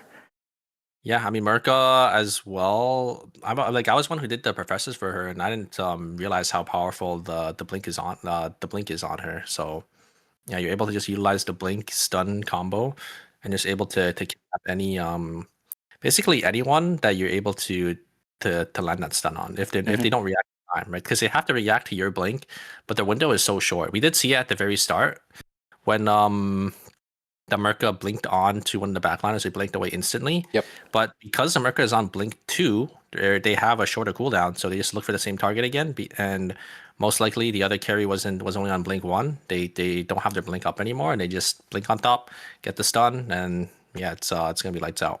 Exactly. Really rough for a lot of these triple DPSs to play, especially into a Merca as well, regardless of whether or not the Merca has that blink. Because you probably felt it as well. I'm pretty sure some people in chat has also felt it as well. Going up against something like a Merca, especially if you're a immobile backliner, sucks. You might not instantly die to her, but she's still going to have the crowd control. If she has Quake as well, you're just never going to be able to get away from her. So you're just trying to do as much damage as you can before you're going to die. That can happen, but of course, with this style of gameplay, it is going to be a lot more different. I love the fact that every single time the Peacemaker was there as well from Romantic. Oh, no. Was it from Romantic? No, from Fable, I apologize. Cinema was waiting inside of the Peacemaker just to push people out at the correct time. So this is all being communicated and coordinated amongst each other. It's really good gameplay for a character that hasn't been out for a long time. Yeah, 100%, right? Because I mean, this is the first time we're able to see Merca on the big stage just because it's not restricted anymore. But yeah, just able to utilize this character perfectly, and we're able to see, you know, the strength of this Merca pick, which honestly I didn't really think she would be this good. But now that seeing the pick being utilized by a top team, you're able to see, you know, the augment or the tactical skill choice, you know, blink. Just showing why, you know, it's a really, really powerful pick here. Exactly. Once again, color me surprised that we actually are allowing Merca in this, because usually when it comes to these tournaments, each phases will always be on the same patch, because of maybe like the weird patch schedule that we had for 9.6. Maybe that's why they're allowing the 9.6 update on week 2. Not entirely sure what the decision behind that was, but regardless, here's the results. Probably one of the biggest gaps of points that we've seen throughout the knockout stages so far. 11 points off of game number 1 for Daejeon AutoArms in comparison to their second place counterpart, who's going to be sitting at 15.5 for Busan Best Buy. Yeah, Overdrive and Slasher both in 3rd and 4th with 12.5 and 10 points respectively. So these teams are definitely going to have quite the climb, I would say. I think Auto Arms, already sitting in first place with such a huge lead is feeling relatively good about that. I think they shouldn't have to worry too much, but still need to play consistent game 2, 3, and 4. Exactly. Everybody else for 5th, 6th, and 7th, and 8th, it's just your usual start to a series. Just because Tejon Auto Arms ended up taking away a massive chunk of the points available in this lobby, it's going to be a bit easier for the rest of the teams to catch up, but it's all on them now. Right, the ball's in their court. They're going to have to be the ones that really makes up the differences in the next couple of games. So for teams like DS Guardians, same thing for FN Sejong. We see performances where it's a bit shaky on the triple DPSs, or for, of course, DS Guardians. The version with the Priya, again, might be time to divert onto the Johan that we saw towards the end of Knockout Stage 3. Yeah, we'll have to see what the plan is going to be for these teams, especially because I don't think we had any bans going into or in the first game going into game 2 here. So any team is just relatively safe to play, what they're comfortable with. But the question is your comfort picks going to work in this type of lobby? Yeah, that's a real big thing that you and I have been wondering pretty much the entire, I guess even week as well. This is one of the things that I definitely was thinking about. So if I'm playing in something like ERM and I have a comfort pick, so my arsenal comes down to things like the Piolo, the Ekion, even the Dylan every now and then I dabble in some of the mages. Can those hold up to what these teams are playing is what a lot of these players have to be thinking, even during scrims, right? You're practicing your composition, you're going up against some of the teams potentially in ERM that's remaining for you. Does your comp actually even have a chance of matching up into the ones that you're going to? That's a big factor for these guys, where the composition rock, paper, scissors comes through, your skill differences come through. All of that matters in a situation like this, especially when you're fighting for elimination. You need to factor in every small things to keep your team alive. Yeah, that is a big question, and we'll have to see if or whether these questions will be answered in the upcoming game here, because if it's not going to work, they're going to have to swap up their team up entirely, or maybe even, put in a sub. We'll have to see going into the second game here, and where these teams are going to stand at the very end of it. It's going to be a rough ride. It seems like we're having another slight delay going into game number 2. I wonder if this is going to be a consistent thing throughout the course of the night. It was brought up over towards the Neuron at the end of the, I think it was yesterday, but it doesn't seem like there is a fix for it on the tournament client. So, a bit more of on-topic stuff. Let's go through some of the house cleaning things. In order for 4 teams to move on, they just have to be in the top 4 by the end of game number 4. And if you do that, once again, we're going to be looking at teams now for the top 16. Circuit points are going to be guaranteed, but tomorrow's lobby is also not going to be that easy for these guys. The only problem is the teams coming up from this knockout stage, hypothetically, are also not going to be easy. So for the teams in knockout stage 5 right now, they also have got to be shaking their boots just to see what the results of this is going to look like. And now we're able to jump straight into the game here. Looks like lock-ins are going to be coming in. Every team looking like they're going to be playing the same thing. Almost, I don't think I see any swaps in the first pick here. Second pick, looks like it's going to be the same as well. I don't think I see any swaps. And I think teams are just going to be playing their comfort picks and what they think is going to be the strongest for them. And it's what you usually see, for the first 2 games at the very least, just because, most teams could just be thinking, maybe we just had a bad game, a little unlucky game in the first game, and we're going to try turning around in the next one. Even for FN Sejong, their composition works, right? You take a look at this. It is a very standard triple DPS composition with the Henry as the anchor. You have the Nia. You use the Henry to kind of split up the fight. You use a Chrono Field inside of there. They're going to get stunned by something, and you can set up for the point sync right afterwards. The composition works. They're just an 8th because maybe something happened. They were unlucky. Maybe they just lost a fight a little too far into the game.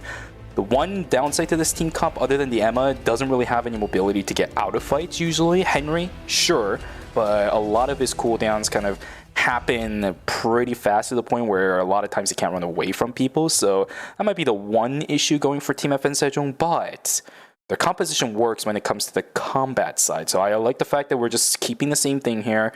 Give it one more go. If you really don't think it's going to work, then you can change it up either during the break, or maybe you can even substitute somebody else in to have an entirely new idea for the final 2 games. It's a blitz at that point.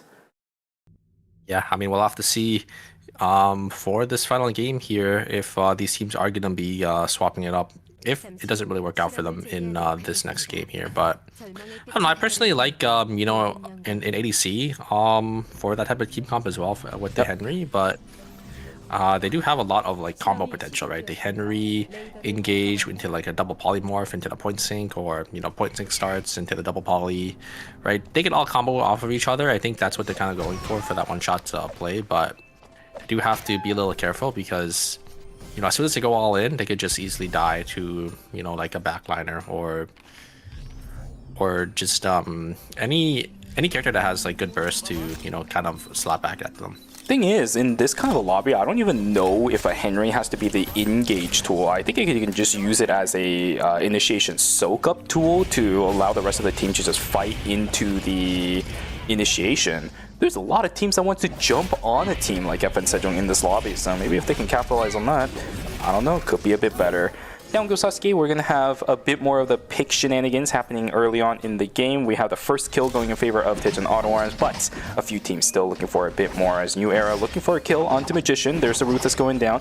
Nathapon in a little bit of trouble himself, but the Haze is around to support. Does he have the damage? F-Stop is there. Panorama is not going to miss. Oh, down goes the Nathapon on the backside. Wang Chu is still there. Down goes the Shuichi. Can the Haze deal enough damage? Beautiful double shotgun, and I think the Piolo might have the finish off over towards the 8, and yes, he does. Nathapon on the backside will not be able to cancel out on the White Lily. A 2 for 2, I think, in the end down Chapel.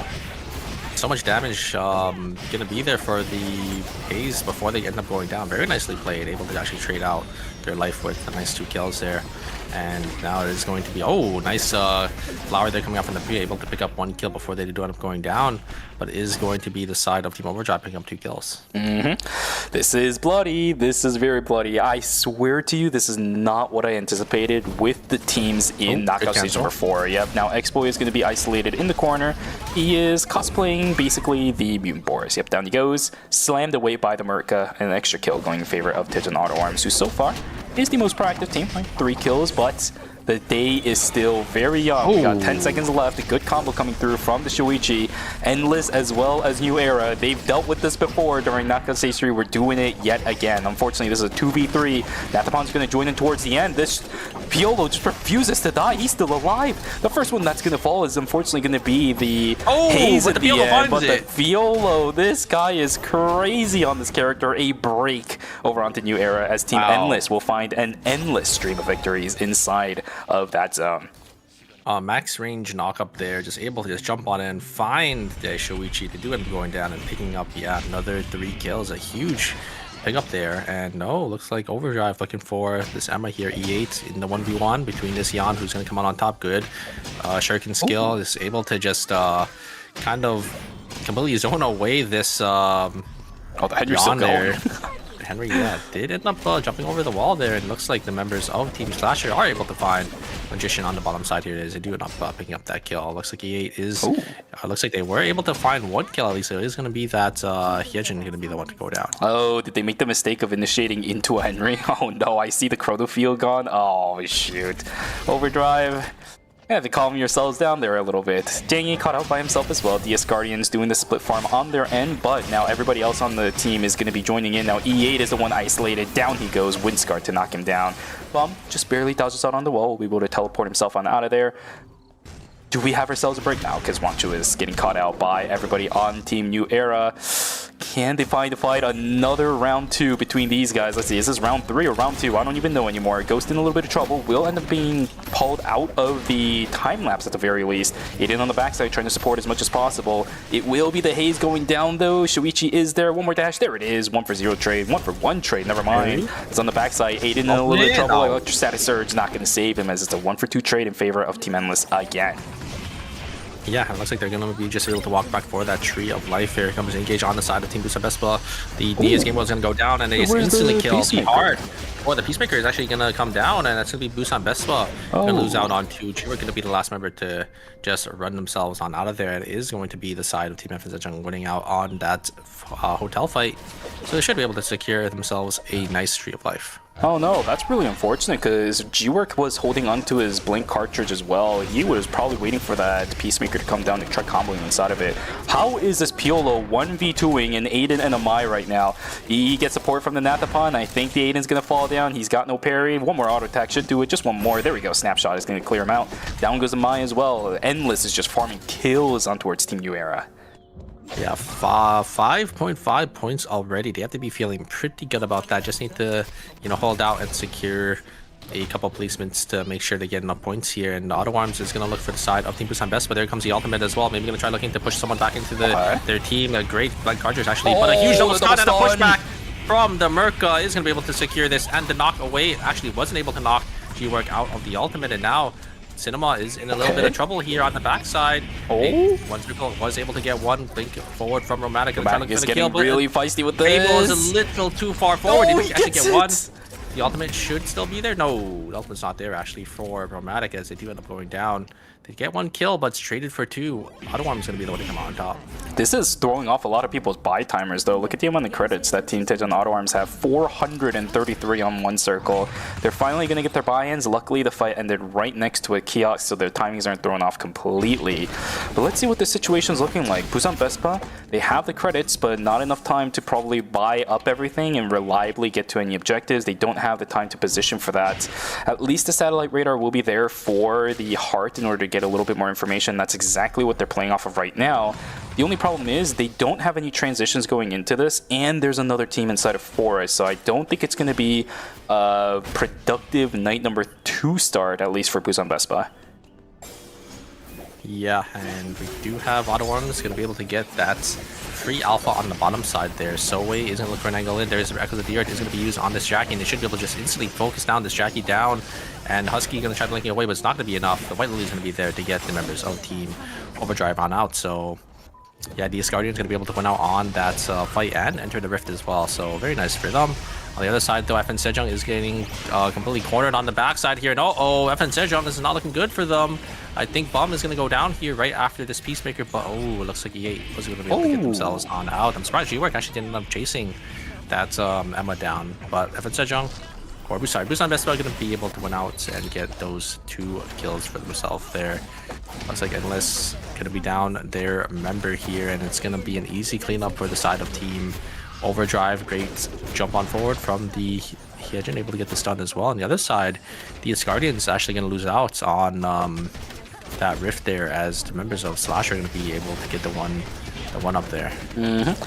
So canceling out on the lightning strike. It should be enough. There we go. Okay, Gun's gonna finish off the members of Team DS Guardians. Luckily, it's not gonna be a break at least, right? Because the Felix went down so early that DS Guardians doesn't have to wait until their entire team comes back up again.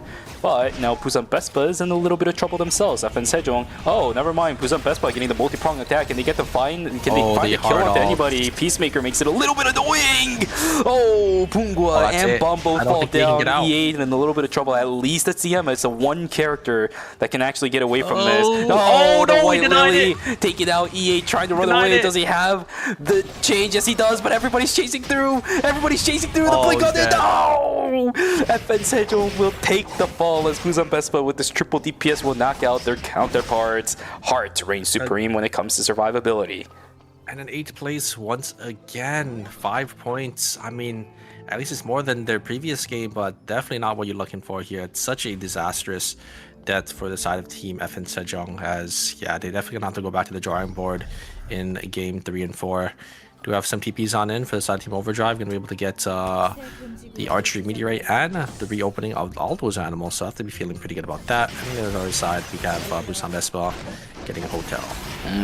This is going to be rough. Okay. Nice transitions going in favor of Team DS Guardians. These guys need this. Remember, this is one of those teams that plays off of transitions. Morale, whatever, it doesn't matter. You just need transitions. These guys only look at numbers and the odds. In order to raise those odds, you need transitions. Good transitions going through for Team DS Guardians. I said transitions quite a lot there. Take a drink for every single time I said that, I guess. But yeah, everybody else also looking pretty solid. Busan Vespa feeling a little behind, but I do see them calling a couple of items in. It just feels really iffy for a triple DPS comp to be in this kind of item situation at the start of day 3, huh? Yeah, I mean, we'll have to see if they can get a couple more here, because, yeah, they are a little far behind. We do see an engage coming out. Magician going to be forced to use their blink, but the taunt is going to be there, and I think that is going to be Magician going down once again. Always he's getting caught. Death Stop is actually going to be able to keep them alive for just a little bit longer, but they should just go down. Damage, Slasher able to get another kill, and both blinks are going to be forced. The Haze and the Felix there. Good blink in reaction to not get caught by that Thunder Strike, and it looks like Auto Arms on the top side going to be able to get this Lumic completely uncontested. You can see the credits. They're already sitting in a pretty comfortable position with their items, so they can just save for 3 bloods here, and they're just gonna be able to win out this lobby once again, I think. Yeah, or what you can do is just buy something from the Merca for the Celine. She's missing her arm piece right now, and that tends to be pretty important. It's either the Scotties, which is utility focus, or the Dragon Scales, which is even more damage. I like this strategy from Team Tejan Auto Arms. Very predictable in a certain sense. The timings are just working perfectly for these guys. Oh no, Shikimori is the one that gets caught out by the Mai. It forces Husky into a fight that he really doesn't want to be a part of. Funam on the backside is going to whiff a lot of stuff too. Aiden on the front side doing so much. Jackie's still alive, but will get taken down. Hoot them down, and Shikimori gone. Shikimori, you can't be the one that gets caught out by all this stuff at the beginning of fights. It's not the first time that's happened. The Shoichi just rips the team of Overdrive to shreds here on the backside. Both of them grouped up, and just so much AoE damage from the Shoichi. Yeah, I mean, especially the Yan just whiffing on that combo there, I think kind of sealed the deal for the side of Team Overdrive. A little unfortunate as they do go down in the 7th place. They had a pretty good game 1 performance, you know, in that 3rd place position, but only 3.5 points to your name. They're going to be falling down a lot of placements going into the second half of the lobby. This is going to neutralize it heavily, and in a lobby like this, you do not want your status in the lobby to be neutralized whatsoever. You want to try staying ahead of the curve as much as you can.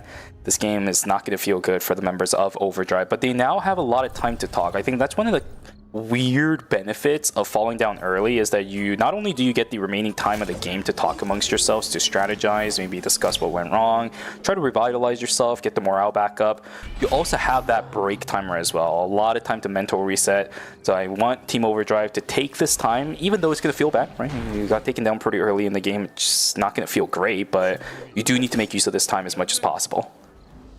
Yeah, 100%. We'll have to see if they go back to the drawing board. I mean, I think this is the only team comp we've seen them play in Phase 2, so I don't think they're going to be swapping it up much, but we'll have to see if they do end up deciding to for this knockout stage, because yeah, it hasn't really been working out for them, but I think just a little unfortunate in that team fight there. Auto Arms going to be able to grab these nice bears, credits, a lot of mastery. Oh, that's a... Oh my god. Gonna be the Tree of Life. I think probably just going to be drank. I think they want to save for these bloods here. I don't think they want to make, you know... Oh, yeah. It's going to be that Send Vitality going to be made. Oh my god, it's so strong. Oh, it's filthy. This is the kind of pacing that I was looking for a lot of the teams in Knockout Stages 1 and 2, right? Like, imagine if, like, I really hate to say this, but imagine if Crimson Bumflies was here with the situation that we had during Knockout Stage 1. They would not stand a chance against it in Auto Arms pacing. Yeah, and the Bloods are going to be called in as well. I don't even think any team is anywhere close to the strength of Team Auto Arms right now. I mean, they're just always so accelerated because they're just macroing basically perfectly, and no team really wants to contest them for any objectives. So they get all the objectives. You can see they can greed for blood samples, and then they save up for their bloods. They get their 2 blood buy-ins right on the cycle, the 34 cycle, and yeah, the second you accelerate a little bit, like no team wants to fight you, and you're just gonna be able to grab everything for free. I really have to say I am still impressed with Team Endless, because these guys' pacings for teams that were walking up since Knockout Stage number 1 has improved significantly compared to what their performance looked like in the games from last week for Knockout Stages. Their pacing has increased significantly. I really have to give them props where it is deserved.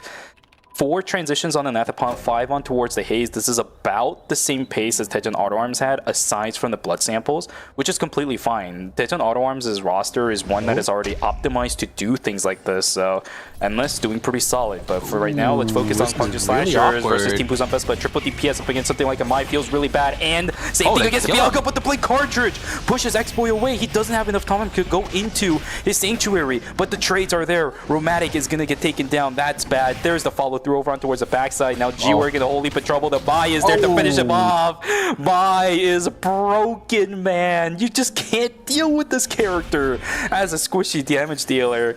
Down goes the entirety of Team Busan Vespa. They're going to have to go back to the drawing board once again, as well as the... Oh no, Busan Vespa. No! No. Yeah, this is a little unfortunate the way the VLS into the zone, just the positioning was just not there, especially because Romantic didn't have any timer as well. So they actually weren't able to walk into the red with their teammates because, you know, they only had 3 seconds left. So it's in a really awkward position. It's going to be weak line, blue line contested for the side of Team Auto Arms. I don't think any team wants to fight them, and they're going to get even stronger here. Another Zen Vitality going to be made. I think the Myth Water, the Holy Water are going to be used as well. And where is the Blitz Sample going to be going into? It is, looks like it is going to be the Heart. It's going to be making those Eldian boots. So, you know, Auto Arms looking a little strong. I don't think any team is going to want to contest them, but Slasher in a really awkward position right now. I think going to be forced maybe to fight the side of Team Auto Arms, is deciding on where they end up going out. VLS going to be used to get themselves on outs. I don't think you want anything to do with the side Team Auto Arms. Now, for the people who are new to the ERM scene, watch what Team Tejon Auto Arms is going to do. They're going to start pressuring out everybody outside of Cemetery. They're going to probably push into Hospital and just choke out the map for the remaining of the time. Look at their positionings right now. They're preventing any entryway in towards Cemetery. The only one problem with this is that both Hospital as well as Stream have the Hyperloops, so they're still going to have to watch out for any of the pings, but they have full information behind them. And now that nobody is inside of Hospital as well, all the other teams remaining in this lobby, where can they be? Inside the west side of these remaining zones. The fight's going to begin inside of Temple. There's only 17 seconds left, so this fight's going to have to end fast. Yes, Guardians on the backside. Immun will get taken down in the middle of their Ruthless combination, which means I think that's going to be it for Team New Era. Fight begins between Team Endless as well as Gwangju Slashers. This is just all set up by Team Tejon Auto Arms. Everybody's just getting forced in towards the backside. Magician is going to go down. Gwangju Slashers in trouble. Now the third party is so easy to do for Team Tejon Auto Arms. Are they going to go for it? Merka's going to send the ultimate. Brute forcing it. Good decision. I like that. I like that. Yeah, the problem is both teams are still a duo, so you can't really send it onto either team because you're probably just going to get focused by 2 members and you're going to be a little too far away from your team. So I do like that they didn't fully send it there. And uh-oh, here comes the blinks on forward by both team members, and looks like Endless is going to be able to get away. Wangsho should be able to just get over the jump pad, but both Endless and New Era are down members. New Era only sitting on 1 team member left, Endless sitting on 2, and Guardian, Slasher, and Auto Arms still a full team. But yeah, I mean, I do obviously like the way Team Auto Arms obviously navigates the map. When you get that weak line, you always just want to just pressure as much as possible, push teams away from your zones, and then you know, you can just make your way back in. You have a 1v1 Fable versus Wangsho, but the damage from the Hearts is going to be way too much. Heart sitting on those 2 blood samples. Lumi, please, don't leave. Don't leave. They should be able to get it if they channel in. Endless are close. They're gonna be all back into this game with that Lumi res.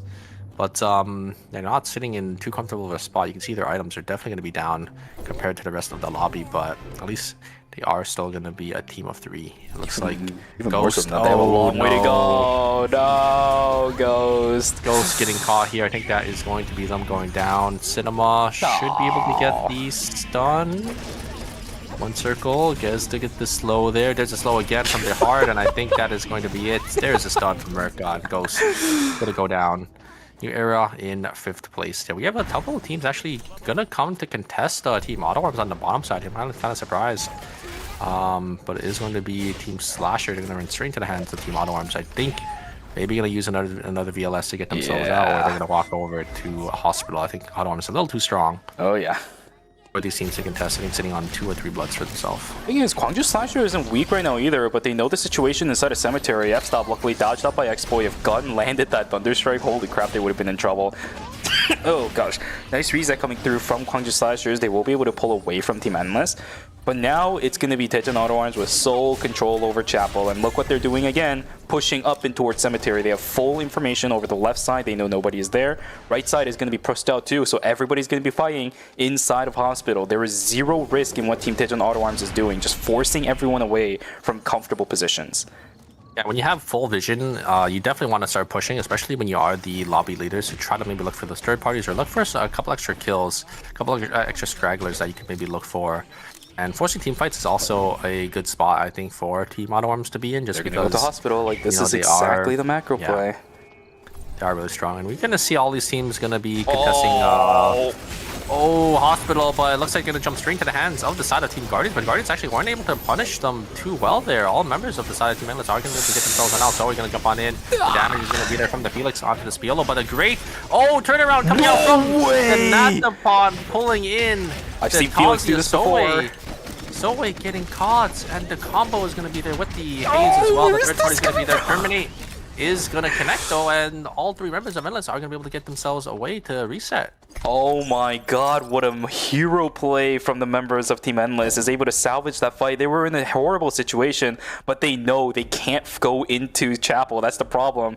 Looking for a little bit of a safety landing spot, will be able to find it, but now the positioning is all on them. Temporary zone in favor of the members of Team Kwangju Slashers. How do you push in on this? We're gonna see X-Boy on the side. Everybody with no mobility is being pushed over to the side too. Magician caught up with the full combo. He eats the right of the vampire breed. It's dead. Nathapon is dead. Down goes the Haze. There is just nothing that Team Endless can do. Welcome to knockout stage 4, my friends. How do you feel? This is the hellish place we were talking about ever since the dawn of time. We knew this was gonna happen. Now Endless is facing it. Not only did Magician go down, but he actually F-stopped the two enemies to give them safety as soon as they used up everything. And yeah, it's just Slasher gonna be the one to come out on top. That is so unfortunate for side Team Endless. They just didn't recognize that the Bianca was going to be over the wall there, and a huge find from X-Boy on this Bianca. I mean, Bianca is one of those picks we never see often, aside from X-Boy playing it, right? So X-Boy coming out, showing that Bianca can still, do quite a bit here if you are able to find these squishies. But now they're up into the Titans of Team Auto Arms here. Oh boy. You can see the positioning of the side of Team Auto Arms, how far back One Circle and Fable are playing, because they know how much range the side of Team Slasher has. Yeah, but look at the amount of respect they're also giving over towards America as well. Chronosphere is going to start closing in, which means there is a long way for Kwangju Slasher to walk on in, and this could get worse as well. Yeah, they are burning so much time right here. Chronosphere can even still move up towards the top left of Cemetery as well. The more respect you give over to the members of Titan Auto Arms, the less resources you're going to have to play with later down the road. Gun will finally start stepping into the Chronosphere, but everybody else on the side of Kwangju Slasher is still eating that time. Cinema's going to push away the member push. Todabi, and that blast wave. It's too easy on the backside. He blinks away from his heart. Fable is still alive though. If they can knock down X-Boy, maybe there's something he can do, but the execution bonus comes in. There's one. Can they find the Peacemaker? Yes, they can. Cinema on the inside. Can they get the damage output? Yes, they can. Push him in. No, it's not enough. No, it's not going to be enough. Gun, can he get taken down? No, it's not enough at all. Kwangju Slashers. Oh my god, what a hero play from Gun. Wow. One off the backs of Gun. 3 blood samples on this Felix. It just demolishes One Circle there. One Circle already used the Blast Wave to peel off of the Bianca ult, and it just gives Gun the window to just jump on in, just instantly kill the Celine, and turning the fight into a 2v3. Oh, I think that was one of the first times in a while I saw... Oh, actually, no, I mentioned this during the group stages, but One Circle is flustering a lot in this phase, because usually in those kind of situations, you know the heart is going to be next to you. We saw Fable actually running up towards One Circle to try maybe getting that Peacemaker down right before he fell, but he blinked away from the hearts. That's one of those things that happen when you panic. I mean, yeah, he was just trying to make distance, right, from that Felix, but yeah, I think just blinking away just allowed the Felix to just blink with them, and then it's just easy for Gun to kill. I mean, it was a really great blast wave, but just not having the recognition that the Felix was wrapping around, I think because of the nighttime vision there, Gun just able to find an angle on the top side, able to just seal the deal. I think just... yeah, just not having the tools, right? Because he already used a blast wave to peel off of the Bianca. If they just walked, I think, on the bottom side there with their team, if One Circle just walked down, would have been in a good position, because it wouldn't have given the Felix that window to look for that engage. Absolutely, really nice try from Team Titan Auto Arms, but again, it's one of those weird seasons where One Circle is a lot more flustered than we normally see him play. Because if you watch the history of One Circle, even if he's getting dove on by 3 people, on Theo no less, that man walks away from the fight unharmed. It's crazy how cool, calm, and collected he is.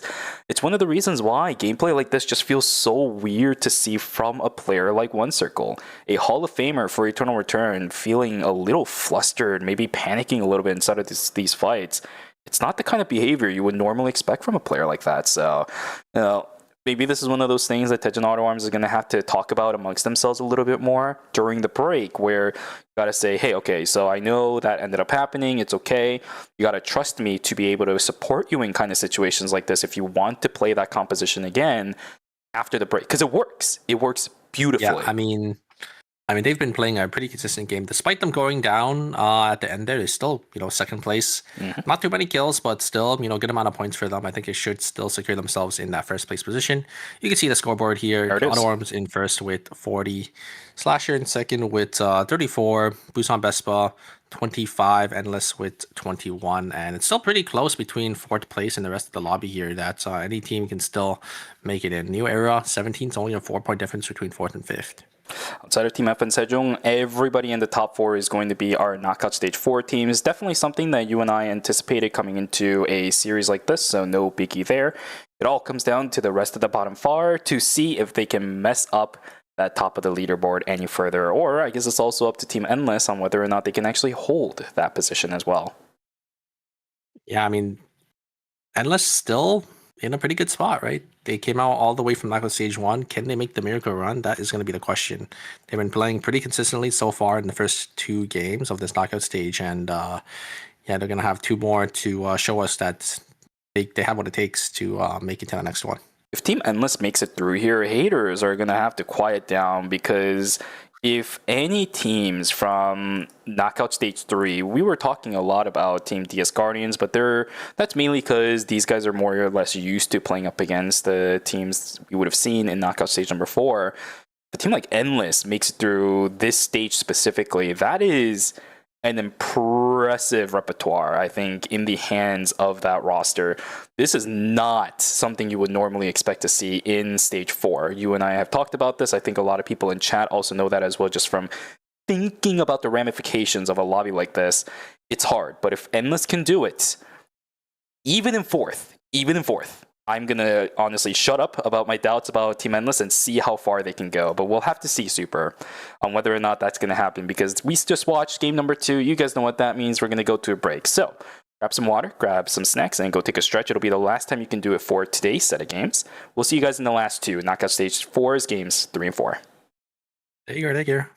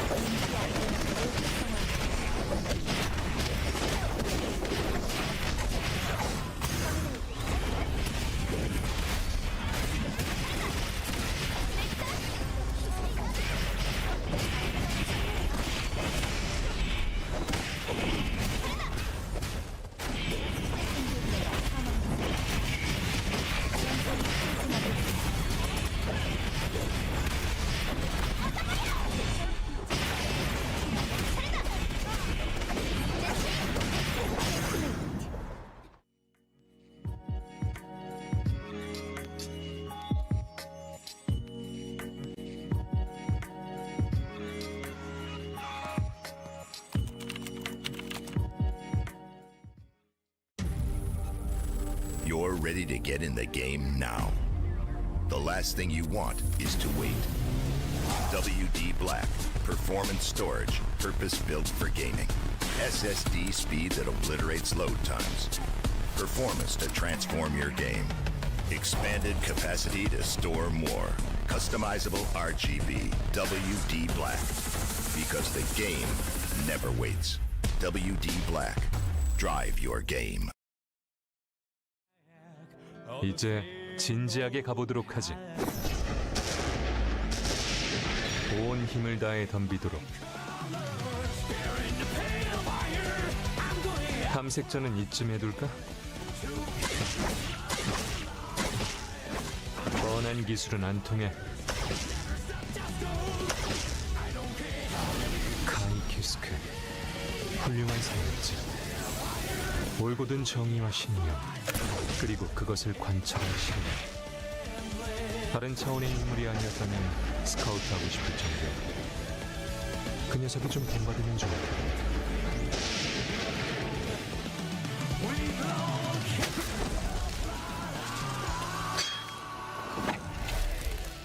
신뢰란 게 뭔지 보여주도록 하지.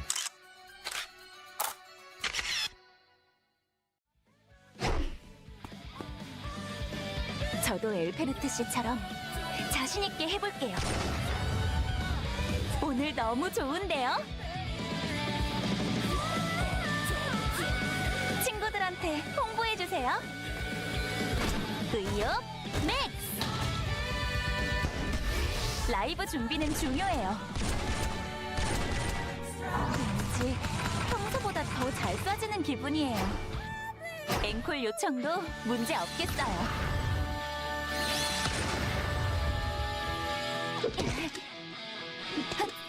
자, 많이 기다리셨죠?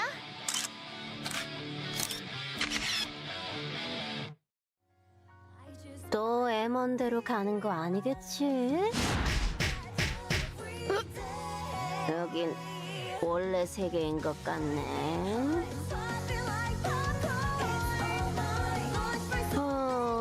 뭔가 좀 다른 것 같은데. 평행 세계니 뭐니? 지금 마시고 취하는 게 중요한 거 아니겠어? 컨디션 최고라고. 어때? 너도 취했지? 지금 거칠게 갈게.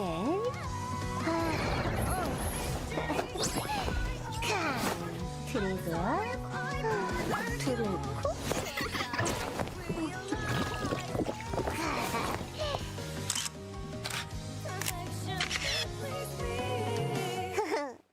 나도 한국 모바 볼까?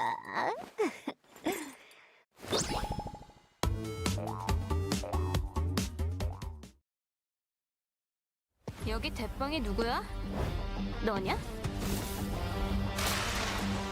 이제부터 여긴 우리 구역이라고! 감히 누굴 건드렸는지 깨닫게 해주지. 내 앞을 막는 건 다 쳐부숴버리겠어. 얘들아 가자! 날뛸 시간이야! 너나 쳐먹어라! 부숴주겠어! 참냐? 꺼져! 간다!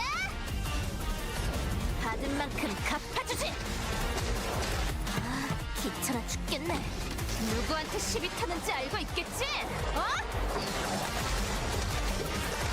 싸움은 피하지 않는 게 내 신조라고. 여기 모여라, 짜식들아! 너 머리가 좀 높다? 내가 좀 짜부러뜨려줄까? 대가리 조심하라고!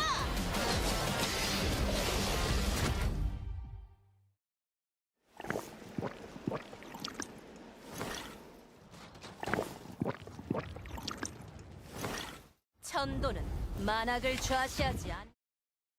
All right, ladies and gentlemen, welcome back from the break. Hope you guys had a good one, because that's the last one you guys get for today anyways. All right, we are now getting ready for our final 2 games of the day. I can't even say night anymore because of all the delays we've had. It's already 8 in the morning for me. So we got 2 more games left for the day. It's going to be games 3 and 4 of our knockout stage number 4 to determine the 4 more teams that will be moving on until tomorrow. Super. We've had a couple of solid, really good games so far. We had Team Daejeon Auto Arms taking away game number 1 in very dominating fashion. And then in game number 2, we also had, it was, I think, Gwangju Slashers taking it away because of an incredible play coming out from our Felix player. Yeah, I mean, Felix, one of those picks we usually never see too often. It's only played by, you know, those Felix mates, but they come out and they come out swinging, right? Oh, Felix yeah. sitting on that, I think 3 blood samples for themselves, just able to just completely carry the team for the side of Team Slasher, because X-Boy's ultimate did end up getting canceled out by the blast wave from, you know, one circle on that Celine. But yeah, Gun just finding the angle, able to solo out on that Celine on the backside, was able to turn it around for their team. Incredible gameplay coming out from all the teams that are coming in for us for knockout stage number 4. This is stuff that we anticipated way before the series even started, though. The moment we saw these teams being placed in this specific stage, we knew it was going to be an absolute fiesta between these 4 guys. It's just, I feel bad for the other teams that are coming into this fray at this point. Yeah, and we'll have to see if these teams are going to go back to the drawing board, you know, the teams that, you know, are on the bottom side of the bottom 4, or if we'll see these teams just sticking what they used to, or maybe just sticking with their team and just swapping up their team comp, or if we'll see some substitutions coming in. Yeah, I think that's the big thing that we have to take a look at least at the very beginning of character select. Have any players been substituted out? Because for a team like FN Sejong, for example, they really need to go back to... Sorry? Maybe we'll see Rosner. Is Rosner, maybe Rosner comes in? Maybe. At this point, it's either something is fundamentally wrong with the way that FN Sejong is playing, or their composition just isn't working, which you could completely flip over and just completely bet everything on your last 2 games, on the potential last 2 games, right? Because at this point, you're in 8th place. There's a massive point difference between you and even just 4th place alone. You need to come up with something. And if whatever you've been doing so far hasn't been working, maybe some drastic change needs to happen. Yeah, I think it's like a 15-point difference right now. They need to make something work for these last 2 games. 2 8th places, you know, not even that many kill points for themselves. I think they're only sitting on 8.5 points, I think, if I remember correctly.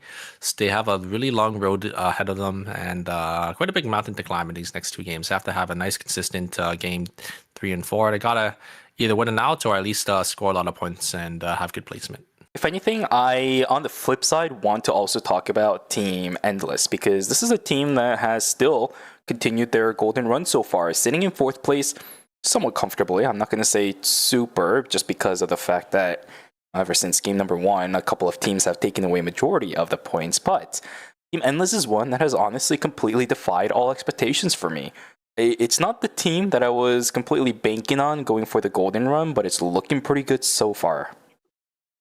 No, I agree. I do think Endless, in the first knockout stage and in the group stages, they're a little shaky, but, you know, they've been playing pretty well so far, and yeah, we'll have to see if they can continue their miracle run here to the finals. But I think we're just going to jump straight into it here, Shuvi. For game 3, what are we going to be seeing? This is going to be a Merca covered for FN Sejong as well. So looking like these teams are recognizing the strength of this character, and we're going to have some other players being or coming out to utilize this pick. Does this mean Adina for Pungwa? I think that's a little bit better. There it is. Yes. Yeah, the exact prediction that I was thinking about. So when you're bringing in the Merca, you're not playing triple DPS anymore. You do need a little bit more stability. And I think Adina fits this character perfectly fine because the follow-throughs are there. Yeah, I agree. Just because you have like the pushback from the Merca, and they can be easily followed up with the Adina, you know, lockdown combo there. And yeah, we do have that heart being hovered as well. So it looks like FN Sejong is going to be playing the team comp that Auto Arms is playing, but they're going to be swapping the Celine for that Adina. Yep, basically 2 mages that are going to be playing for that mid-range control perfect picks for both FN Sejong as well as Tejan Auto Arms. Things that you would pretty much anticipate a lot of these people to be playing other than the Merca just because of how new this character is. E8, it's a little bit sad, but he has definitely diverted away from only playing the IRM when it comes to competitive. He has been playing a wide variety of characters, and Heart is definitely one of them. So this isn't completely off the rails for FN Sejong. This is just an alternative strategy to make sure that they have a fighting chance. It is the drastic change, though, in comparison to what we've been seeing so far. Ooh, and Busan Vespa is going to be swapping it up. They're going to have Romantic going back to his signature Nadine, and Georg on the Priya. So they're playing it's still the triple backliner, but they're going to be swapping it up a little bit here. No Hearts, no Aya. We're swapping it up over to that Nadine and that Priya. This feels like a response more towards the Mercas more so than anything else, because now you have a Priya, now you have a Cecilia. It's going to look to punish the Merca a little bit more if she misplays a little bit. I don't know if this kind of composition really punishes anything else. I feel like they might be a little tunnel vision on the Mercas, but it's that character who's been doing well anyway, so you might as well. I think they're also just trying to play around the Nadine as well instead, just because I think Romantic, I think is one of the players that, you know, you should have, I think you definitely need to build your team around just because, you know, he's the ADC guy, right? So it's gonna be swapping it up a little bit for them. The Cella is still gonna be the same, obviously, and they're gonna try looking for that hyper carry on that Nadine on the backside. Yeah, the nice thing about this composition is that we actually do have a little bit of precedence going for this, because this isn't mainly Busan Vespa's roster, but this is or this composition, but it's actually going to be oh god, what's that? Dude, I always forget that team. You remember this happened last week as well, where I just forgot the other team other than Busan Vespa? Oh my god, I always forget what that roster is called. But there's another team that plays something very similar to this. So there is history behind this exact composition. I think they went first in their own respective groups, so we won't be seeing them until finals with this exact comp. What about NA? Is it NA? No, NA was in Group C. I think I'm thinking about Group. I see. Fable, ooh, gonna get caught here by the side of Overdrive. And it is going to be one circle in the bush here. Ooh, I like this. Oh my maybe god. baiting it out. Maybe gonna look for a kill on the backside. Yeah, they're gonna be able to just jump on it and get the double knockup. And here comes the ultimate coming out from Merkel. Gonna actually use it on the backside to try to peel for Celine, but one circle is gonna use it to go behind. Boys and Fable is gonna be able to get one, and a great double push again coming out from Cinema. Is able to peel these members away, but the engage coming out from Jackie is gonna be there. The ultimate is gonna come down, but Fable should go down here. One circle actually never respawning back on top of them. And there is the ultimate coming out again, the hard ult, this time from the side of Team FN Sejong. One circle still being chased by Bomb, but Bomb is gonna try to turn it around, but Overdrive is able to get one. Merca, getting a double push, and the damage coming out is able to secure that Hyejin there. Now the engage coming out. Oh my god.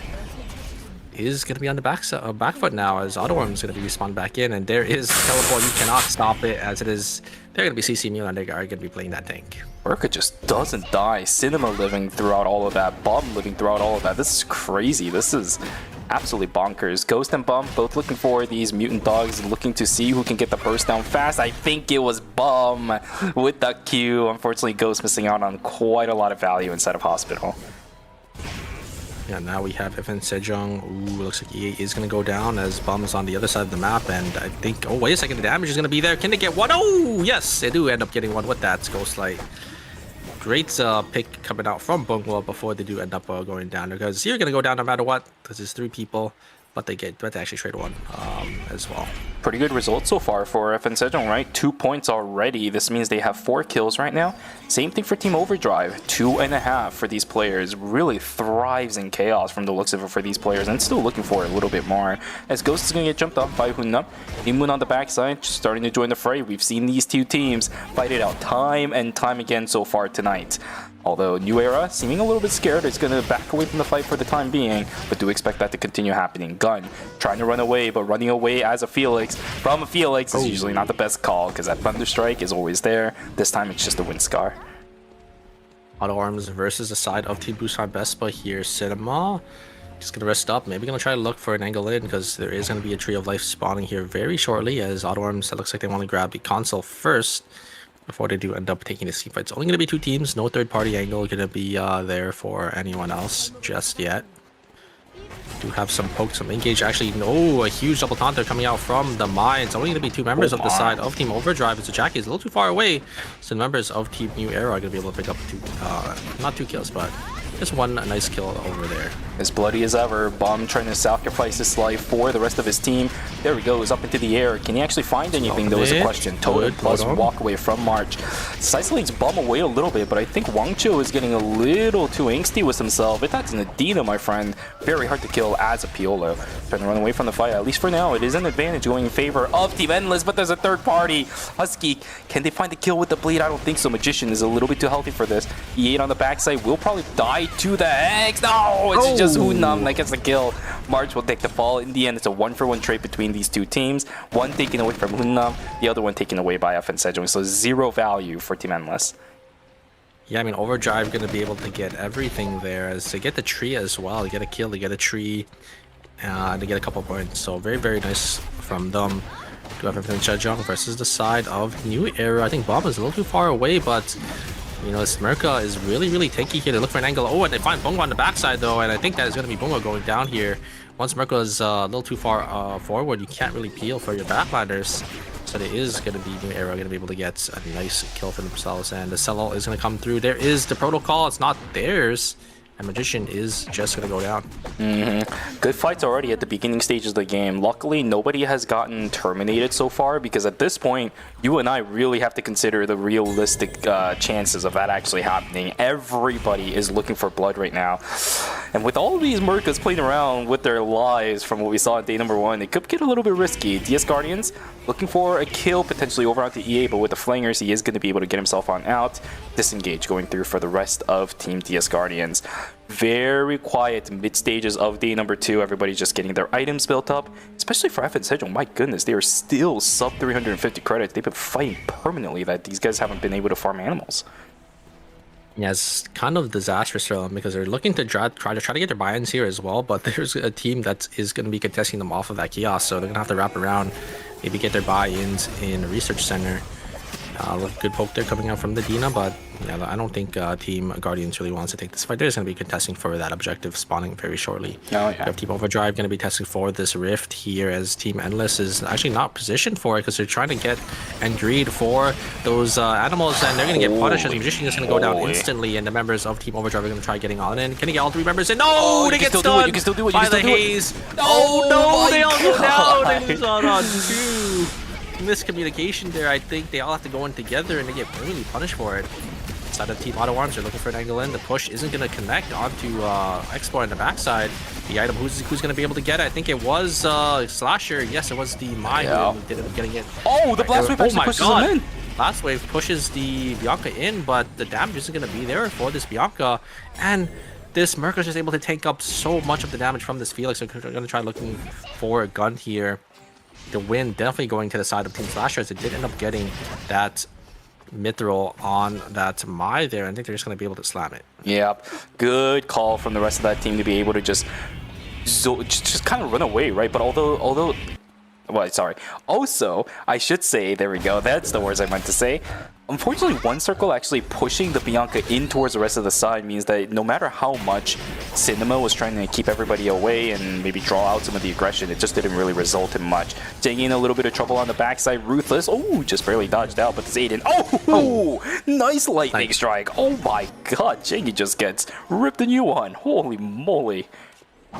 Yeah, very good snipe there coming out from Aiden, and the New Era picks up a kill. They're going to be able to get their buy-ins as well. Auto Arms versus the side of Team FN Sejong here. Both the Mercas, who Cinema just not able to get the push away onto the Merc, and both the Mercas are going to use their ultimate, but Cinema actually gets cancelled out here, and looks like they are able to find one circle that's pushed in. Great Peacemaker to keep one circle alive just a little longer, but one circle should just go down here from the Adina, and it looks like Team FN Sejong are going to be the one to come out on top, getting a nice 2 kills. Cinema is going to be the last member alive for the side of Team Auto Arm. Should be able to get away though, as Mirko is pretty mobile. So that is another good thing about this character as well. You know, as a tank, is you are just able to disengage and ride it out for your team when you do end up going down. We're starting to see the little pieces of fracture that Team Tejan Auto Arms has on their side. Really good fight from the other side too. But they're not dead. That's the big problem, right? This is one of those compositions that likes to scale in the end. And it's not like transitions-wise, Tejan Auto Arms is behind or anything. This is the kind of pacing that we've seen them for the past couple of games too. So not that big of a deal. Just a few extra seconds wasted for these guys. Shouldn't be that detrimental, especially just because we know how good of caliber players these are.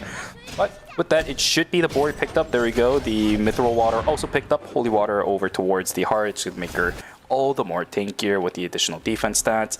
This is where Tejan Auto Arms is going to look for more and more credits. Although I don't... Is this pacing allowed for blood buys at the beginning of day 4? I don't think it is. This is pretty far away from that. Yeah, they still need to get either some kills or they need to get a lot more farm. I don't think they can get their buy-ins like they usually did. And uh-oh, looks like Fable might be caught out here.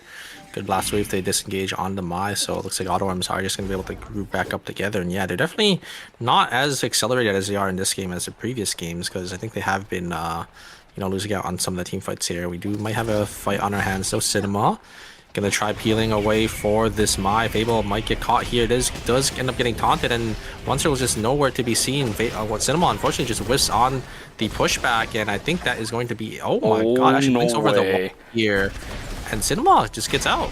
Oh my god, another Merc on the backside. That's going to knock up over towards the Haze, but pulls away from the fight. Bomb. Okay, playing a little bit safe. These are tight corridors, so this Haze is pretty good value. She's going to back away. Everybody just heals back up. Are we looking for a reset? Bomb's thinking about it. Oh, pushes them in. YOLO. Oh, no, it's not going to be enough as Pilo is able to just jump on out. And the poke coming out from the side of Team Endless is a little too much with this Haze and this Emon. They're just going to opt to just buy. Bongwa is going to be able to heal down. And yeah, looks like Evan Sejong is going to completely disengage now. Little scary for both of those teams, but yeah, looks like it is going to be Team Endless going to be the one to come out on top there. Yeah, I think I feel like Bomb just didn't have the dash on cooldown, because I feel like should have been able to maybe push the Haze back into the team there with that knock up on the ultimate, but I think just not having the blink or the W up, just not going to be able to do that there. Cinema gonna look for something here. Is just gonna walk away, and yeah, it's a little hard to push into the side of Team DS Guardian, so they're gonna be able to grab that box completely uncontested.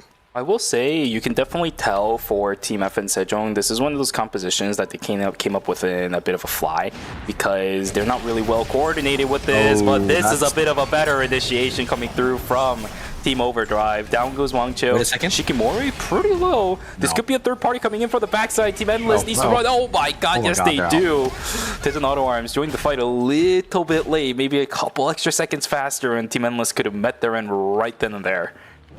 Yeah, that's a nighttime vision right there, right? Piolo walking straight into the hands of the side of Team Overdrive, and Overdrive is able to just kill the Piolo before he even has any opportunity to react. So a little unfortunate. Oh, I like this play from X-Boy on the backside. Does end up finding it. Automatic is able to solo him completely by themselves, and now Team Busan Best are in a tight spot here. I think G-Work is just going to be able to go down. Great flank and angle coming out from Expo, just waiting for all three members of the side Team Busan Vespa to walk by, and that is what Bianca thrives on, especially because they're playing a triple backline team, right? So it's so easy for Expo to choose any target they want, especially a character like Nadine, who doesn't really have any escape aside from their monkey, but not able to use it in time. There is no heart, no Henry, no nothing to keep these players alive other than Echoes of the Earth. But that's not saving you from from the Reign of the Vampire Queen that's already down on the ground. So yeah, Busan Vespa needs to be a lot more vigilant, especially when you're looking at fighting against comps that have these very long range, all of a sudden initiations that you don't really have an idea for. Great check from Kwangju Slasher. That's the recon drones that we usually want to see. Nicely done there. But this is triple DPS. It's going to make it a little bit annoying for the Mai to look for an initiation. X-Boy on the side will get an angle over towards G-Work. Early Echoes of the Earth goes down. Mai is taken away. Bomb, not Bomb, but Gun is going to run away from the fight. Luckily, FN Sejong joins the fray towards the end of it. They will pick up the purple box, but no additional points going towards their side. A Tree of Life picked up for everybody on Team FN Sejong. Yeah, this time it's going to be the side of Team Busan Vespa getting the one up on Jungdu Slasher. So just very nicely played. Just spacing out really well and making sure they disengage. And the damage coming up from the Dean is just way too much for the Mai to really handle there. So the Mai did end up getting taken down. You have the rockets being shot here. Once you've already getting chunked down to about 30% HP, a little hard for them to walk forward. I don't know if they want to look for this fight. I mean, they do have the Merca, so they could look for an easy push into their team, but, you know, pushing into a Haze and in Emma is going to be a little tough for them. I like the call from Team Endless to back away. They already dealt with the third party inside of the research center. They're not going to deal with that once again. Very, very dangerous with Overdrive still alive. 8 teams, actually, I should say, all alive. Is this the first time tonight we've seen where we're going 8 teams into night number 4? Yeah, 8 teams, 4 Wickline contests. I don't think we've had that before. It's always 1 or 2 teams getting wiped early, and yeah, everyone just still alive for this. A little far forward from the rest of their team, but is just gonna dash away.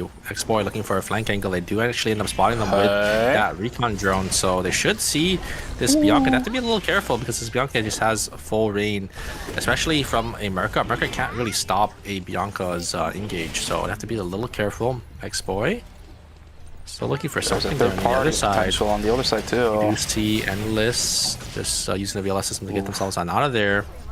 Some best spell kind of joining the fray now. Wickline's still up. Looks like it might be contested. Oh, we have 2 pops. 2 head pops, both Endless. Where? Haze and Emma just gonna go down. I think they were low timer. They tried using the VLS to get themselves in, and a triple random Damar Queen is gonna connect. X-Boy is gonna find it, and Evan Sejong unfortunately is gonna go down. But wait a second, is gonna be 3-man knockup, but is that gonna be enough? I don't think so. But I'm gonna try to get themselves on out of there. Youngju Slasher just is able to find the death of Sejong again. Just a disaster for them. Look at the credits. They don't have enough to get their members back up, and I think this might be it. Endless did end up going down to an 8th place, so at least that is a saving grace for Evan Sejong to not go 8th once again. But I think Bomb's gonna get spotted out here. Oh, they walked into the bush as well. Wait a second. They can't deal with this. Oh, wait a second. Oh, the Raiden of Vampire Queen. It's late again. It's late. It's late. No. Bomb trying to look for something because he needs credits. Take a desperation move, but is gonna get taken down. But Bomb stealing the fates. Wait a second. Oh no. Bomb stealing the fates of Team Auto Arms. Auto Arms not expecting Merca to randomly be in the bush. It just pushes all 3 members back into the side of Team Slasher. And now it's going to be up to Cinema to try to get their teammates back into this game here. And look at their credits as well. They definitely don't have enough to get all the 3 members. Probably going to have to sell something from one of those players. A little unfortunate. As Slasher definitely in position right now to sort of win out on this game. Same thing with Team Busan Vespa. Team Busan Vespa also looking pretty strong here on this triple range. I will say, stylistically, what Bum did is super cool, but logistically, it is probably the worst idea because they're gone early. They're still in 8th place. I don't know if they even have enough to make up the point difference compared to DS Guardians before this game even started. So, FN Sejong's odds not really looking good going into our final game. But again, as you mentioned, Daejeon Auto Arms is in a bit of a rough time. Yeah, one circle is back up. Lumi's gonna loop around again, but Jengi's inside the bush. Nice catch, perfect timing. One circle is gonna go down, and we are down to 1 again for Daejeon Auto Arms. This Merca has to pop ultimate at this point, but Tazia's on the backside. No, she's so fast. So we already knew what the plan was for Cinema. Yeah, the problem with Merca is that she doesn't, like, her escape is pretty good, but you know, it's not that good, right? An enemy who has movement speed can just chase you down, especially a team that has a lot of dashes, because a move like her E doesn't really give her much distance, but her W is on a pretty short cooldown, so I think they should be able to get themselves on out of here with this jump pad. And yeah, they're gonna have to rat it out for a couple more placement points. Only sitting on 10 seconds left. Should be able to get some extra time from this zone swap, but we'll have to see. Oh, did Overdrive see this? Oh, they definitely did. There's no way to stop this unless Hunam gets here fast. No, the stun is there. I think Cinema has been taken out at this point. Ultimate. Oh, jumps over the wall. Husky's on the chase, trying to get the knockup, but Husky's way too good with it. The Cinema is going to get the stun, but I don't think it's going to work anymore. 10 seconds left on their timer. Dashes over the wall, but Husky is there to intercept. Down goes the auto arms. There it is. Final auto attack from Shikimori will finish it out. But a lot of time invested from Team Overdrive to just go for that one single kill, and the VLS invested too. Yeah, it's a lot of their gadget points, huh? Because they can't get, maybe it's gonna cost them one safety orb, which is really bad for the side of Team Overdrive. Is that worth it for 1 kill? We'll have to see.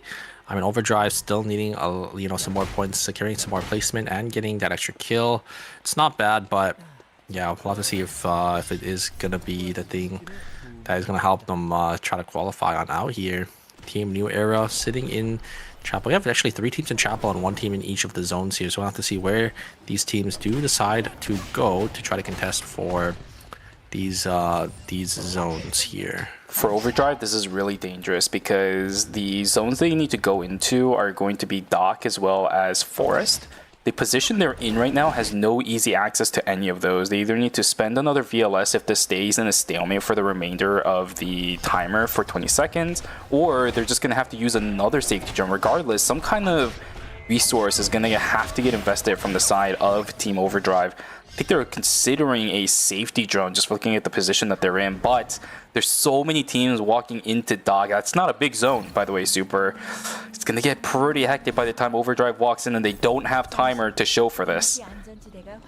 Yeah, I think they're just going to have to send it on to this team because they only have 14 seconds left. They're not going to have any time to really look for like a safe team fight here, because they're going to be forced to take a team fight no matter what with their timer only sitting on about 12 seconds left. We do have a fight though in Forest. Here comes the Arena Vampire Queen is going to connect onto 2 people. There's the damage from Explorer is going to be enough. The damage from this field is way too much though for the side of Team Guardians, and they are just able to focus down gun this time, and it is going to be Young Yustasher going to go down to the side of Team DS Guardians. DS Guardians going to be the one coming on top. Engage on the backside here. There's a lot of damage being exchanged. It looks like Busan Vespa is going to be the one in trouble. And look at the time they have to get in the zone. They have to get in. Aiden needs to get in here. They do end up getting in, but the third party for the side of Overdrive. I'm surprised these 2 teams ended up fighting because they should have known that a team like Team Overdrive was still in the zone, and Overdrive going to be able to reap all the rewards getting this third party. But wait a second, Busan Vespa, they get the hedge in. Oh, that's massive. I think Busan Vespa can actually play this now. It's going to be a 2v2v1. Oh no, 2v2v... No, that's just it. a 2v2, yeah. Yeah, the Aiden did end up going down from New Era, so just a 2v2. But this is hard. It is. Yeah, it's a Jackie and a Yan. It's going to be up to G-Works ultimate here if they can get a good one. Shields are going to be there, but no damage is sticking. And look at the timer. Oh, what the heck is that? From Can they get this Yan? They have to get this Yan here. Great pull in, and they actually get it. Now it's going to be the Jackie. The Jackie has to look for something here, but a great flower explosion from the G-Works to actually push the Jackie away, and G-Works going to explode. Oh no! With 1 second remaining, G-Works clutches it up, hits the flowers, and the Jackie goes down. If G-Works exploded, I think it was for sure Team Overdrive's temporary zone there. Yeah, absolutely. How did Overdrive flub that? Oh no. Oh, it just came down to the wire. So well played from Busan Vespa. Now they're gonna have to go into the hands of Team DS Guardians, and when you're playing a triple backline team, pushing into a full dive team is going to be a little tough. They're gonna have to just slowly start to make space for themselves, but yeah, Team DS Guardians not on here, guys. They get the catch onto Romantic. Wait a second, good blink away from Romantic. There's the Echo to Dirt as well to split them away. And Busan Vespa are gonna be okay, but Romantic not gonna have that blink up now. And the next time he gets caught, it's going to be it for this Nadine. Yeah, but that's also, who is it? Jingy's blink on the way as well. A really good response so far from Team Busan Vespa. Now they just have to play slow. A lot of initiation tools are gone from Team DS Guardians. Paradiso is gone. No blink is there either. Tempest Hydra is also gone from that side too. So as long as they don't deal with the wall, maybe there is a chance Busan Vespa can find some kind of footing. Nice dodge on the wall just by a hair for Romantic. That's going to be an extra few seconds of time that Busan Vespa can buy, because now these guys have 10 seconds left on their timer. Oh, what's kind of surprised about this. It's the Chronosphere starting to move down. I like this heads of play from DS Guardians, but now they put themselves into a tight corridor. Zilla damage is so good. Priya damage is so good. Freya last to buy even more time. Busan Vespa is playing this perfectly. The pull back in. Min gets caught again. Down goes Jengi, and despite all the efforts from Zoe, it just does not matter. Busan Vespa with the triple DPS will take it away. 19 points to finish out the game. What a finish. GG's.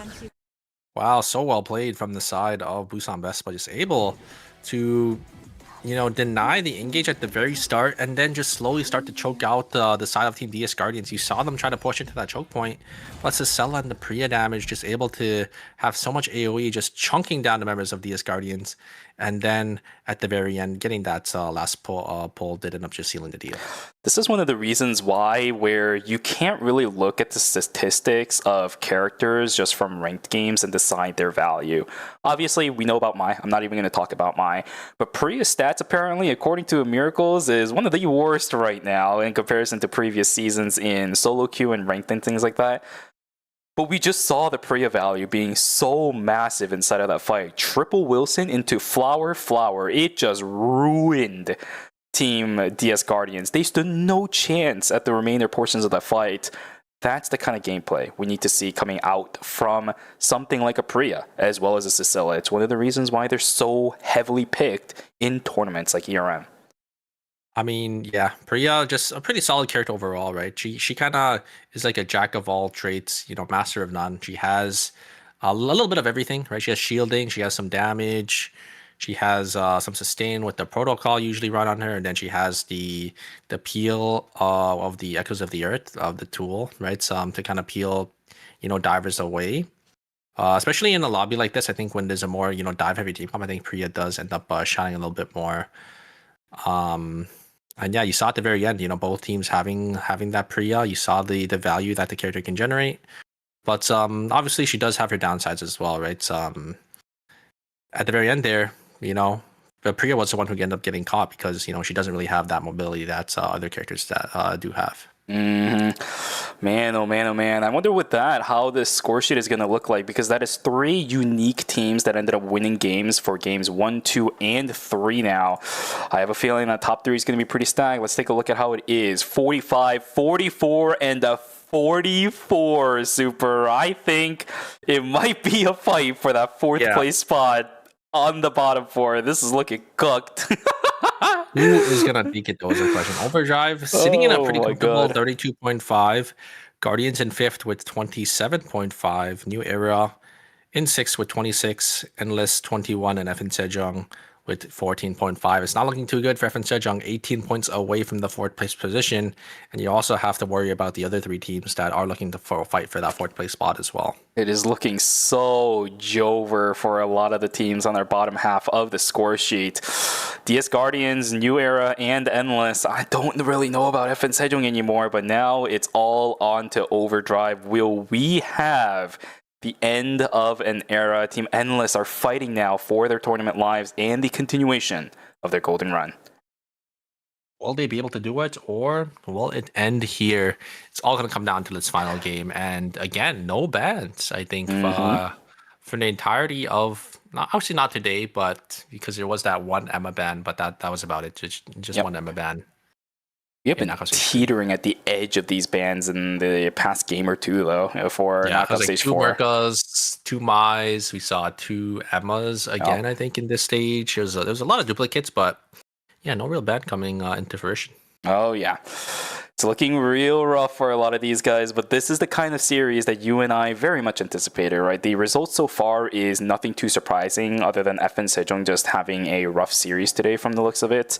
Even DS Guardians for right now are kind of teetering on the edge, but they're still at that point where we can potentially see them making it out. It's not going to be too surprising if we see 4 National League teams making out in Knockout Stage 4. So the results themselves are to a certain degree predictable, but the way in which we got here, I think, isn't. 3 unique teams winning every single game back to back to back for games 1, 2, and 3 so far for Knockout Stage 4. I want to see who wins the last one. If it's Team FN Sejong and they somehow make it out of the stage, that would be one of the craziest turnarounds in a long time, but we still have to watch for that to happen, right? We still have 20 minutes of Eternal Return to watch to see if that's even a possibility going into our last one. Yeah, and they're at an 18-point deficit, so it's going to be really hard for them, I think, to make this up. But, I mean, if there's any team, I'm sure Team FN Sejong has got it in the bag. We'll have to see here going into our final game very, very shortly. I think we're going to be able to jump into it anytime now. And yeah, I want to see if they're going to swap up their team comp. They're going to just play the Merca again, or Maybe go to the Mai. We'll have to see going into the final game. Oh, I am so excited, Super. This last game, honestly, the series as a whole has exactly delivered what I was anticipating the moment I saw this thing. Very, very glad about the results I'm getting so far. Of course, it's going to feel bad for the 4 teams that are going to fall out and drop out of the tournament. But what did you expect? It's a lobby like this. You knew it wasn't going to be a fun time for anybody coming up from the lower stages. Even DS Guardians struggling a little bit at this point. That's just the way the cookie crumbles. So let's see how it goes, folks. Final game of the night, of the day. I don't even know what to call it anymore.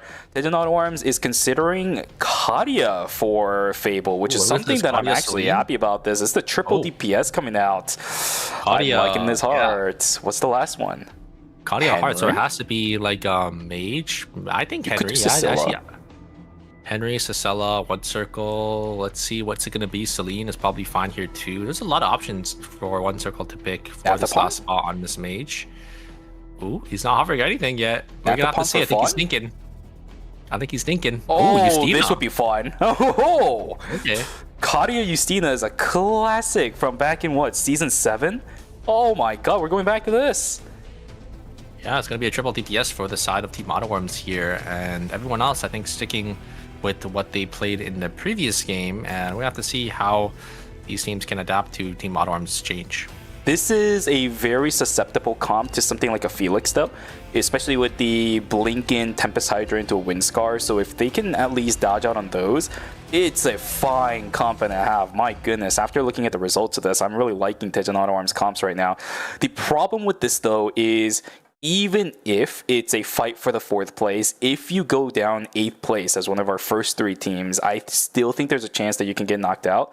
So this is still a very risky move, I think, from Team Tejan Autoworms. Most of these plays are going to have to be safe at least going into, I think, at the very least, day number 5. By that point, you'll probably have enough points to be safe in that top 3. But until then, do expect Team Tejan Autoworms to still be at a risk. Triple DPS is one of those kind of compositions where you're always going to have that risk of falling down early. Yeah, I mean, even I think just 10 points or even 5 points is probably just going to be enough to secure them. So we'll have to see, because they are in that first place spot, right? So yeah, we will have to see, you know, how many points they're going to be able to grab in the early game to make sure they are secured. And, you know, knowing Team Autoworms, they're a pretty consistent team. They'll always at least get like a couple points. But if they do go down in 8th place, yeah, it could be a disastrous way for them to go out here. Yes, sir. All right, the last game of the day after all the delays. We are finally here, Super, to determine the 4 teams that are going to move on to even deeper hell after this, right? It doesn't get any easier for these players. That's the part that's really annoying for all of these guys. You know, you should have just played better during the group stages. Yeah, I mean, you're going to be joining Busan Vespa, Slasher, and Autoworms with you going into the next knockout stage, which is gonna have even better teams as well. So it's just gonna get even harder and harder coming out from the knockout stage point, which is why I was so surprised, you know, that we see these teams all the way down in the lower knockout stages. Fortunately, Shikimori getting flanked on the top side. We're gonna see another fiesta of multiple teams dealing with this. The push out. Oh my god. He will still get taken down because of this fiesta. How many teams are here? 1, 2, 3, 4, 5? I think that's 5 teams. Soe is trying his best to run away. He actually has the Paradiso inside of another Peacemaker that's coming out. There's the push away from the Merca. She's still alive. How is Merca still alive? She doesn't die throughout all of this. Oh my god, there's a break over onto Team Overdrive. This was like the 3rd team that walked in. There's a 6th team that walked in here too. What is this? Yes, Guardians is here as well. It looks like they're able to catch Cinema on the backside, and it's going to be One Circle versus E8 and Bum here. But I don't know what's not enough damage. Bomb is still alive on this Merca, trying to get his push damage, but blinking on forward, does get the stun as well, does get the slow. I think One Circle is going to go down here on this Justina. Bomb should be able to get one more. There's the push in, there's the stun. Oh, doesn't connect. And One Circle's able to get out with the speed gates, and Autoworms are actually going to be the one to come out on top. Actually, no, Guardians having half a point more than them. 2.5 points for the Guardians and 2 points for the side Team Autoworms. Yeah, there would be something wrong with this Merca character. She just does not die. Yeah, so much chaos that she brings to the table, but she always lives through the chaos. I think people have recognized school is where it's school is where you want to be for these early game kills, like, because you do want to look for these early game you know, points, right?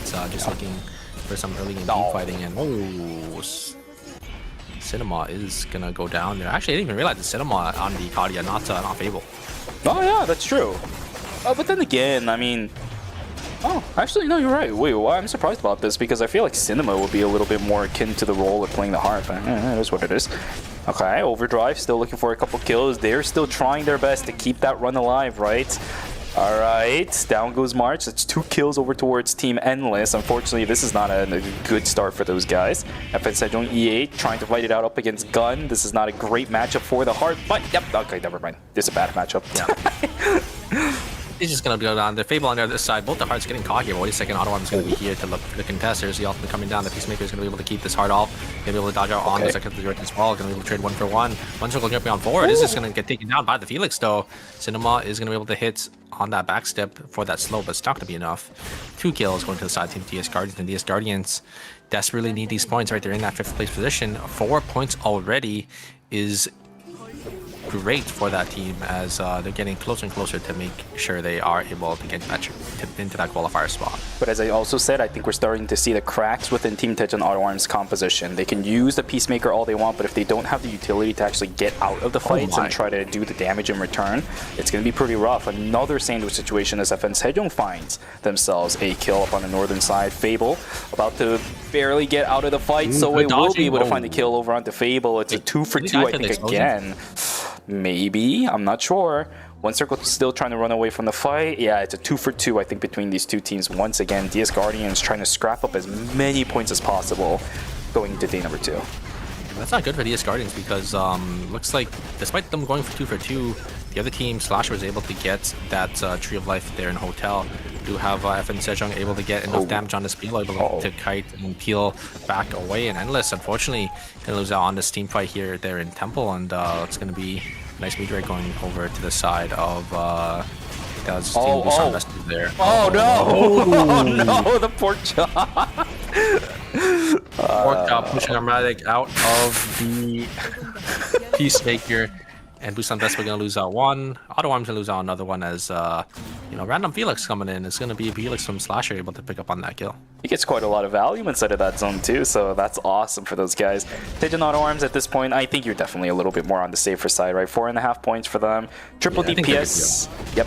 We are still seeing, as I said, the cracks in the composition like this. You're always going to be under the threat of something like going up against the Felix that's going to be able to block out a lot of damage from both the Kadia and the Heart. You're going to be going up against something like the Bianca that will just jump into all of your ultimates and still have more value than the Peacemaker combined. So it just is what it is. Romantic will also get taken down as Busan Best struggling, at least for the beginning portions of the game. Only half a point in compared to everybody else's. At the very least, 1 outside of New Era. Yeah, you see the credit counts of Busan Best, though they want to get their buy-ins, but I think G-Work just opting not to call in down there in Chapel just because they don't have their team with them, so a little risky. Auto Arms getting their buy-ins as well. At this point in the game, you usually see teams just slowly starting to slow down, get their 4-score buy-ins so they can get ready for the next objective coming up very, very shortly here. We do see a couple alphas, I think, on the bottom side of the map. Looks like we have one in Factory, and the other one, I think, is all the way up in there in the gas station.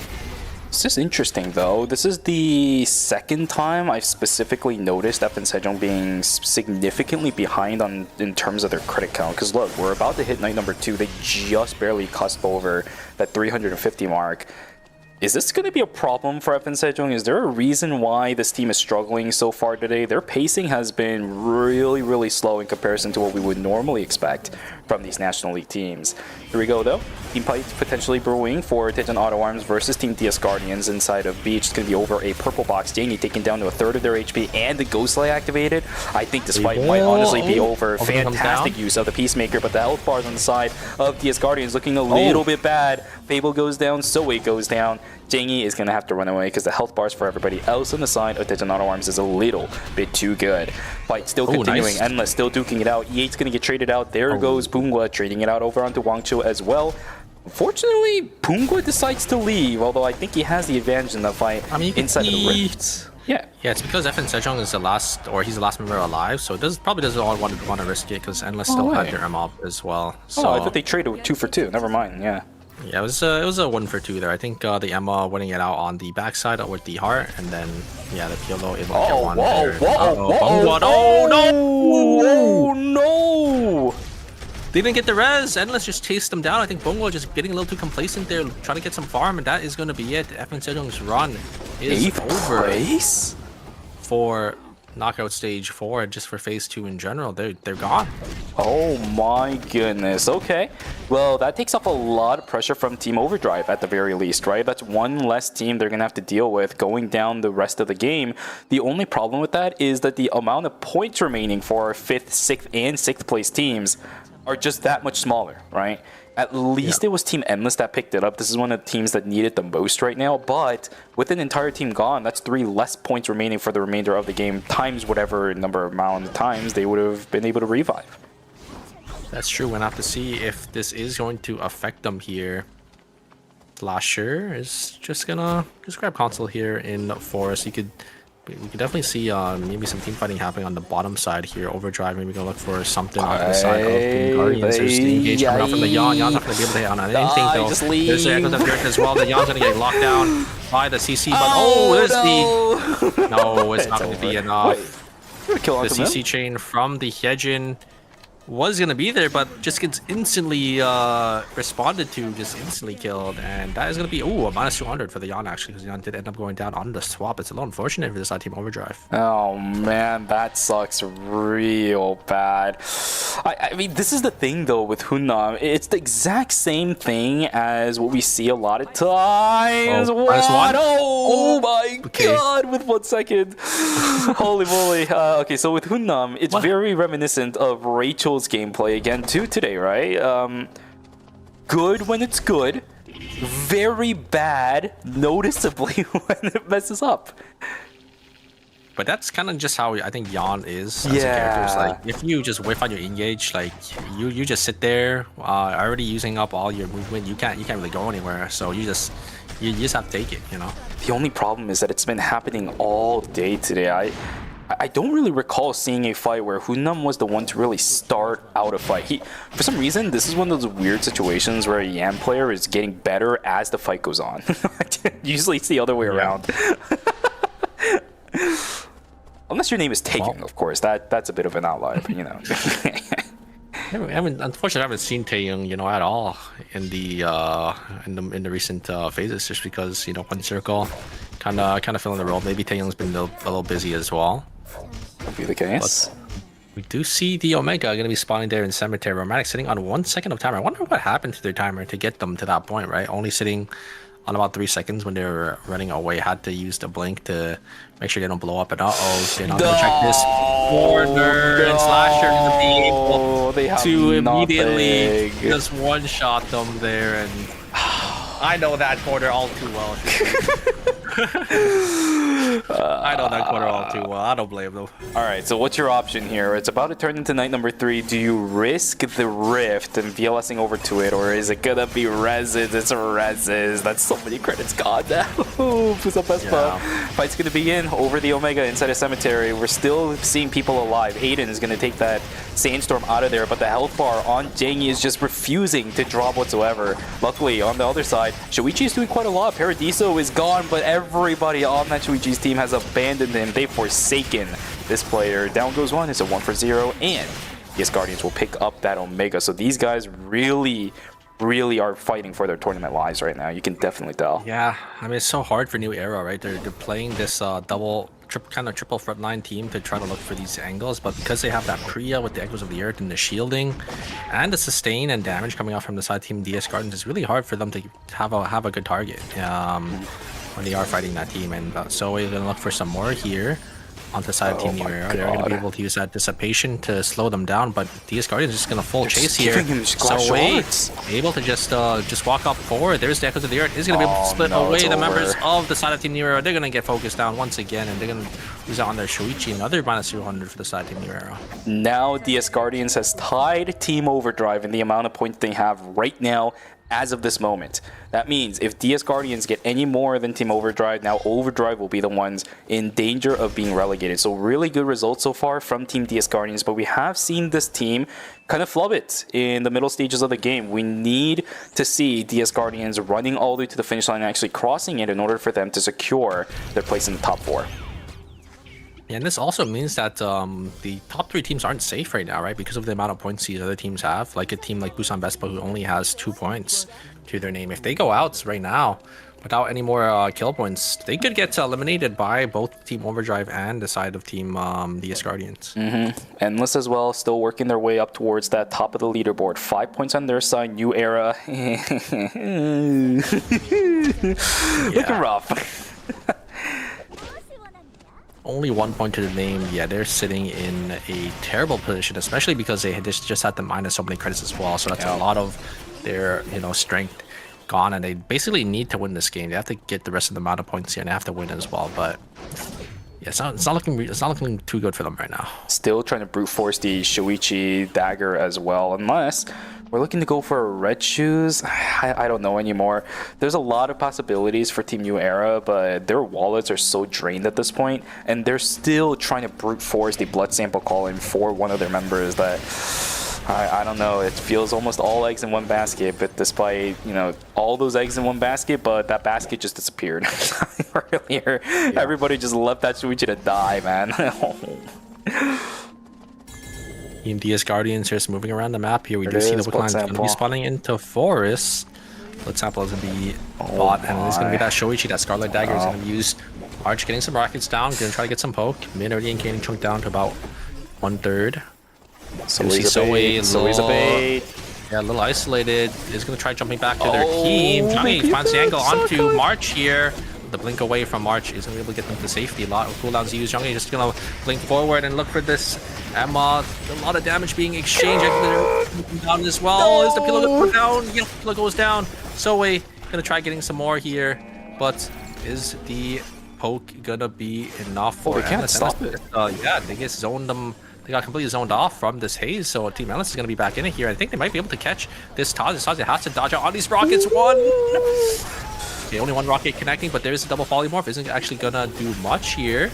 Oh, no. So it does end up going down, and now Team DS Guardians are going to be the one on the back foot there. There's a double polymorph onto the Felix and Lockdown. Endless going to be the one to come on top. I think overextending a little too much there. Soe getting caught. And Guardians now not in a good position here, as it's going to have to minus 400. Look at their items. They're not in a too good of a spot. Busan Vespa, I think, able to get this Wick line completely uncontested here, as they're going to be sitting in a pretty good spot. There's an Echo here to make sure that they get everything for free. Yep, fantastic draw away with the pull away on the Wick line as well. I think you're right, though. It's a bit finicky for Team DS Guardians. Now that they also missed out on the Wick line, there is no chance the team is going to be able to look for a blood sample anymore. Worst time in the series for Team DS Guardians to start falling behind on transitions. Now they're going to have to deal with Team New Era once again. Do they have the damage? Do they have the utility? Echoes of the Earth is going to go completely wide. Good amount of damage over on towards the Mai, but that's just the Mai. Down goes Min. Can Soe, can Jangi turn it away? Yes, they can! What happened to the health bars of Team New Era? Oh no, they just disintegrated all within the hands of Soe. AoE, baby. Tazia just ruins the day of Team New Era. It is not the time for that anymore. Oh my goodness, where did they go? Yeah, the burst damage coming out from the ultimates, I think, of the Tazia. Just so much AoE. Yeah, they just got completely obliterated. Will DS Guardians check this push? They did. They do end up checking, but it might be a little too late. The engage actually isn't going to be there. The jump is going to be invested as well from this Jackie. That's a lot of utilities. Look at Team this. Overdrive, they ended up using a lot of their abilities. This is going to be reopening, but the items on the side of Team Overdrive are actually just not there as well. So yeah, I think Team Auto Arms definitely want to take this team fight. Unfortunately, Shikamaru just not able to catch any of the members of Team Auto Arms there. Yep, Overdrive's main goal right now, live. Living is all they can look at. They got enough points at this point to be pretty reliably safe. Right, 7 points, No, definitely not bad. I think Guardians outscore them right now. Oh yeah, no, absolutely. But to a certain, oh wait, no, you're right. Whoa, you're absolutely correct. They are outscoring them by, what is that, 4 points right now. Overdrive needs to be a little more proactive than this. Wow, I didn't realize the score difference was that big already. The problem is Overdrive has no items. Like, they are really weak, and this is a team comp that desperately needs items over their opponent, right? Because they're playing Jackie, Yan, Hyejin. We can even end it from Jackie.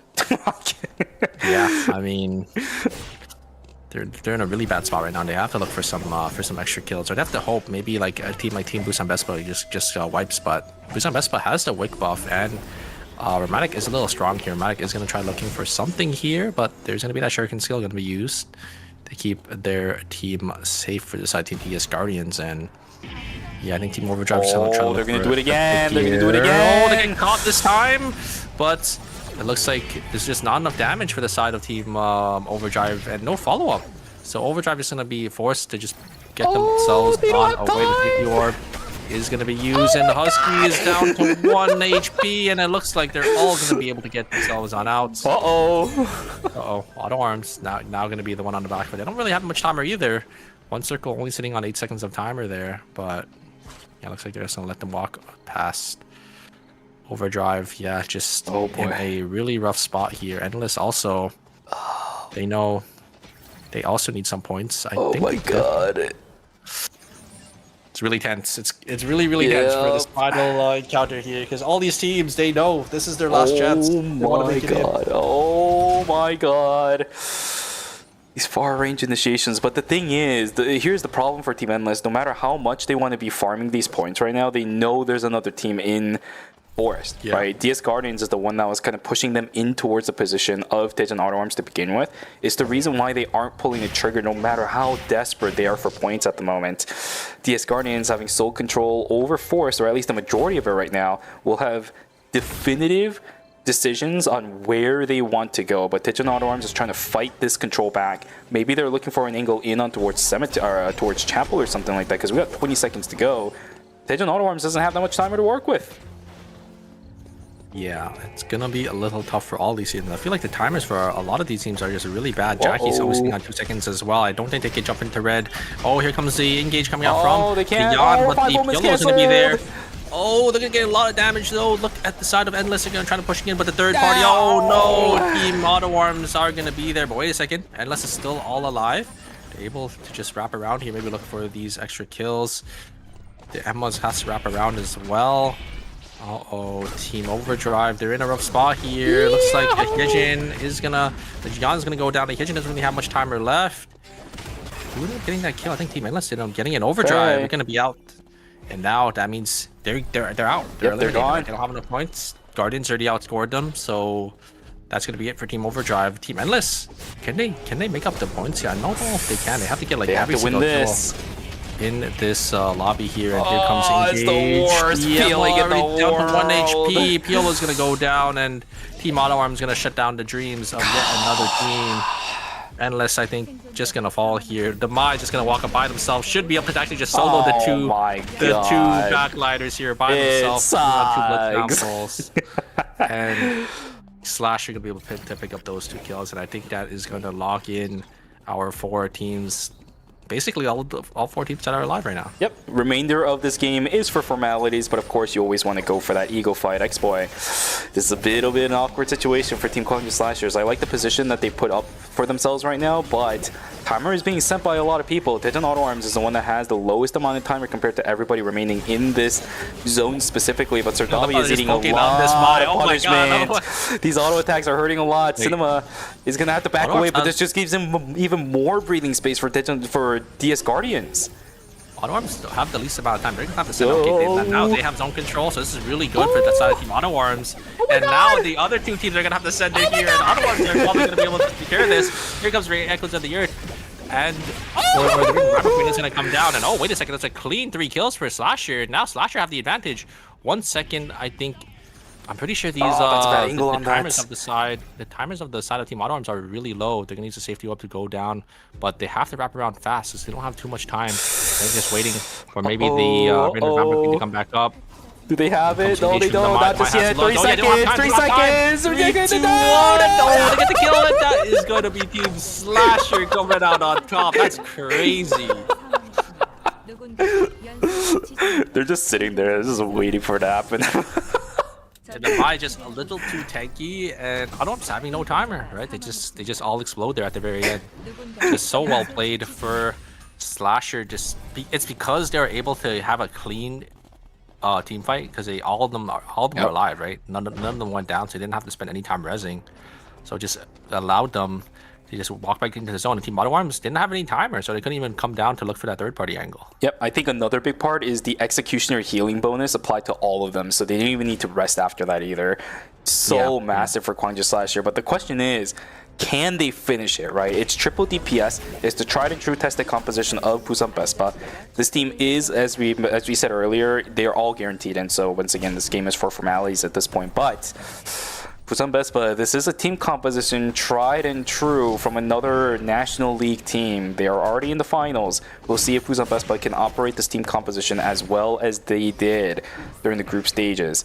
But on the backside, X-Boy, as the Chronosphere starts to close in, it's going to get more and more dangerous for these triple backliners up against something like X-Boy's Bianca, who also, by the way, has that blood weapon on the VF. It's been such a long time since I've seen the death, but they're pushed away slowly by this Cecilia. This is such a weird position these players are looking to fight on. Chronosphere is just walking away from these guys. Yeah, and they have to just look for an angle. They have to just send it, but it's so hard to send it, especially to a triple backline team with that Priya as well. The Priya can just deny the Felix's and the Bianca's engagement. Everywhere. Here we go. Gonna go in, actually get an angle onto Dramatic. I think Dramatic is going to be able to blink away, but they just turn their sights straight onto the Cicella. Cicella's going to go down, and Slasher just play a excellent dive there, able to catch anyone there. First catching Dramatic, and then just immediately turning onto Cicella when X-Boy was able to tag them with the and that is going to be Team Slasher coming out on top once again with the 25.5 points, securing themselves in that first place spot. X-Boy, you beautiful human being, is able to land that triple Reign of the Vampire Queen, split the entirety of Team Busan Vespa like the Red Sea. What an absolute lead of X-Boy. There it is. GG's called out. We're going to have Kwangju Slashers taking our final game of the night, and I think with that, we have created 4 unique teams. I don't think Kwangju Slashers has won a game so far tonight, so hey, you know what? Have they? Hold on a second. Bianca. Oh, maybe they did. Did they win the one in Cemetery? Did win. Yeah, they did. Right? Yeah, because it was off the play of off of Gun, exactly. So Kwangju Slashers being our unique 2-game winners for knockout stage number 4 in a pretty dominating fashion in that final fight too. X-Boy this time is the one to turn it around instead of Gun being the mainstay player. I think this is one of the most beautiful things about these ERM teams, right? Especially the ones that are in the National League. Not one single person is the sole carry of that entire team. It's everybody pulling their powers into one. 100%. I think I feel like a lot of teams just forgot how to play into Bianca, right? Because we saw a dominant performance from X-Boy like a long time ago, or it wasn't just X-Boy. I think there was another player. I know Jumo used to play a lot of it. There was another Bianca player that played Sua. I forgot their name. Do you remember? Definitely not Rosner. Oh, Magnani. Oh, Magnani. Oh, yeah. Oh, yeah, my God. Where they went. Blast to the past. I don't know where they went, but like those two players, like Magnani and X-Boy, had a dominant performance in the previous. It was like really early on, like in season, 1 through like maybe 2 or 3. Yep. Where we saw, Bianca, kind of dominating. But then, I guess a lot of teams kind of adjusted and they kind of, knew how to play around it. But now we're kind of getting a reminiscence of the past, of Bianca kind of coming out and dominating some of these teams that are really respecting, the range of this Bianca. Everyone has forgotten the pain of our beautiful queen, Bianca. She is so dominating if you can do this. And I think one of the biggest things about the Bianca is people are so accustomed to fighting against Henry's range now, which is severely limited in comparison to something like the Bianca, right? Henry usually doesn't run something like the amplification drone, so you don't have the bonus movement speed from there, because of course, why would you, right? You don't get the bonus movement speed from it since you're stationary. She can also be moving around using her mobility skill. You can also blink in the middle of it. There's so many things going right for Bianca that Henry does not have access to. These triple DPS compositions that brought Henry every single time has thrown off the available range of initiation that I think something like a Bianca has. So people definitely got thrown off today, but it's something you can practice for. These teams have played against Bianca for ages, so I don't think it's going to be long before teams can get used to it again. Yeah, and you'll be able to see that tomorrow for knockout stage 5 and 6. It is going to be 2 hours earlier. Remember, we're going to be starting at 3 a.m. EST. And the 4 teams that are going to be joining us is going to be 4 National League teams here. Yep. Slasher, Auto Arms, Busan Vespa, and Team DS Guardians. Unfortunately, that does mean it is going to be the end of Team Endless's Golden Run. And FN Sejong going out here in 8th place. Definitely a rough set of games today for Team FN Sejong, although I did see that Spark of Light with the Merca coming in, they're going to have to practice on it a little bit. It's definitely obvious, at least from my personal perspective, that the Merca pick was impulsive after the break. It worked out a couple of times, but in comparison to what we saw from Cinema's Merca, I think Bums was a little bit lacking. So if they want this composition to play again in the LCQ, or maybe they will qualify for day number 1, maybe their phase 1 performance was good enough that they can automatically qualify into day number 1, despite whatever results end up happening. Maybe at that point we might want to practice the Merca again, because she will be available for season finals. Other than that, just get luckier, I guess. These teams have inspired me. Blink Marka, I'm going to play it. On stream. There it is. Right there. Expect the stream to come online tonight, everybody. Right before ERM. Are you going to get some sleep before ERM tonight, or is it just going to be one of those you stream, you stay awake? There's scrims, so I'm going to be playing scrims tonight, and then... Usually stream those, don't you? Yeah, I'll be streaming scrims tonight. And then ERM cast, and then we have the qualifiers on Saturday, and then ERM again. So it's a pretty busy weekend for me, especially since I also have to go to work right after this. Yep. It's going to be a bit of a hectic weekend here for Super. But as you guys heard, fortunately for Super, that man has a little bit more has to do IRL. That banned word that nobody likes here in Twitch. An actual job. I'll try to see if I can get this out for you guys as soon as possible. Top SUER151 for the off-air coupon today if you guys want your 5 common season fragment vouchers, as well as the extra drop token if you missed out or you want an extra one. Hey, we just add a P in there, Yeah, I guess so. Top Super 151 could have been. I thought you were saying towards the end. I was like, what are you even talking about? But nah, yeah, you're absolutely right. It could have been Top Super. But yeah, no, it's without the P, everybody. Top SUER151. Pretty easy code to remember for today, but people are typing it in chat. Thank you very much for that. Because Super has to end it a little bit early here today, I believe we're going to end it off a little bit early too. If you guys are missing drops, then do go to the JP stream over on Twitch. They're also going to be probably continuing until the end of the broadcast itself. So make sure you guys do that. But we'll see you guys here tomorrow at the same time that Superior mentioned. It'll be 3 a.m. Eastern time. So make sure you guys join us at the correct time, I should say, for knockout stage 5 and 6. We'll determine our top 16, our top 12, and then our top 8th by the end of tomorrow. So do be excited for it. It's going to be a fun time. Yeah, and then finals on Sunday is going to be that checkpoint format. So who knows? Maybe we'll have it in 5 games. Maybe we'll have 7 games. Maybe we'll have 9 games for you guys. You guys will have to come out and find out for yourself for the finals. I have no idea what's going to happen. One last look at the brackets before we go. Unfortunately, there is no golden run remaining for the rest of this tournament. But we do have, for tomorrow, it's going to be Team Urice Gangwon, Windrunner, Gyeongnam Sparkle, Mer Gaming, and Gwangju Slasher, Daejeon Auto Arms, Busan Vespa, and DS Guardian. So be excited for that.